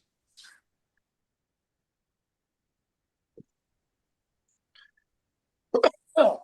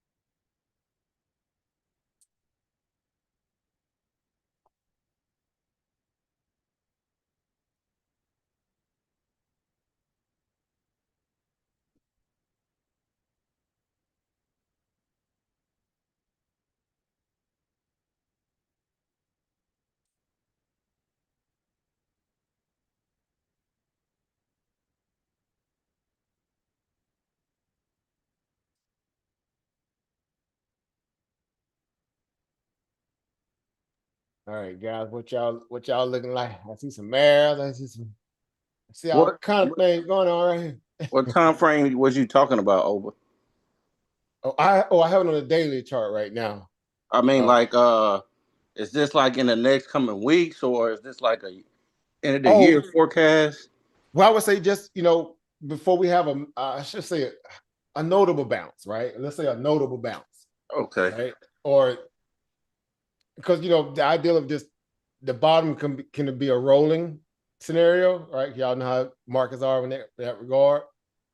But right now, since we got the elevator down perspective, right, we stretching, basically we dissolving a lot of these PEs. That's what it's really, what's really happening too. Mm-hmm. And that could be a cause for hard snapback because they're playing the game of what benchmark, data sets. Not necessarily saying we're going to get, massive economic booms that happen based upon productivity, right? At least mainstream productivity. They're playing the PE game, right? Or we just got to get the PE down, like they're going to rectify the problems of Main Street, right? We know the games they play. Mm-hmm. So again, just looking at it objectively and saying, okay, well, if we're looking at this just purely, I don't know, maybe technically, where there's some good levels you think that may be, worthy enough to test. We definitely got some gaps, right? Clearly. Yeah. That one down there, that 440 still look good. You still got a lot of people coming out late saying 440. Because y'all know how this stuff go. The closer you get to a gap or air pocket or V-pop, some people call them that, whatever. Yeah. Algos typically try to drive down to it. They'll try to drive down to those points. Like the same thing with the ideal of moving averages. Right? The further they move away from moving average, they start acting like magnets. As soon as you get any kind of bad news or something that changed the sentiment of the market, algo's gonna try to drive it back down to that moving average. Right. that magnification perspective kicks in, and that's why you have that kind of that type of market buying or market selling. So we definitely clearly got a gap down that 440 level. Yeah. We already now with the fact that if China, I will throw this out there. Again, we know China's the wild card. We've already tested 481. We know when it was breaking down, it was a very precipitous value. It can easily happen. It can happen in a matter of, keep in mind, limit down is what? Y'all know the criteria of a limit down is what? 7% drop in market, right? Circuit breaker. That's a 7% drop in the major indexes, right? The lower you go down, meaning the lower the lower your price value is, 7% becomes a little bit more what? Easier to hit. Yeah. In a day, as opposed to 7% of what? 600, as opposed to 7% of what? 480. You follow me there? Yeah. It can come a lot faster when you already on the way down. Yeah. Psychologically, people are taking that into consideration, and they'll panic sell or capitulate. Some already were saying that we've already capitulated. I don't know, because again, a lot of the old school rules in terms of capitulation selling in the markets, we would know. Number one, you will have a limit down date. Rarely do you have capitulation without a limit down. You got to have that type of selling where, again, the strippers even trying to offload their little shares. They're like, bro, look, I can't. Now somebody told me buy these shares, and now I can't do this. I'm gonna go back to dancing. You got to have that kind of level of fear in the markets. The control level of selling in the markets of late, again, post COVID, whatever, the Fed put theory and all this stuff like that. Yeah, they really controlled a lot of these sell-offs. Of late, it felt like it's the old school where they had no brakes on it lately. It felt like the old days. Y'all know what I'm saying? You remember them old days when the market used to just drop and wasn't there? It's like it feel like them days again. So that's telling me a couple things here. Again, the fact that the Fed is on the sideline, that's clearly what it's really saying. The Fed's on the sideline. They can't save them. And you got a Treasury secretary who's adamant and making sure the Feds do not intervene to save them. Right. Because he's telling them what they can and can't do. So that's a weird, anomaly in a lot of ways. Because they're supposed to be nonpartisan, meaning they still supposed to do what's right by the what? Supposedly, quote unquote, the taxpayer at the end of the day, meaning the Federal Reserve. Yeah. So yeah, Federal Reserve is not nonpartisan. They're very partisan. They've always been that way. It's just it's fool's goals to think they're not. Right. Because they would take bad economic policy and try to make that into sound fiduciary responsibility of taxpayers' money by doing a lot of illicit things in the market to benefit more so Wall Street, which is also another form of government and not Main Street, at the detriment of Main Street. Excessive money print always has led to what? Inflationary environments. Yep. Too much money chasing too few goods, not enough productivity coming out your Main Street market force. Yeah, you finna have inflation, buddy. Oh yeah. Clearly. And they'll lie and say it's supply chain shocks, and they'll come up with every excuse in the book besides blaming themselves. So again, I'm just saying. So until you really start seeing real quantitative, easing beyond them just slowing the roll of what market, their balance sheet runoff, then yeah, I think we still got some more downside to go, because if China don't buckle, we can't account for all that, excess out there in terms that we get from that I should not even say get, that we actually become we can't survive without the China, infrastructure, because ours is not capable of being able to get up to speed to handle that, what we already pulling out of China at this point. again, that's just from how I see it. But anyway, yeah. So we got what 402. Somebody got 402 here. All right, who got that 402? Think we're going to 402? Who got that up there? I do. That's you. You think we're going to 402 over, Brandon? Yeah, I mean, we could definitely touch that. You talking about you going way down? Where you going down here to the gun line? That's the gun line there.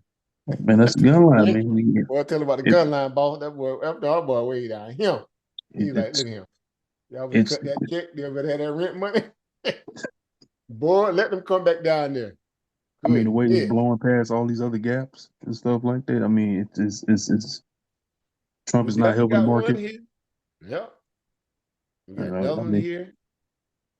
And there, man, we hit a lot of them. I remember them gaps too. I was like, goodness. Trump said, yeah, stock market's going down. Yeah, it sucks, but you know, when you 6, you gotta fix it. Gotta be fixed. They trying to fix the thing though. It's a gift and a curse.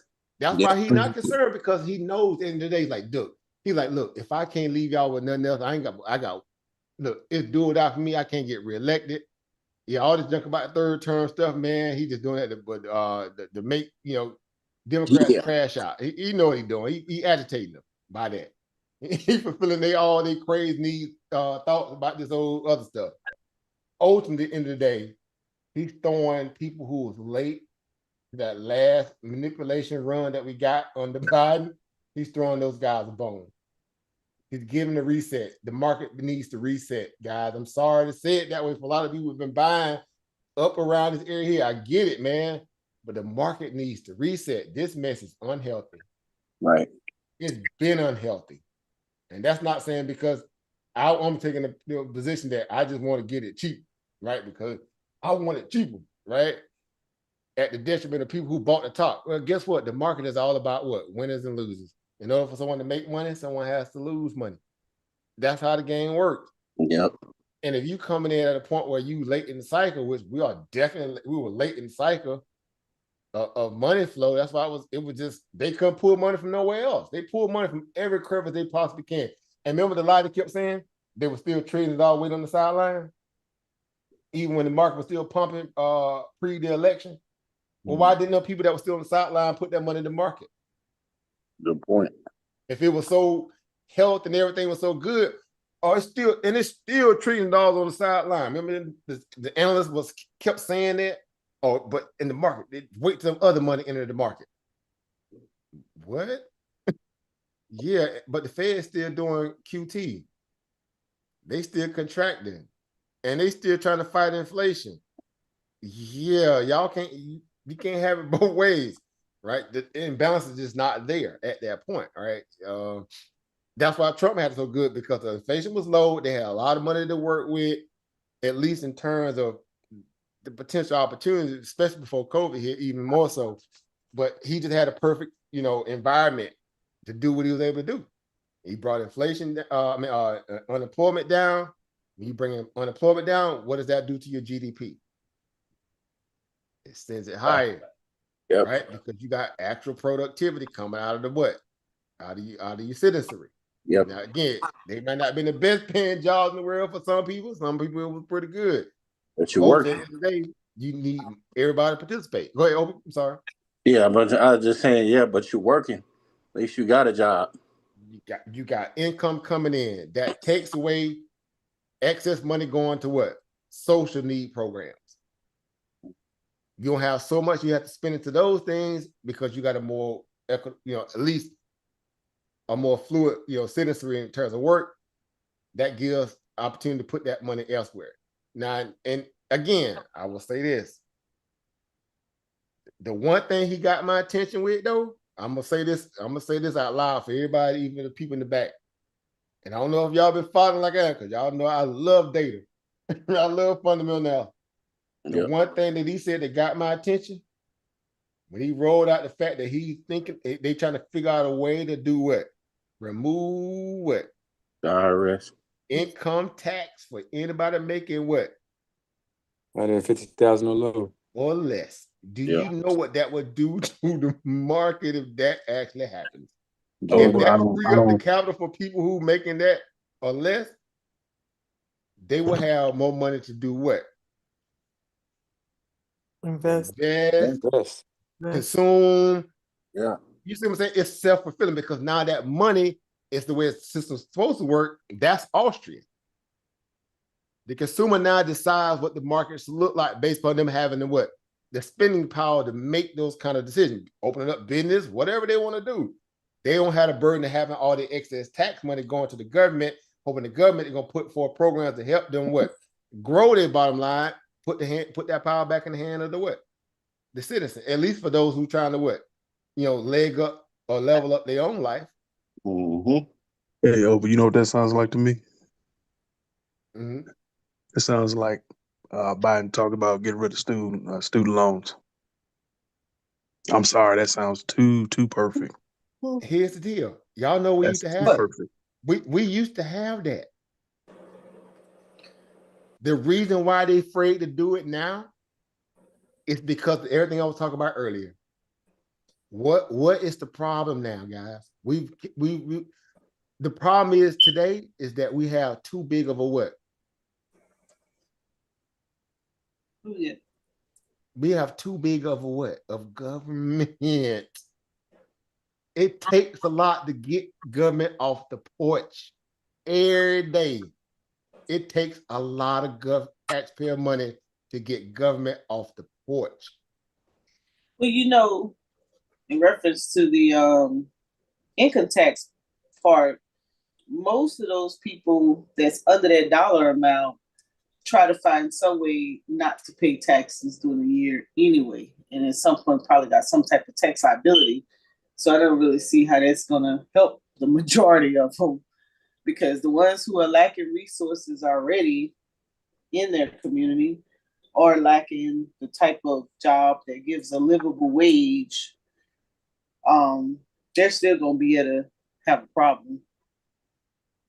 And see what they're doing, they're taking the approach that if you put the money back in the hands of people, let the people decide that what they would do with that taxable income. Up front, where you don't have to wait on the government to disperse. Also at the point where you don't have to worry about government IRS withholding because they're running you through audits and this, that, and the third. Clear the runway for we can have less regulation on that liquidity, because that's how they look at it. They have less regulation or hold up on that liquidity, and for lack of a better way of looking at it, it'll find its way back into the markets. So in a lot of ways, it kind of has the semblance of where it kind of removes the middleman out that whole perspective, or that at least in that perspective. That's only a certain, well, I'm not gonna say only. It's a good deal amount of people out there that make $150,000 or less. Granted, right? Right. Even high middle class at around that, but whatever.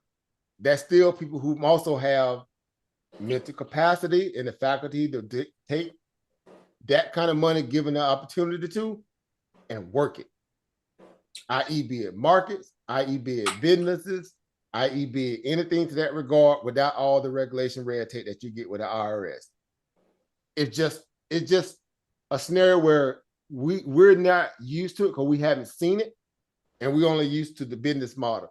We have data to support what they have looked at a certain point before we got on that, income tax statement train, which again, at the end of the day, that money is supposed to be used for citizen outreach. Essentially, right. That's your tax dollar is supposed to be. Government takes it, they fill in the gaps where you can't because you're too busy trying to build out your dream. What they've done, at least in my opinion, keep in mind, this is based upon my opinion assessment, they've squandered that opportunity, meaning government. They've squandered it so much now that people don't trust them. So hence people are very comfortable with evading paying taxes because of the fact that they know they're not going to benefit from it one way or the other in the end. At least from their perspective, that's how they're looking at it psychologically, because they've seen how government moves given the ability. They've only grown and got bigger. You got civil service coming in, $150,000, $175,000 base salary. 2 years later, they worth millions of dollars. How? Right. That's what. Yeah. I think that's what my little soft spot is at. Is that if you keep it, you still are lacking resources in those areas. If you get rid of it, you still lacking resources in that area. You still have a dilemma for those areas of the country that get stuck with that has a lack of resources, or are stuck with some type of environmental issue that's caused them not to have economic growth in their community. And so I think that some of the conversation when they're revamping needs to go to, like, how do you get government, if you downsize government, or if government stays the same, how do you get them, or how do you reinforce that what you are taking from maybe international charity and do put back into the communities that are going to lack, because the rural areas are going to suffer.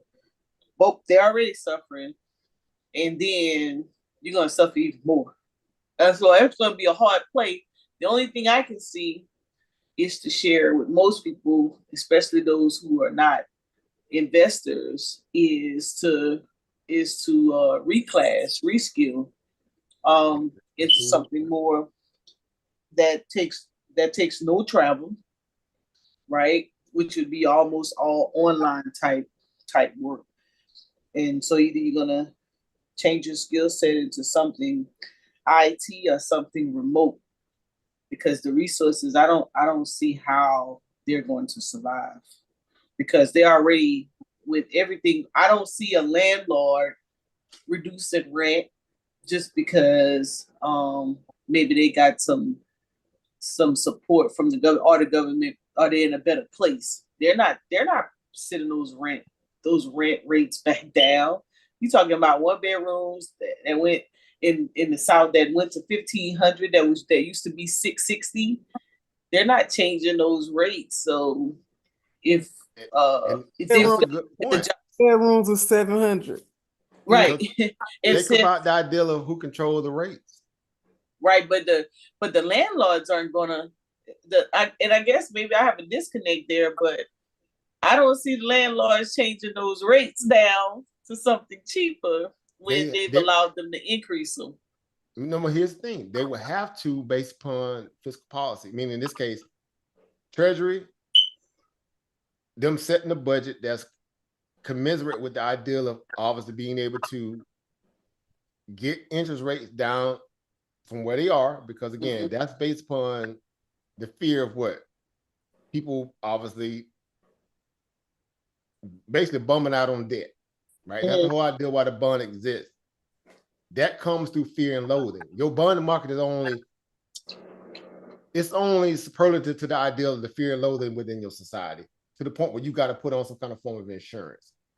So rates will rise on the account of debt, or bad policy from government, where they're not seeing the money being equitably put around, where the citizenry don't feel like they got to, rob, steal, and kill to survive.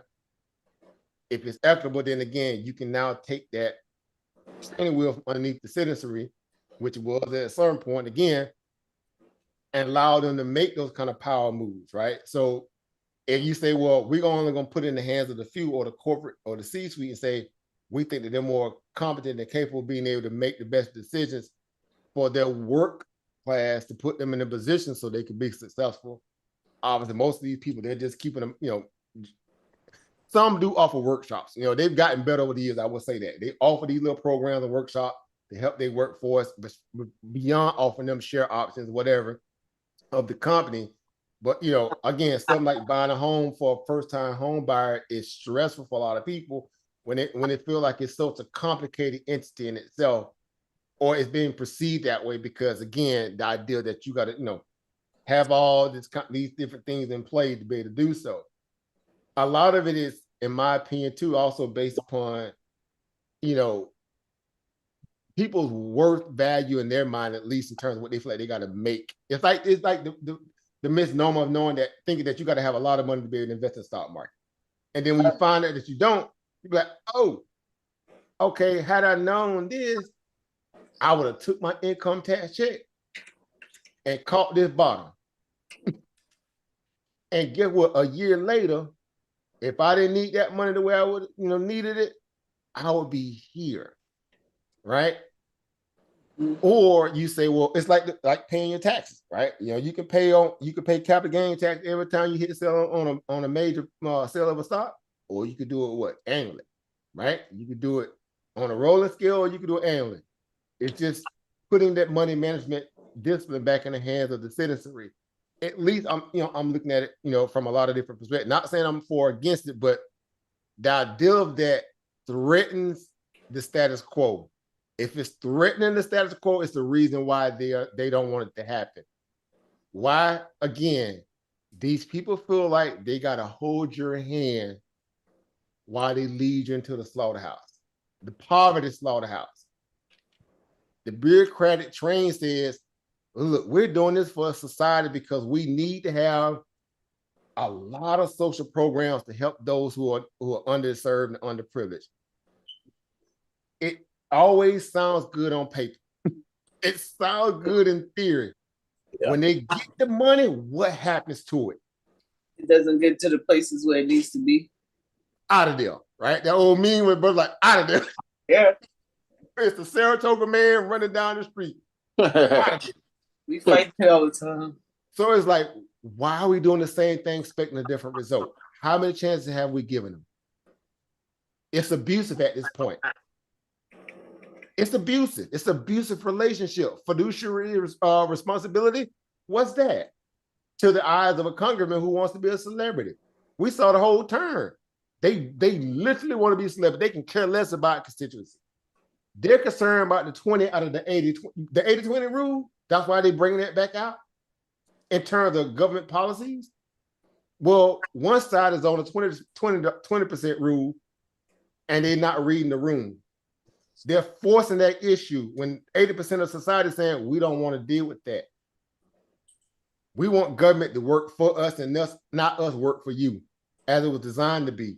We at a pinnacle point in society where that balance is now starting to swing back. We starting to get some level of equilibrium. Whether it happens or not, this is the experiment that people have been waiting on. Again, good, bad, and different. This is what they're looking at. And they submitted it through a form of protest, be it that of a vote. Ultimately, in the end, if you tell people, look, I'm trying to remove away the excess value of what? Overly what? Taxation. Who said, what's the saying goes? Over taxation without what? Proper what? Representation. Representation. That's chaos. Representation. That's for sure. Where's we all adults on here. I know y'all like me. Look, I'm like, where is the representation? They stripping it. They're literally trying to take away. Oh, it hit our steps, Kiana. I'm sure you hearing it. It definitely has hit South Carolina steps.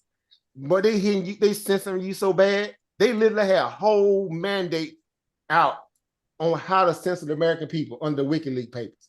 They literally had programs, shadow government programs to censor people just so they can get their propaganda off.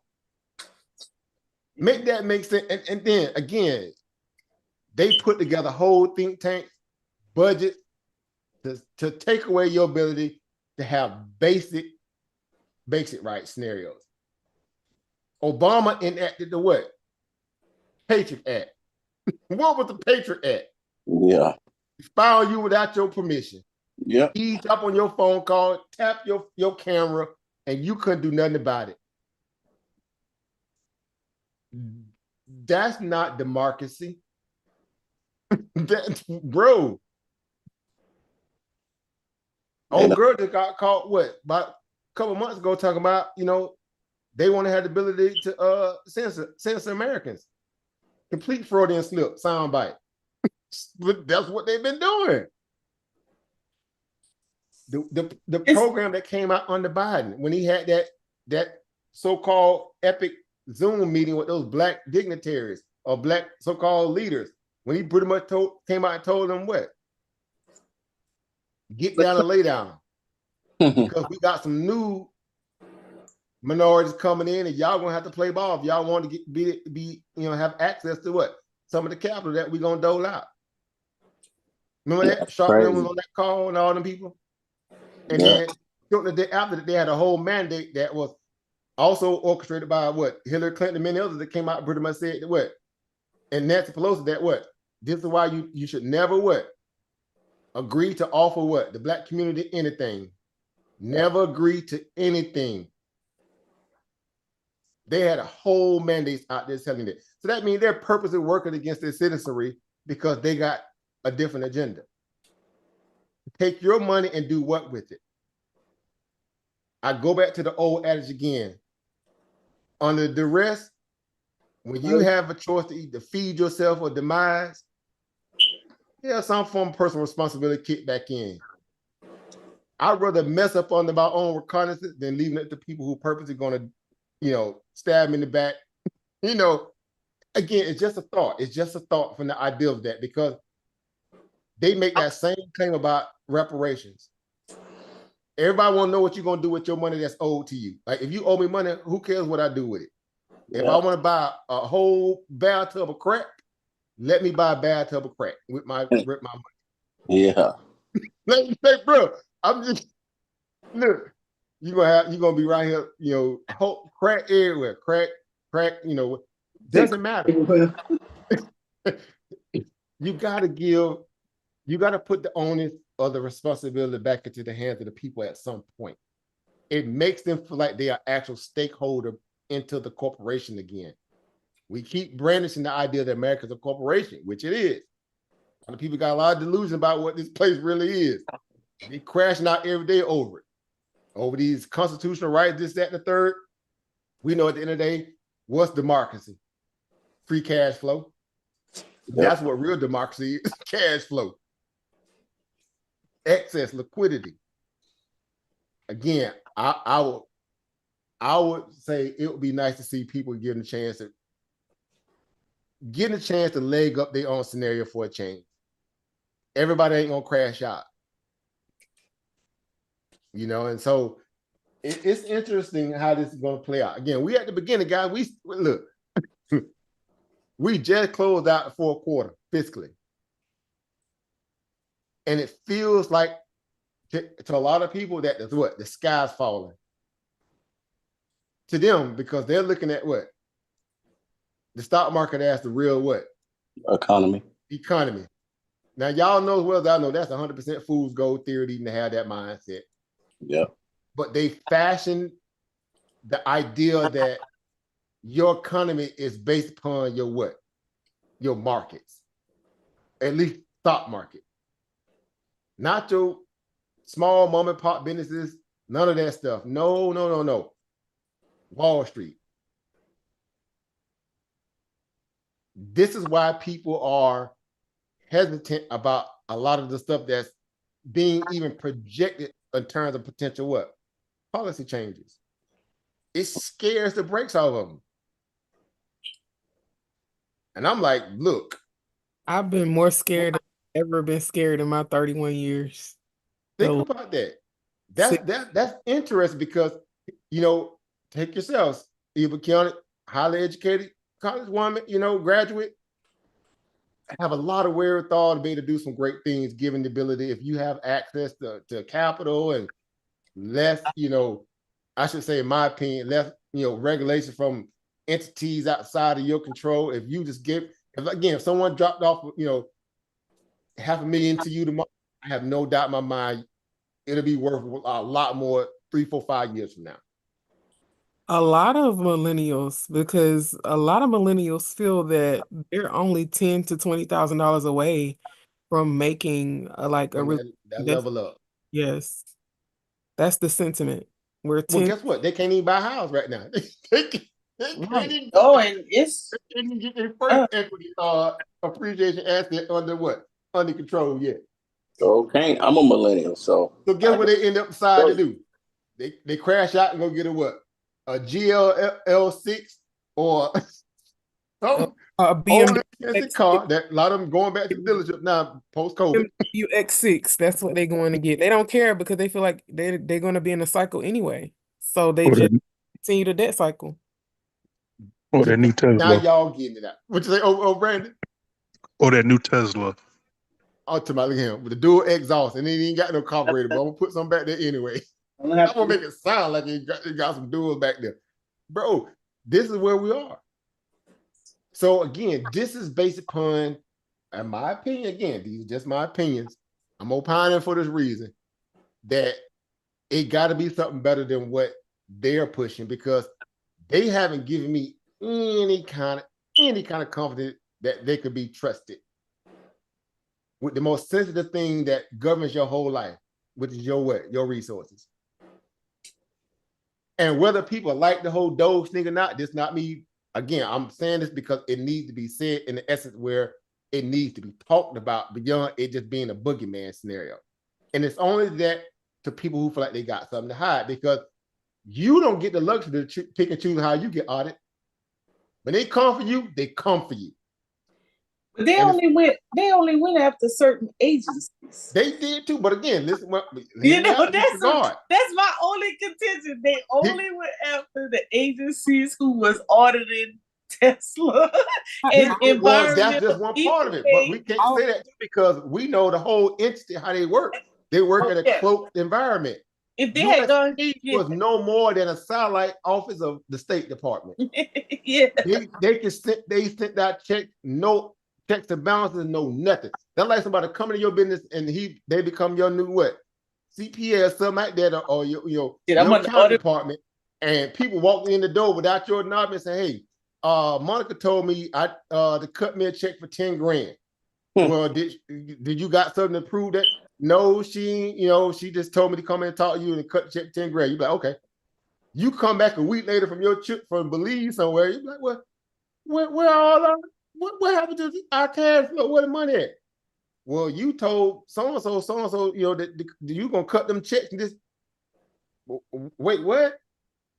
Like, no, we're getting ready to make some power plays with this money. What you mean you gave out the money to so-and-so? These people were willy-nilly with that money. Whether it be, again, good, bad, and different, there's no way nobody that looks at this stuff, the optics alone makes you like look at the people like, you got to be kidding me. When you start thinking about, and let's look at it from this perspective. Look at all the stuff that was fringe that they were spending money on. Y'all already know. I ain't even got to say it. I don't even want to pull up the list. Look at the fringe stuff they were taking taxpayer money and spending it on that had nothing to do with the citizenry. But we've been spending money like that for years, though. But see, that's why you gotta does that make it right? The fact that we've been blowing money like that for so long and no one never stopped to say, it don't make it right. It don't make it right. But what I said is that if they had done all agencies and went through all agencies in that manner, then you got a case. But there's some biases in there, and I thought you should have went through every. I was an auditor, so I said from day one when I first became an auditor for the state of South Carolina, I said, how are we gonna audit? Wait a minute, you asking me to audit the system, the document of the system that they can manipulate? And this doesn't make no sense. Seems like I should be going back to the source or whatnot. It's a wild goose chase. I always thought that audits, how we audit and what we audit, was a little weird. But in the same sense, when it comes to the feds, I just think that some stuff that they get away with, it wasn't the us's. It's carte blanche. It's the idea that you're giving putting the onus on the professional, saying that they're supposed to do right by ethics rules alone, which again, we know that you're dealing with people who have no ethics filter on their aspect of understanding what it is to be a good fiduciary responsible person when it comes to the idea that they can always sweep it under the rug of what we were trying to do something to affect change and it didn't materialize the way we wanted. Why? Because we trusted this agency, that agency, we began to kind of throw a broad net out there to see who would come back with a tangible result.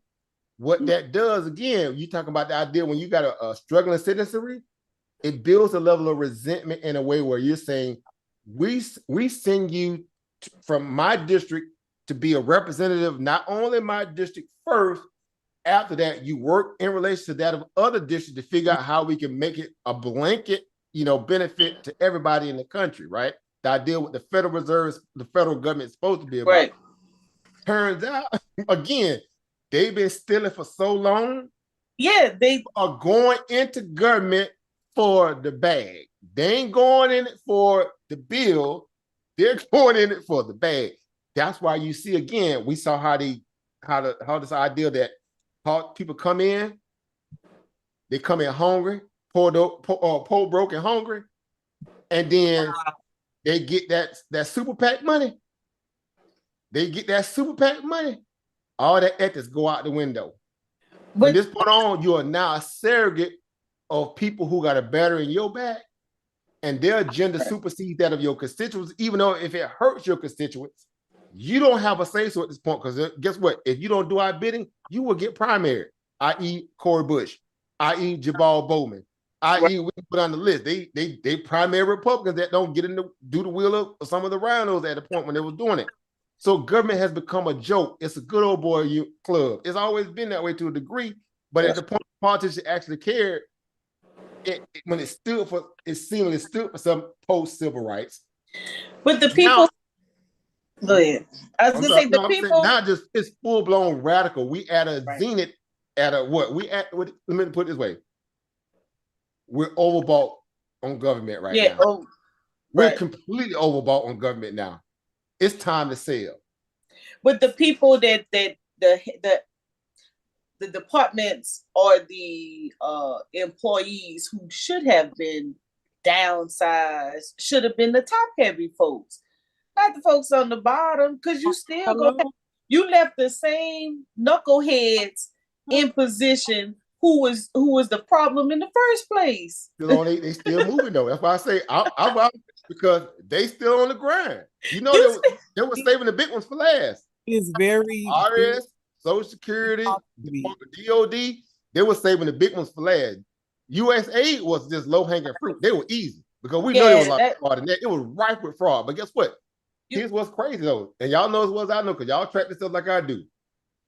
The biggest money payouts was coming through the USAID portal. The most wasteful stuff was coming through that, and see that was attached to. It was attached to. That's why it makes it seem it feels political, because it was attached more to Democratic agendas, more so to the fact that the 20%. Again, I'm going back to the 80-20 rule. Right. The 20% aspect of what the money was going for was not really benefiting the 80%. Again, body politic in terms of the citizenry. It made people feel resentment when they began to see that it was already happening. The conspiracy people are taking victory laps right now. The same way we did with the COVID debacle when we broke that stuff down and people were calling us pseudo and crazy. Turned out we were 100% spot on. We called it to the T, ID down to the lab, everything, the paperwork, everything. Now what's up? People looking back like, okay, interesting. To me, it seems like if you ain't in war, wasting the money in war on the Halliburtons and the MWRs and the General Dynamics and the Florals and all those folks, then you're doing it charitable. So it's like the red and the blue. That's what I say. The red and the blue. That's a good point. I'm happy you brought it up too, Sister Martha. Guess what? Yeah.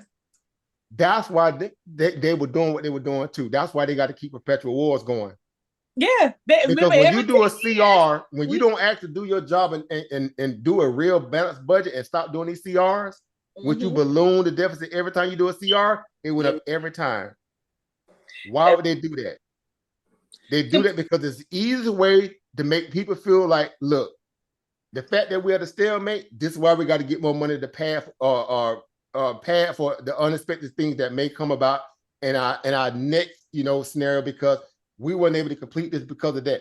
It's the biggest, again, I'll say this again in no uncertain terms, it's the biggest grift on the planet when you think about it in terms of how they've mismanaged people's money for now going on decades. They have become so comfortable to the fact that they know that people are subjected to the idea that they have no oversight community beyond that of the people who go to Washington for them, that they already stuck between a rock and a hard place. So at the end of the day, if they won't do their job, who else going to enforce it? You know how long case law moved through Supreme Court?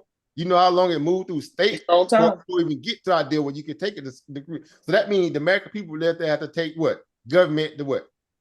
The trial. To court. And there's some people who have done it. Case law. They're doing it right now. Adversaries and won. Because it was so obvious what they do. It happens every day in immunity courts, you know, over policing and things like that. So again, when I look at the landscape from a financial perspective, given my age and time in the game, I say to myself, you know what? It got to be something better than this. Number one, not so much for the fact for my ethnicity value, where I know we've already been dealt the raw hand. We're watching people come in and leapfrog us and take the benefits that's owed to us. That's number one. The people who are supposed to be our constituents that fed and feed off us like parasites, which are Democrats, who ate good off the value of our suffering, who've yet to give anything back, who put out whole mandate policies telling you outright they did not never promise us anything, so they could turn around and take the ideal of our hopes and dreams and give it and dole out to everybody else for their own special interest. That tells me, number one, that again, the ideal of the political spirit in its most basic tenet is a whole grift at this point. That's why people are falling back to grassroots perspectives now, or they're doing, in their mind, they're doing, okay, we can lift our own self up in our own community by our own, economic prowess or bootstraps, whatever they regard now. It's so bad now where, again, you're seeing whole so-called appointed government, heads now are being hauled off into courts like never before in terms of the level of corruption. And corruption is just another form of what? You're comfortable with your criminality, to the point where you can't bank on that being something that's worthy of putting that much trust, in my opinion, again, this is just my opinion, in the hands of people like that have that kind of disposition when they're showing you a track record of bad fiduciary responsibility. So I'm like, if they willing to try something new, it's the old saying. I come from international market. We had this saying called "bill break bill." This is one of those moments where I think whether it happens or it don't, the optics of it feels like it's shaking up DC. Again, I'm right here in it. DC right now, when I say DC is on edge, guys, believe me when I tell you that. I don't know who else, big money like me. When I say these people are on pins and needles right now, DC is a hot mess right now. They are literally running scared. Houses are going on the markets in crazy numbers. Not so much for the people being laid off, for the fact that they know that a lot of that free money that circle around DC is drying up. They pack it up and getting out of town because they don't want to deal with the fallback or what. It's crazy here. It's that bad. The whole of DC. I'm just saying it's something different. But in I can only talk for what's going on in Carolina.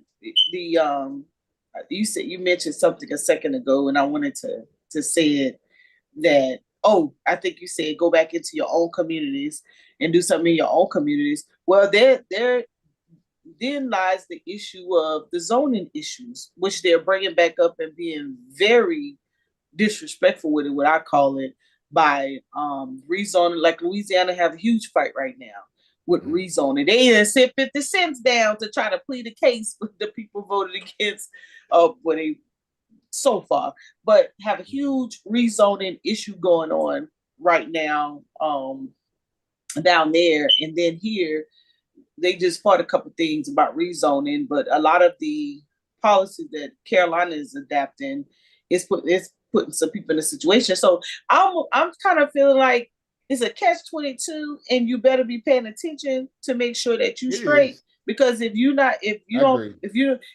two things going on. It's one of what you're talking about, and then it's a 30,000 feet level, and then it's what the boots on the ground. if you don't have some sense of how to move in survivor mode and know what to do on how to get yourself. So I deal with a lot of contractors. So there's a matter of fact, case in point.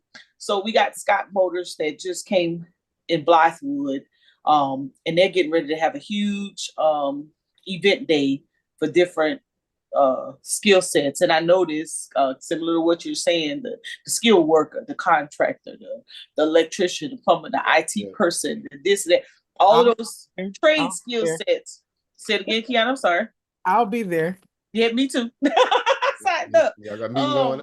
And you know, and then we have another. I just did a facilitators class, learn to be a facilitator in Colorado, and we have a Lower Richland. There's a battery company that's interested in coming because one of the big things right now is energy, more energy, nuclear energy, that kind of thing. And Carolina, we sit in between a fabrication and then the actual nuclear. Is Snyder still down there? Snyder still down there? Yes, Snyder Electric. Yep. I know a couple people that actually work for Snyder. Yeah, Snyder's been there for over 20 years. Yeah, so we're going to. And y'all got a nuclear plant. You say on the other side of Saluda. That's on. Well, I say Saluda, but it's an old nuclear plant down there. Yeah, that's you talking about Savannah River? Mm-hmm. You talking about Savannah River? It's that one. It's a nuclear plant down the other side of Oh, you talking about Westinghouse Fabrication? It's down there and down there by. It's not that far from Augusta. Oh, that's Savannah River. Mm-hmm. Savannah River plant. It's out there, but yeah, another annex of it. Yeah, I know what you're talking about. So there's huge conversations, big conversations, and then another conversation that's going on is about extreme heat, right? And how extreme heat is destroying crops, which in turn droughts, things of that nature, and the type of food that it's being able to produce. So we went to this facilitators training to learn to be a facilitator, to facilitate the conversation around one, decrease in federal funding for rural areas, two, the corporate fiscal responsibility based on the battery company that is here. And although Scott is on the other side, it's just a conversation of they're getting ready to do a whole lot of economic development in that area. And the people have to know how they will either one benefit or two, you're gonna end up moving out, or they're gonna eminent domain you with all that lane that's available, that's out there. And then the third is based on the fact that a lot of farmers that were getting, what we're calling a lot of the pork money or the funding to sustain, how that money is not going to be available. So, how to repurpose that land for their benefit. So it's going to be interesting. So kind of like on both sides of the spectrum, one, I definitely understand what you're saying. And then two, the responsibility to share and kind of give some people some insight on, hey, you might want to start thinking about this if you haven't already. So like we're doing cybersecurity classes that started on Monday, give people a different skill set, the young adults, those 17, 18-year-olds. Yeah, our senator already told us, he said, I don't know why y'all trying to send these kids to college. One night you better be getting, we about to start some apprenticeship training again. Yep. You need to get them into IT training STEM. We got Baba Ami. We get ready to connect with Baba Abi. He's doing a drone class with some of the youth this summer. So I'm thinking, when I'm listening to you, I'm thinking about, okay, because it's not just me. I got, we got family, got immediate friends. Like, I can't take care of everybody. Y'all sure can't come stay with me. So I'm going to have to train some folks. You know, old school me around with the blankets all over the place. Yes. All over the floor. Hey, we were just talking about that. Like, I remember growing up, y'all acting like y'all got to have your own room, man. I remember growing up, hey, 2 bunk beds 4 or 5 in the bed, the rest of them on the floors and the couches and everything else. But Joker, he fell asleep and doggone in a down the room chair. All night he wrecked, but like the eyes closed, he sleep. And don't let one of them pee the bed. Oh my God. Oh man. My God, Key, don't you? That's like throwing a grenade in a grenade in the whole spot. Yes. Anyways, I just wanted to say that little rant. It's kind of like a 2-edged sword for me. I'll be kind of like, it is. And see, that's why I say I see it from all aspects, because keep in mind, I'm of the mindset of seeing people have access, and it got to the point where, in my opinion, again, I'm just looking at it from a place where, I mean, keep in mind, like Maxine Waters sit on the finance committee, right? She's very, very responsible for doling out grants. And again, I will say this: it's so bad where, goodness, man, it's wrong people in the most important positions that taints it in a way where it can't have the level of outreach that's necessary for that particular program or agency to exist. So again, if you keep having moments where you don't see the necessary, in my opinion, the stats or the productivity to again, to provide validation for that particular agency, it becomes a thing where, because that's basically, I think that's what Trump is doing too. They're being very, again, very, I don't know, maybe it's, cynical about a lot of it anyway. I think, and that's why they just it's like a wrecking ball perspective. And I know, in my mind, I know why they're doing it. Beyond it, also making it seem like it's political too. They're saying, okay, the American people is not, at least not all, they're not going to really get mad if we take a wrecking ball to this stuff. And if we keep saying we're doing this for the American people, whether it be good, bad, and different, if they're seeing some of the stuff that they were already harboring resentment from in terms of how government has abandoned the citizenry in a lot of ways, and they keep doing all this window dressing and saying that they're doing stuff and they're not doing it, the optics of it alone gives us enough ability to see what's really there. If they're trying to free up money for tax cuts, because that's basically what they're also doing too. They're trying to free up money for these tax cuts. I get it. Because if not, you're going to have to do one or two things. Again, we understand base level, financial, knowledge in terms of how productivity, and you got to have gainful employed, citizenry to help GDP. Again, it had got so bad where GDP was only being carried by government. That is a problem. You got 350 million people here, and it's being carried by government. That means you are not running your place or your business properly. Your managerial, your C-suite should not be bigger in terms of output than your labor force. And again, that's a problem with that's a problem with the standards at DOL. There's two different standards of private industry gets to pay the bottom of the bottom, and federal government pays almost double that. It's a mixture of both. Again, we talk about that deal when I was looking at the Doge team when they had that sit down with Buddy them. I think it was one of them guys from Fox, because they added on their channel. I'm gonna watch, I watch everything. I don't be caring about all this stuff.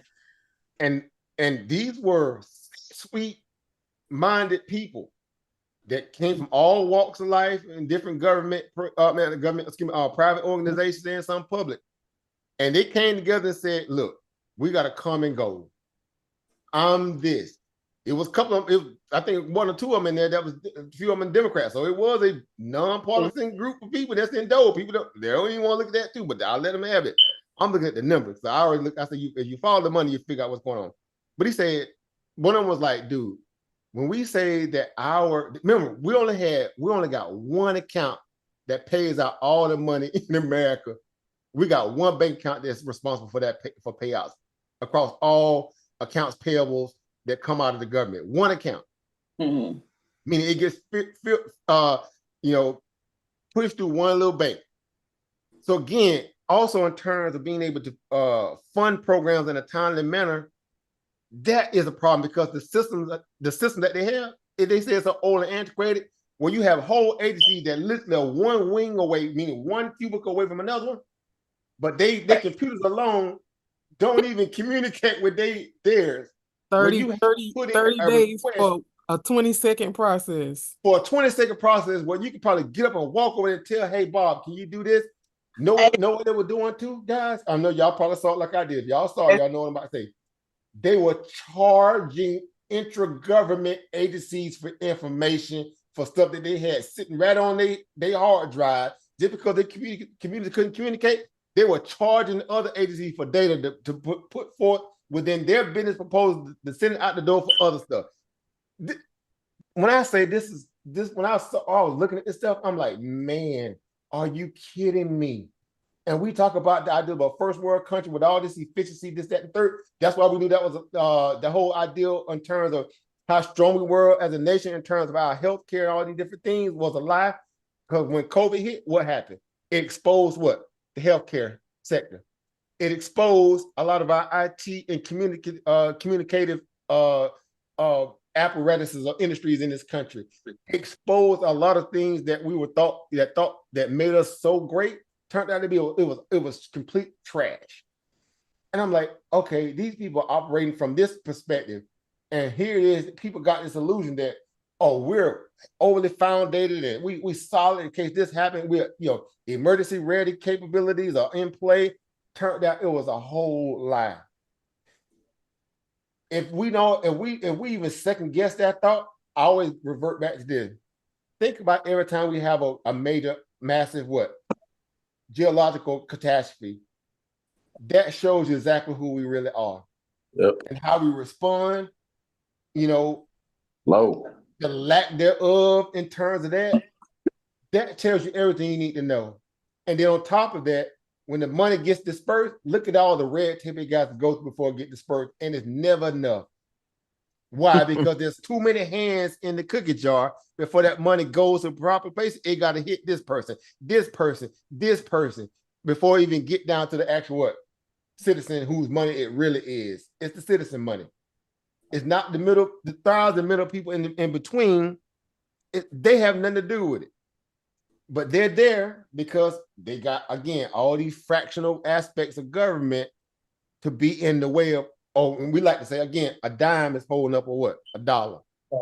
It's unforgivable what happened in Hawaii. They still ain't rectified to this day. It's unforgivable, even more so now what happened with Hurricane Helene. That still ain't even rectified today. Well, Kentucky and Tennessee just flooded out, didn't it? Think about that. And they had what? Billions of dollars to give to people who hopped the fence yesterday and put them in 5-star hotel, pay their rent, give them money for cars, give them all these special privileges, overload the court systems with the muni bonds go up now because you got all these people breaking the law, but they are getting released right back out. So there's no accountability. It became the wild, wild west of whatever. So I'm saying to myself, people have been paying to their systems, meaning they local systems, for years. And when they felt like they needed a chance to reap the benefit of what that would look like if they ever went through something and it was not there, you can imagine what them people felt like. And I wasn't, again, whatever. We if you know somebody, just seen it for yourself from a raw perspective, it made you feel some kind of way, like, dude, what was y'all doing with all the money?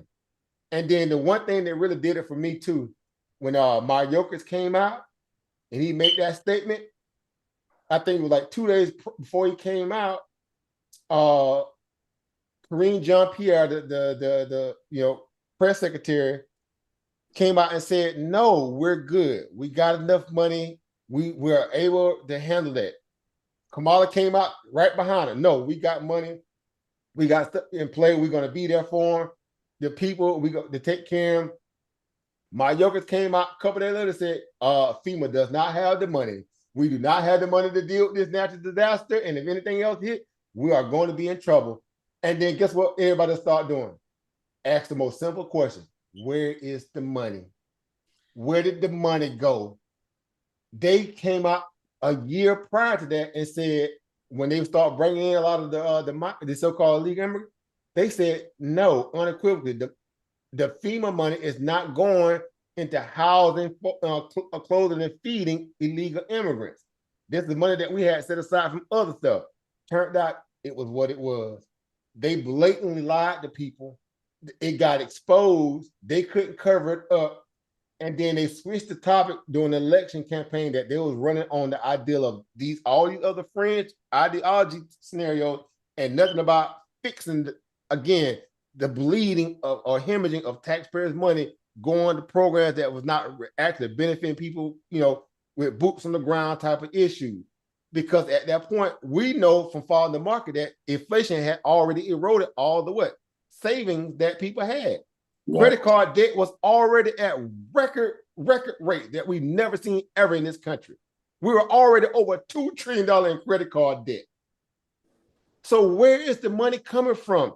If the wages ain't increasing, if the inflation is already hitting across the head, if job growth is based upon how many jobs you need to have, as opposed to one job being able to carry you, we were at a breaking point. And the market's sitting at what? All-time highs. Print.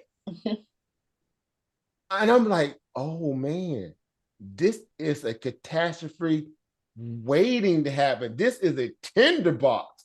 This is one thing happens, the whole house of cards is going bye-bye. So again, if I'm looking at it objectively, I'm saying, okay, I'm neutral in this. I don't care about politics no more than the fact that how it affects my money. It may have some collateral damage to people that I love that may be in the down line of understand they subject to government because they don't have the wherewithal to back themselves out of this corner financially and they tied to it. But guess what? If something doesn't change, it's going to implode in the worst way, in some other way, form, or fashion. And it may be a lot worse than someone stopping the bleed, or the ideal of, technically they're trying to stop the bleeding in a way where it's not going to be like when it happens, because we could not keep operating at this point. The point when we hit over $1 trillion in interest payment on the debt, I knew at that point, in that moment on, we were cooked. Can you give some scenarios of like what could happen if they don't do these proposed things? Well, what they're doing now, and here's where, again, it's not me advocating for it, but I'm saying it from this perspective. At the point where we kept putting the onus on government, because keep in mind, if you've been following even the civics of this country in terms of the branches of government over the last, let's say 30 years, at least 40 years, they've gotten so lazy, guys. They were obfuscating all their so-called congressional duties off to other so-called agencies. So much so that when one agency get overrun with the ideal of doing the work that Congress is supposed to be doing, they turned around and birthed the new satellite agency off that agency to fill the void of the job that they couldn't do with the other agency, as opposed to doing what we consider to be real troubleshooting, stopping the bleeding, the hemorrhaging of that, because now you got to pay more people to do the job that one person's supposed to already do. That same goes, you got one job to do and one job to do only. And they kept outsourcing that. Outsourcing remote sites. And outsourcing to those contractors. Which is good in some cases, because guess what? If you can't do it intergovernment, you do have private people who are capable of doing it. Hence, the idea that if you look at this also, that's a good point. I'm happy y'all brought it up, because if you look at the level of consultants that start hitting government payroll over the last 10, 20 years, it's going to make you throw up. They're retired and just consulting. Not us. Again, the rolling mark, I'm putting it out there because he won a minute. These people are really people who are just in the way of real people who have tangible policy beneficial infrastructure in play, ready to go to work. Case in point, also when that hurricane hit and Katrina, all those people who were doing what they call them, the TC people for people who drive trucks, right? Mm-hmm. They were getting held up by red tape, by satellite government agencies that was in the way of people who were ready to have boots on the ground to go do the work that was needed. It happened again under COVID. You had whole silos of food rotten because it was so much bickering among government people that food was rotting away while they were figuring out how to stop their bureaucratic fighting to let people who had policies, infrastructure in place, layers on them with government, with truckers to get that stuff moved, and they got held up. So much so that the truckers obviously did what? They ended up going on strike. Like, this is how bad it has become, where, again, when government take the approach that they want to become celebrities as opposed to, again, civil servants, you're bound to have a crash out at some point. again, good, bad, and different. This is horrible what's happening when you see people lose work, because you think about it, like what that would be like if it was me. And then I tell myself, I say, you know what?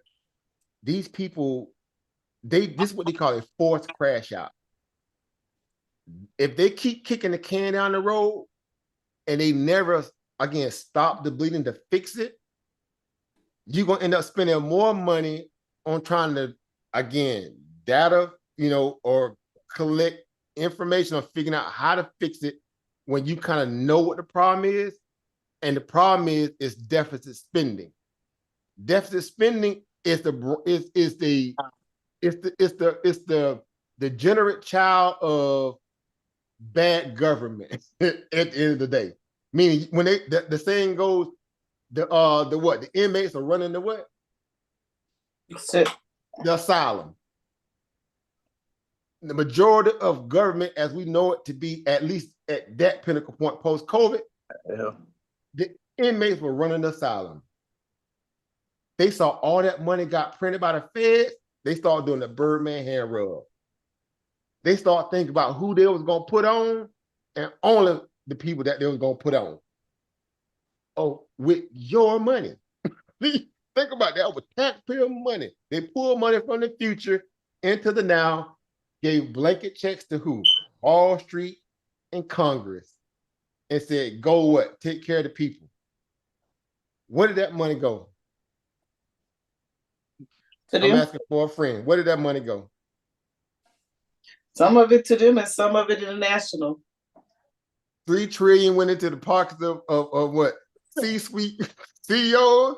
The rest went out the back door. Yep. Some went to them. I'm looking at this like, bro. That's what I'm saying. We always get the short end of the stick, but they're the ones that's all the corruption. Here's what's crazy, because remember we did all them videos during COVID. We went hard body during COVID. We had whole case study videos of how the banking financial system worked. We went through everything. We peeled back the layer of onion on everything. And it was like, man, everybody was coming to the chair like, bro, what is this? Like, bro, this is how they've been operating. It makes them little civic lessons we got out of grade school and even higher learning look like this is Boy Scout, bro. These people are next level sophistication and how they running plays and all in broad daylight. I don't think it's gonna change. I think they just gonna find, like I said, I think they just gonna find a different place to do it in. I don't think it's gonna change. We hit a crucible moment. Let's be honest. We're at a crucible moment right now. The mark once. So it's two things. They say we either save $2 trillion or we put the market into a recession to get the money we want, because we don't want to refinance with our creditors. Once that happens, they're gonna find something to do. They're gonna push that same money back out. It's just gonna go. It seems to me that it's just gonna go towards the initiatives that they want. I'm just having a hard time believing that they're just going to stop. Here's where it gets crazy. And y'all already know this in the back of y'all mind. As the saying goes, in your hearts to hearts, right? We got to go old school with it.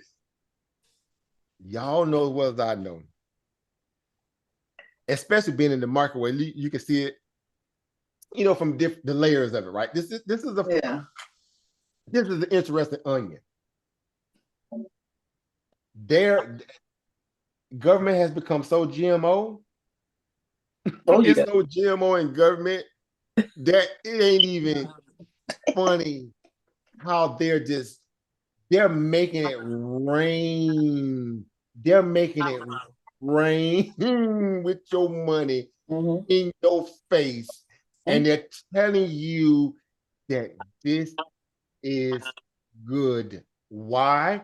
Because if a little bit of money goes to something that actually has a tangible outcome of a policy or plan or agency that was put forth to help people, they will magnify that one little thing like it's the end of the world, while they take the excess of what everything else should follow suit and kind of mimic that blueprint, and they'll take that whole, optics and do something totally different on the back door. Every time. And you like, dude, where the money went? Again, I go back to the clean energy initiative.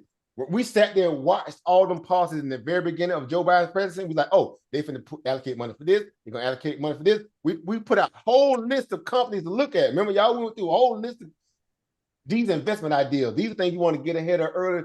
When the presidents come in, they unroll this stuff. This should benefit. This should benefit. This should benefit. And then you start saying, okay, now a lot of the stocks benefited.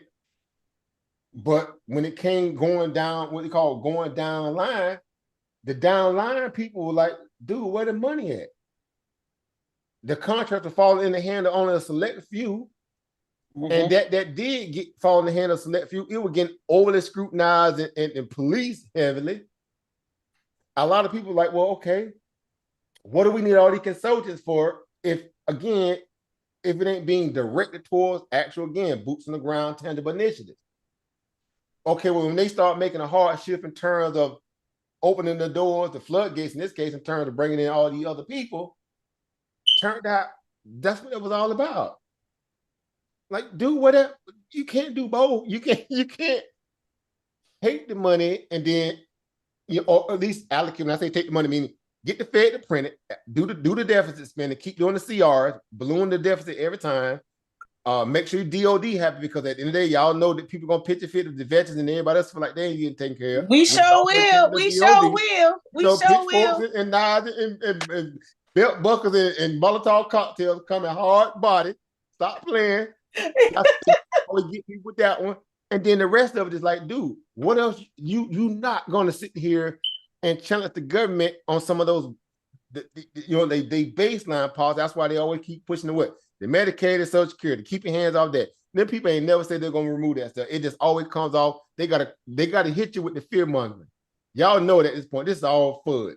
We know what FUD is. Layman person, they don't know what FUD is. They batter in the back anything that they so-called constituency or their particular leader or politician tells them, they roll with it. They do no research. We're not built that way over here. We understand source up and shut up because we can track the money. We're sitting there again watching stock market going up. We keep seeing them touting the ideal that inflation is coming down, and we're sitting there watching them saying that, guess what? Everything is what? Going as according to plan. Like, dude, we just had 18% real inflation. Y'all called it 9%. We had 2 quarters of negative GDP growth and 2 quarters, and it was a recession. Y'all said it wasn't because of a technicality. They moved the goalposts in real time, and we watched them do it. Smart people who've been around for a long time said, bro, that's a recession. You need to let it happen because that's the only way you're going to fix inflation. Oh, no, this is not. Cut the printer on, Jay Powell. Backdooring it. Guess how they cut the printer on under high inflation? Y'all remember what they did when they started doing quantitative tightening? What was the other way that you could also do quantitative easing? Bond issue. Oh yeah. Janet Yellen. Bond issues, yeah. I gotta fade away from the microphone. Market with bonds. Another way of quantitative easing. When Brother G.A. Price asked where all the reverse repo money went, it transferred from what? Reverse repo market over to the what? Money market. Money market is another what? Another aspect of the TGA, Treasury General Account. They were double dipping. And then guess who carried the GDP under fake job growth? Government. Remember they lied, overestimated over 1 million jobs in 2024? Yeah. Over 1 million jobs, bro. Somebody would have got fired in the private sector. So when people that got fired, if they made that kind of calculative mistake, no one got fired because it was all orchestrated. This is main level fraud, corruption, and abuse of power. Lying to the American people in their face while they were dealing with erosion of their wealth due to inflation, Cost of living still hitting them across the head. Wage increases is not happening at the level to keep up with the pace of inflation. Now you talk about what? No productivity because people not motivated to work. Income down. What the aura or the air of what? Stagflation. And the excuse was, guess what? Guys, you got to give us what? Give us more time. Ain't that something that the politician always ask for? More time? For what? All the time. Yeah. It's enough case study out there for y'all to know what to do. Y'all don't want to do it because guess what? It's easy to kick the can down the road than to do your job when you know you are what? You're safe under the umbrella of what? Using other people's money to experiment with at your, at their behest. They love spending your money. I'm saying if that's what we have to look forward to, I'd rather trust it in the hands of a person who may not know nothing that may can get with somebody. If you put it in their hand, let them figure out what to do with it, maybe. It gotta be better than what y'all doing. Because if not, you gotta do a fire sale and fire everybody and start over from scratch. That's the only alternative. It ain't gonna happen. My point. So y'all see how we as you say, it's a catch-22. Damned if you do, damned if you don't. Somebody ain't gonna like it one way or the other. But guess what has to happen above all things? The bleeding has to stop. And I'm saying the bleeding, y'all know what I mean when I say that. The hemorrhaging of taxpayer money has to stop. We're not going to fund 2 or 3 wars. We're not going to be sending money to, to study, mice having copulations in Europe somewhere. We're not going to be paying for all this stuff when you got Main Street people who paid into this system day in and day out, and a natural disaster hit them. They can't even get need that they want from the government. It's supposed to have money in the coffers to take care of them. Make that make sense. You're going to have full-on scale civil war if you keep that foolishness up. That's where we at. Good, bad, and different, whether you fall in that fold or you don't, but you got to look at this stuff from a psychological disposition. We're good at that. We learn how to read markets, right? Well, get what? We learn how to read our local citizenry the same way, our peers. When people fed up, they fed up. They may not be screaming in the street, screaming, wake up and all this stuff here, but it's there. It's clearly there.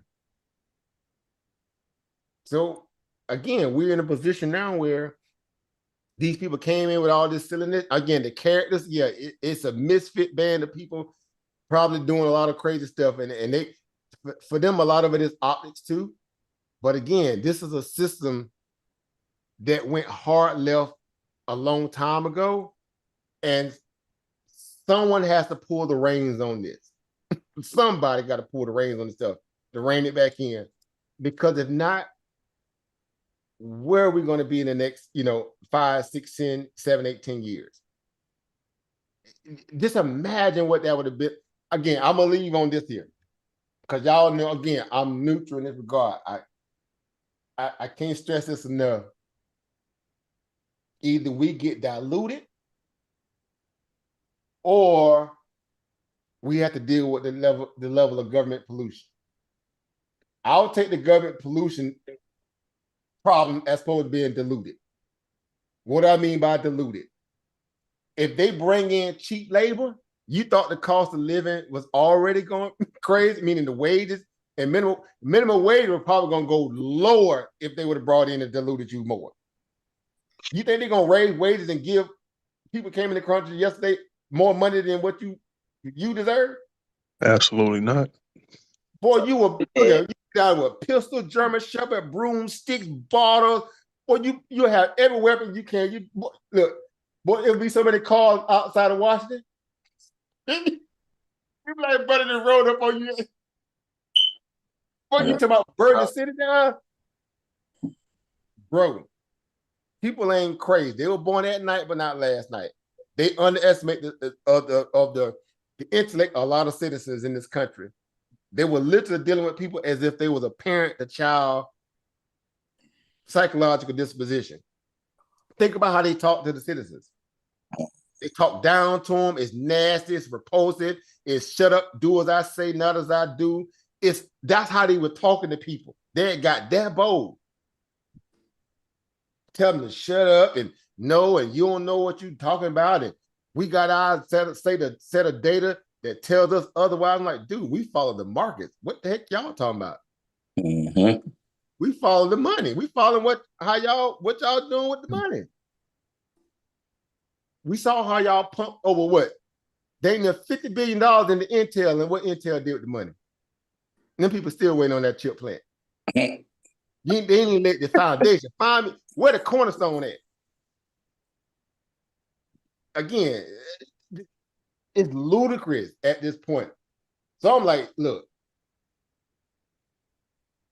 if it's going to take us to shrink government to a degree, again, ain't nobody going to win from this, because if government could do their part, meaning the bipartisan perspective, what nonpartisan perspective, what government's supposed to be about, they hate each other so much. They made it personal. Worst thing politicians can do is look at another branch of government and really take the Hatfield and McCoy approach to doing business with people. They hate each other so much because the ideological rhetoric then overshadowed the ability for them to have adults in the room to say, hey, we got sent here to do the will of the people. I'm not here to measure, just tell you with you. The fact that they got so comfortable that they're not even worried about being primary or kicked out by the constituents lets us know that they feel like, oh, we get our marching order from what? The lobbyists, the people who pay us, the super PAC. They're going to control the crowd. Meaning they're going to control our payout at the end of the day, meaning our voter turnout. Well, that didn't work this last election. It was so bad, it was just crazy. I didn't even expect it to be that bad. I figured it was going to be crazy. I didn't expect it to be that bad. That told me something like, okay, all these people either mad, confused, or it's a sham. Which is it? So if it's a mandate, I'm like, okay, let's see how this is going to play out. Because they mad about something. It wouldn't have went that way if they wasn't mad about something. It was the optics. It hit me one day. I said, you know what? Let's be honest here. I think it really was the optics. People saw how these people were taking their money and giving it to people who had no skin in the game in this country. When people looking around like, man, my mom and dad bled at these factories. My mom and dad soiled in this house or this business, and they went out like this or that. People who had those stories, they start having a real deep introspection look at themselves at their, this thing, America, I thought it was what it was. And they said, okay, what's the dice game role in terms of what it would look like if we kept the same playbook in play, where it was already going, at least on our side, meaning our ethnicity, we saw the play. We like, bro, we used to this. We used to being, shortchanged and lied to and everything else. Like, bro, we used to this. So when it hit other people who weren't used to that, and they start squealing and crying and yelling, we like, we start sipping tea. We like, yep, yes, sir, buddy. So it's happening right now. They're getting hit, and all of us took the what? We doing line dances right now. We like, our name Bennett, and we ain't in it. Y'all have y'all Civil War, because we already know how to work with less. I hate to say it that way, but I got to be 100. That is true. We did not make this, make the rules. We were firebranded underneath it, and we got forced to accept the way it is. But I will say this again, for all our young people who might be listening and watching this, or y'all know someone that's young, you guys have the blueprint to course correct them. Remove any ideology you have, give them nuts and bolts. They need to know how to build. Don't get in the way of their ability to see things in a way that only means, hey, blinders on, focus. This is what you need to do to survive. If it's trade school, let's start preparing you early. If it's, something else, let's provide you the right proper agencies that's going to be consistent and help you get there. But you can't sit around here with losing grandeur in your eye, and you definitely ain't going to college for Western music degrees. That is over. We ain't doing these useless degrees no more. We're not wasting money on that. If it's going to kill your dream now, I better tell it to you early before you make that mistake later. accept it, because society is only going to be as effective as its future leadership. If you ain't giving them nothing to work with, don't get mad when they rebel and come to you with pitchforks later. Or as the saying goes, you get old, you get in that wheelchair, guess what's going to happen? Rush hour traffic, goodbye. Roll you right on out there. Catch all them back tires from an 18-wheeler. Like, bro, we reduced to that now. I hate to say it, but it is what it is. So I end on that, guys. Y'all know what it is. We're gonna keep building. We're gonna figure out ways to get through this as a family, one way or the other. Because I'm gonna say this again: government should not be the end all be all to our wherewithal anyway. We should never raise our kids to look at it that way, and especially as adults, after we know how this system works. A lot of these people, our peers, in terms of our age, and even some of our education level, but you see how ragged they are when they get a chance to get a little piece of power. They throw all their home training out the door to fit in this whole kind of, this, I don't know, club energy. Because that's all Washington is. It's just one big club. Y'all, anytime y'all in DC area think about coming, come. Hey, while I'm still here, come here. Look, I got you. All of them say, I got you. It's a hot mess here. And so I'm just saying, but I'll leave it at that. We know what to do. The market's gonna look, we're gonna get this bag, and we're gonna help many people as we can along the way.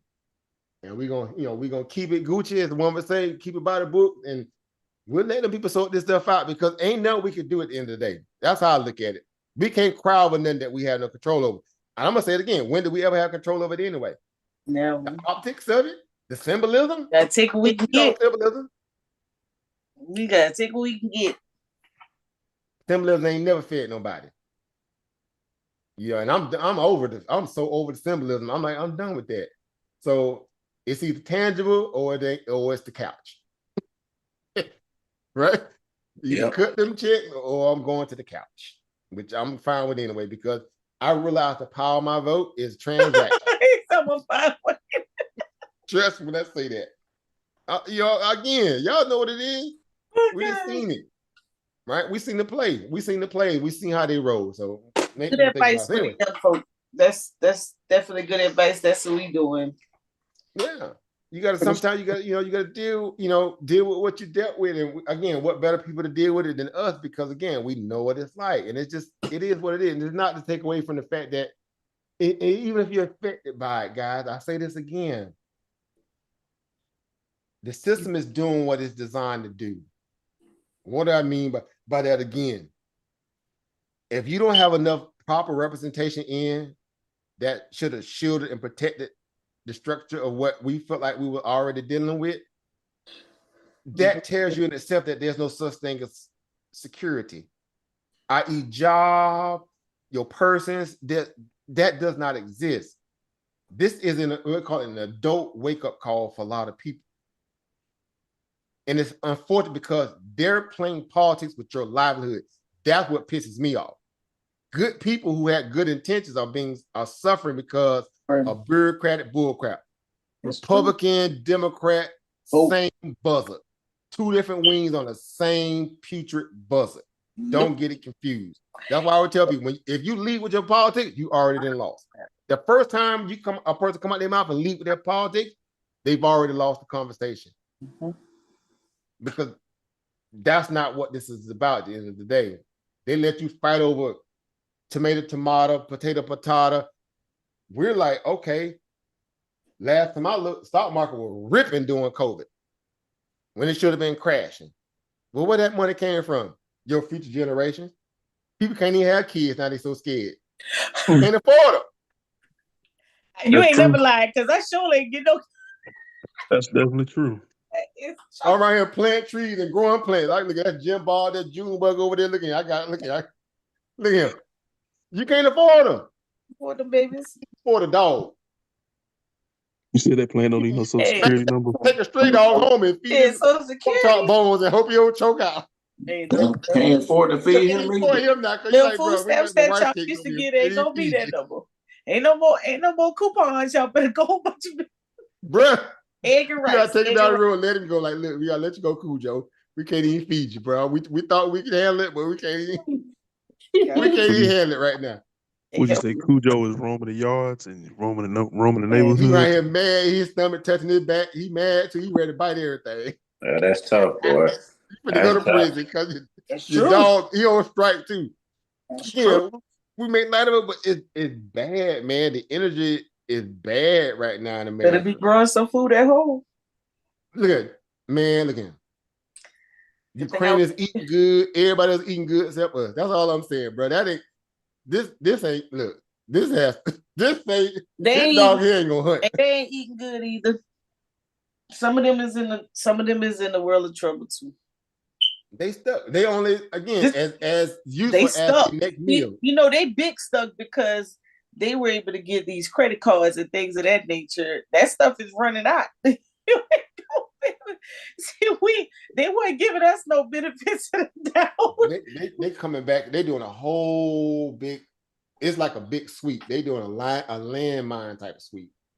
And again, I'm gonna say this again. And I'm following.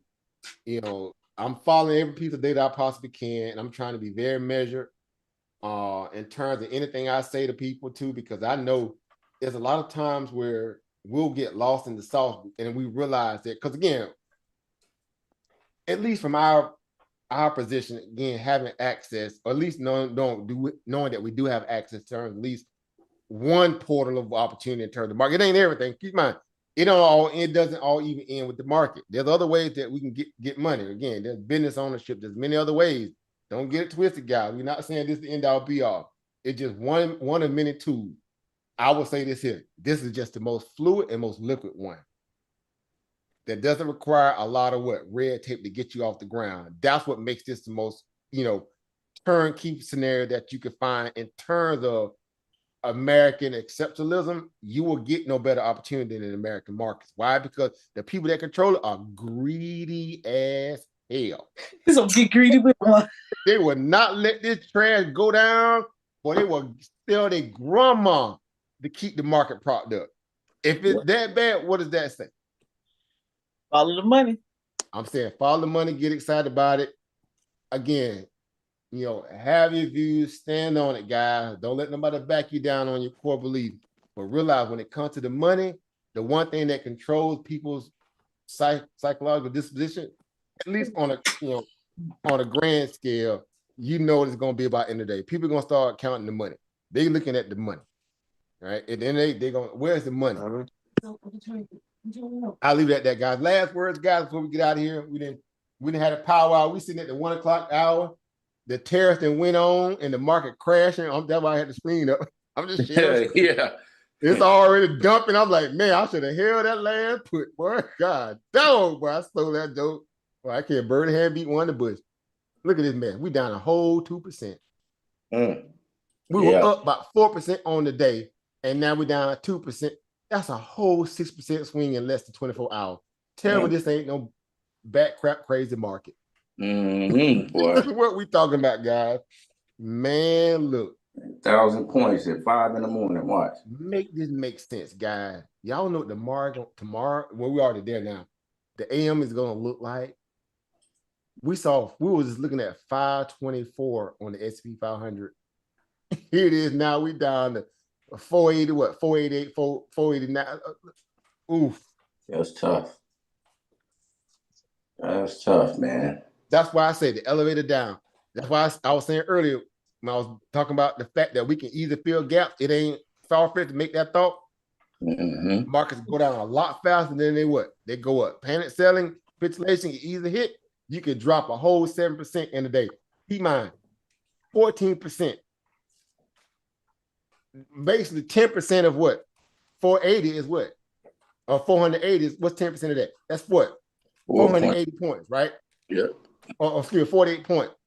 That's basically mean just do 48 subtracted from what? 480, 487 or whatever. What does that give you?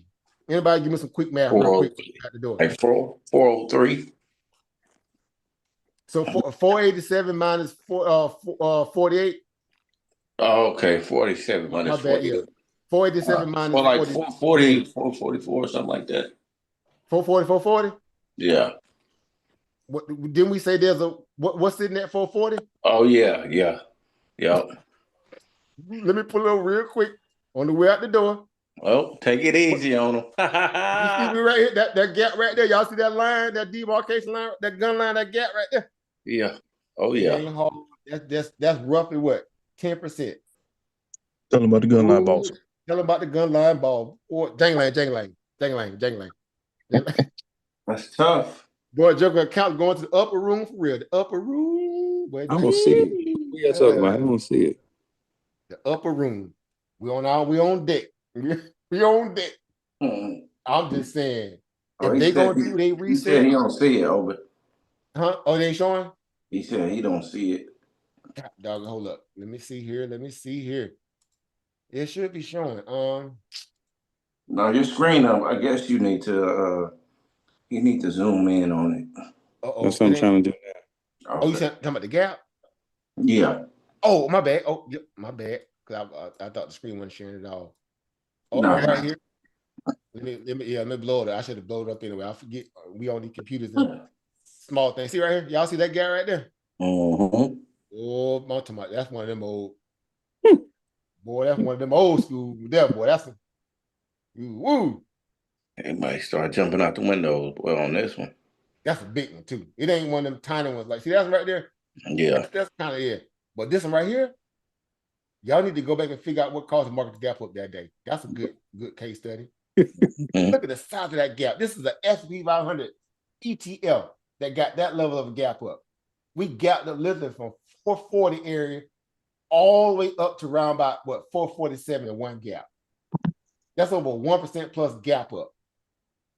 At least in that time frame, doing that. Crazy work, guys. Yeah, that's tough. Right there. Look at that. Air pockets. That's roughly around about, again, 10% away from where we're at right now.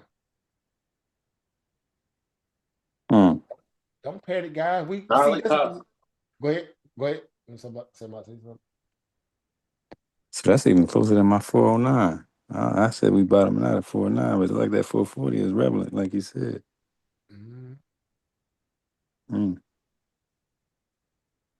It go down a lot faster than it takes for the market to go up. I said, look at this here. All this down here. Small little gap there. It's small, but it's there. Barely, it's there, though. You gotta love this stuff, guys. So you got that 402, right? 402, boy. Let's go. Let it happen. They say you take the escalator up and the elevator down, right? Elevator up and the escalator down. Escalator down, yeah. Okay. So I'm just saying, start building yourself a little war chest. Now y'all see again. I'm gonna end on this. I keep saying I gotta go eat. I ain't ate yet, guys. It's that bad. That's why we keep always stressing the $5 a day theory. Yeah. You don't, even if you can't put away $5 a day, if you even put away $1 a day is how many days in a year? 300 and what? 65. That's $365 in escrow of equitable or income that you can put to work instantly. Exactly. That's why I tell people it's never excuse. If you got a spouse, both of y'all put away $1 a day. That's what 365 times 2. Now imagine if y'all can put away $5 a day. That's $1,800 some odd dollars a year. That's a lot of people mortgage escrow. Some people. That's workable principal money that you can put to work in an asset. Good point. You got to think about these things in a way where you trick yourself into doing the stuff that you're supposed to be doing anyway. As opposed to saying, I'm gonna go buy this so and so. I'm gonna stop and get this bag of chips. You got chips at the house. You got a sandwich you can make at the house. You want to get that old Arby's sandwich. Where's the beef? Right? What it called? Where the beef?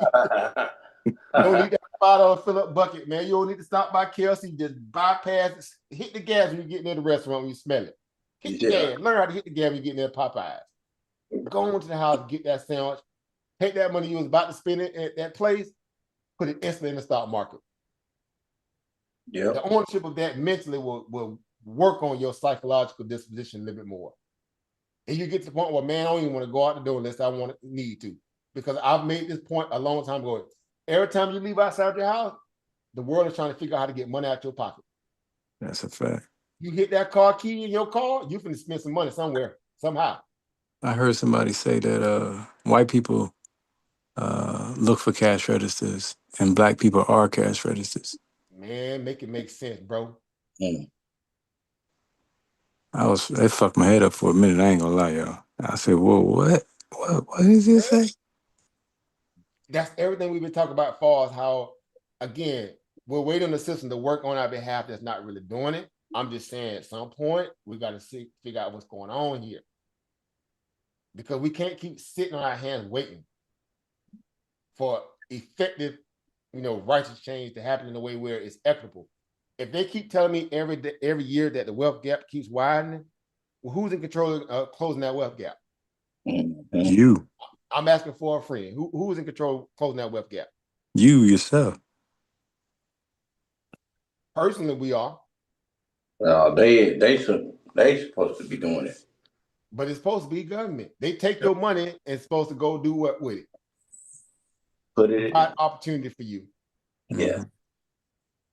I'm looking around. I'm doing whole deep dives in terms of job growth, the quality of jobs. The quality of jobs in America are trash without a certain level of debt, meaning education. You got to go into major debt to get some form of opportunity in this country. Outside of that, you got to be smart. Again, the trade schools, right? Being strategic in terms of how you find out what's some good use cases where you can outfit business with, so you can come up that way. It can happen, but these things are not they're exceptions to the rule. They're not the actual rule though. That's the problem. That means everybody else don't have nothing really to look forward to besides what? A job. So real quick, Oba. I know about Robinhood as far as being one of the fintechs that you could save money through. But they charge like 5% a month. And then there's like people like Webull. Webull doesn't charge anything at all. What would you suggest that's a good platform to have an escrow account? Well, again, anything is now, because like I said, that's the great thing about now, because there's so many of them out there now where they're competing for your money, where there's no fees involved.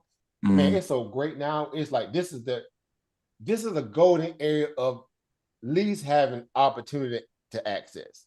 Now, some would say all the good money has already been made. I beg to disagree, because we just witnessed what happened over the last right, post-COVID, right? We watch how they manufacture money.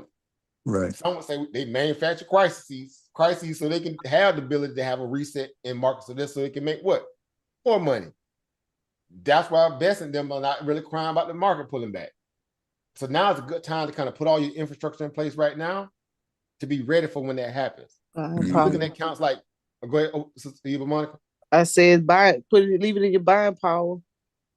Yeah, so you find flush out those accounts like a Webull, possibly check like those Moo and all the other ones who have Acorn Stash, M1.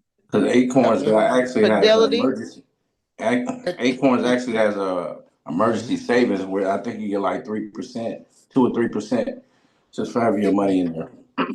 Stash, in terms of you only have to get the pay version stash. They still charge $1 for base transaction stuff, but I mean, I can pay that little $1 a month. I ain't gonna cry.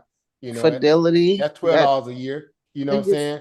$75 Fidelity. Yeah, it depends on your use case, but there's so many of them out there that are based at zero fees, so you can really benefit from it, right?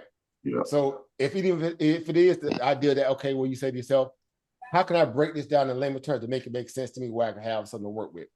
If you can't put away $1 a day, $5 a day, try $1. That's $365. By the time you pay that little $1, even if it's using stash, that's minus $12 at the end of the year. You still grinding. Right off for your taxes. Boom. See, now that's when you see y'all. This is why y'all Voltron. We formed Voltron together. Guess what? Also is great. Y'all know the stock back scenarios are such man, I made, goodness, I need to figure out where to show my, I made a killing in my stash account, Cash App account, and stock back.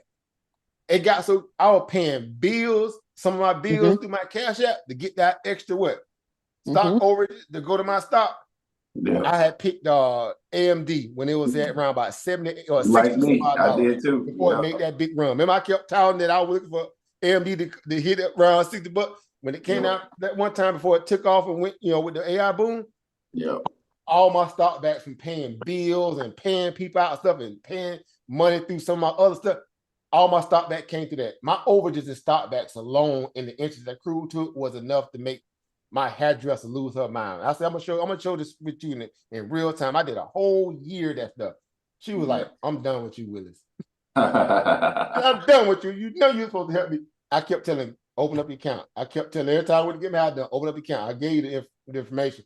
And, you know how people kind of don't do it unless you dare to do it with them. You got to kind of hold their feet to the fire. Yeah. You don't have to do that with y'all because y'all know y'all hungry, but y'all know what it's like. It's like pulling teeth to help people sometimes. They don't see it because, again, they're too busy dealing with the world. That's why we had this whole conversation about that stuff. But once you get into it, you start really figuring out how to cement, some good, ideas in terms of how you would do money if you had a chance to, something to work with. The light bulb comes on. You'll snuff out again or search out those companies like that, that paying out good return. Now they got, again, putting the interest on top of your money now if you want to lend it out under the brokerage account. There's so many ways you can eat through the brokerage account. Again, that's where you can talk about a Roth or IRA accounts where you have to pay, your contributions, no tax. You know what I'm saying? Right. That in itself is a great layup. You just recirculate your profits. You never have to pay taxes on it, at least that regard. So it's just knowing how to play the game. That's all it is. But no, there's a list of them. If I find a few more of them, I'll post them in the group over Jermaine. I know we did a list on this a while back. We post a lot of this kind of stuff like that, especially when they start dropping fees from a lot of these brokerage accounts. We start putting it in the group, like, people put their referral links in there.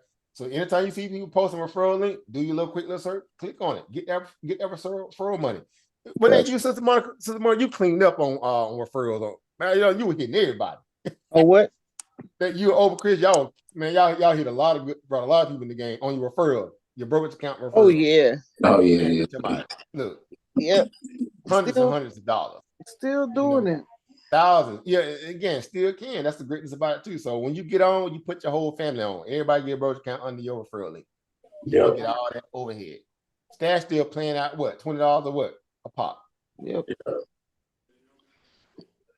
So, again, you can have your whole investment seed based upon just open up a brokerage account and then referring everybody else and not have to put one dime in that account. I've seen it happen. I know several people that done it. And their referrals alone got them well over like $400-500 in seed money from referrals from the company. Yep. And then they took that money and started investing with it. And just like, okay. So it's there. It just, again, being strategic, being resourceful mentally and figuring out what that looks like, when you begin to kind of start putting together your war chest for what the markets may look like, because we don't know how fast it's going to take for this market to do what it's going to do. This tariff war is just at this beginning stage, but guess what? It can also end tomorrow. That's how crazy it is. Everything in this market now is hinging on a tweet or something to that regard. One thing we do know for a fact, China ain't what? They're not Venezuela. They're not Zimbabwe. We know who this war is really about. It's about us and China. If China shows any kind of form of wanting to do something different than what's going to befall these markets over the next, however long it takes for them, to figure out what they're going to do, it's going to send this market through the roof.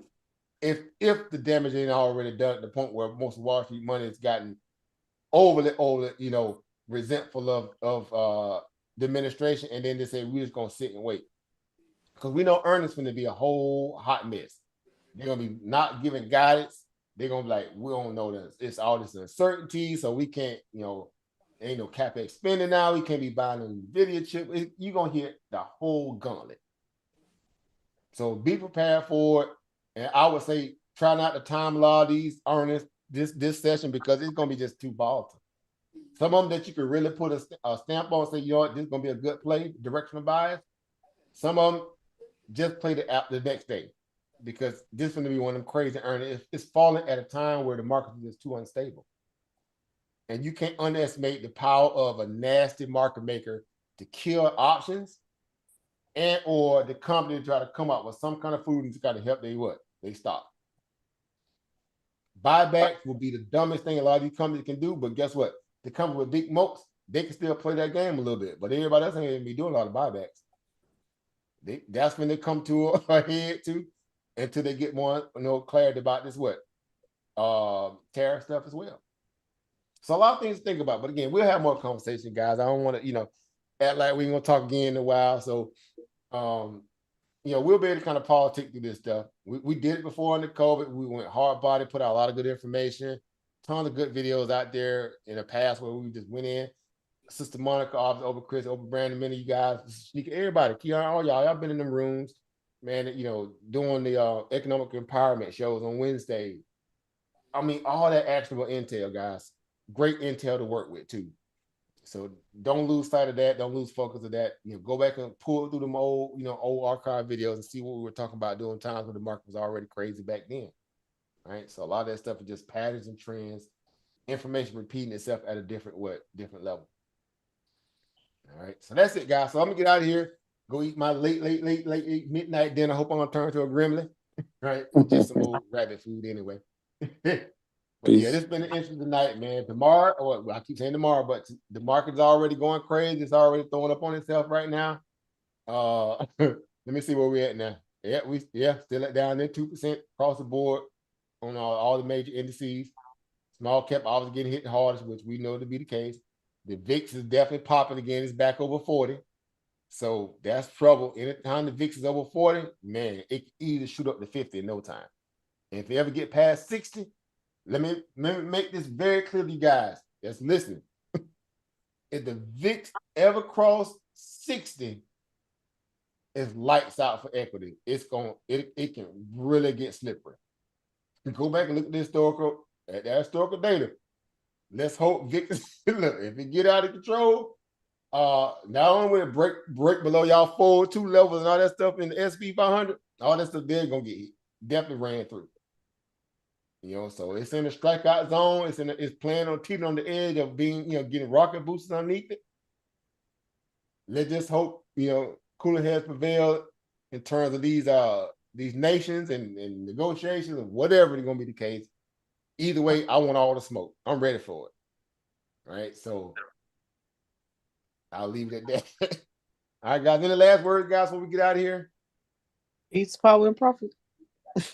Peace, power, and profit. As always, Mr. Lamb, Dr. Lamb, to you guys. Thank you, my sister. Always, we're gonna keep getting it in. Anybody else, guys, before we get out of here? Peace, power, and profit. Like always, Over. Thank you for coming on. That's a fact. Thank you, brother. Gratitude. Man, anytime, man. I love it, man. I love it. You guys, that cash everybody tuning in. Say again, sis. I said we can hit that cash app. Oh man, look, y'all already some lure money. You go fishing. Man, hey, y'all know again. I told you what I've been doing. I'll do doing the down months and again months. See, them little investment they pay out during the winter month where I couldn't go fishing because y'all know I bought the boat, bought a trailer, bought all this stuff. Even upgraded my You got a new boat? One of my vehicles. Yeah, upgrade one of my vehicles. Well, 2 vehicles actually. Bought 2 new ones. But I was just buying all kind of fishing baits and I was just loading up during the winter month. I thought I got whole boxes of this.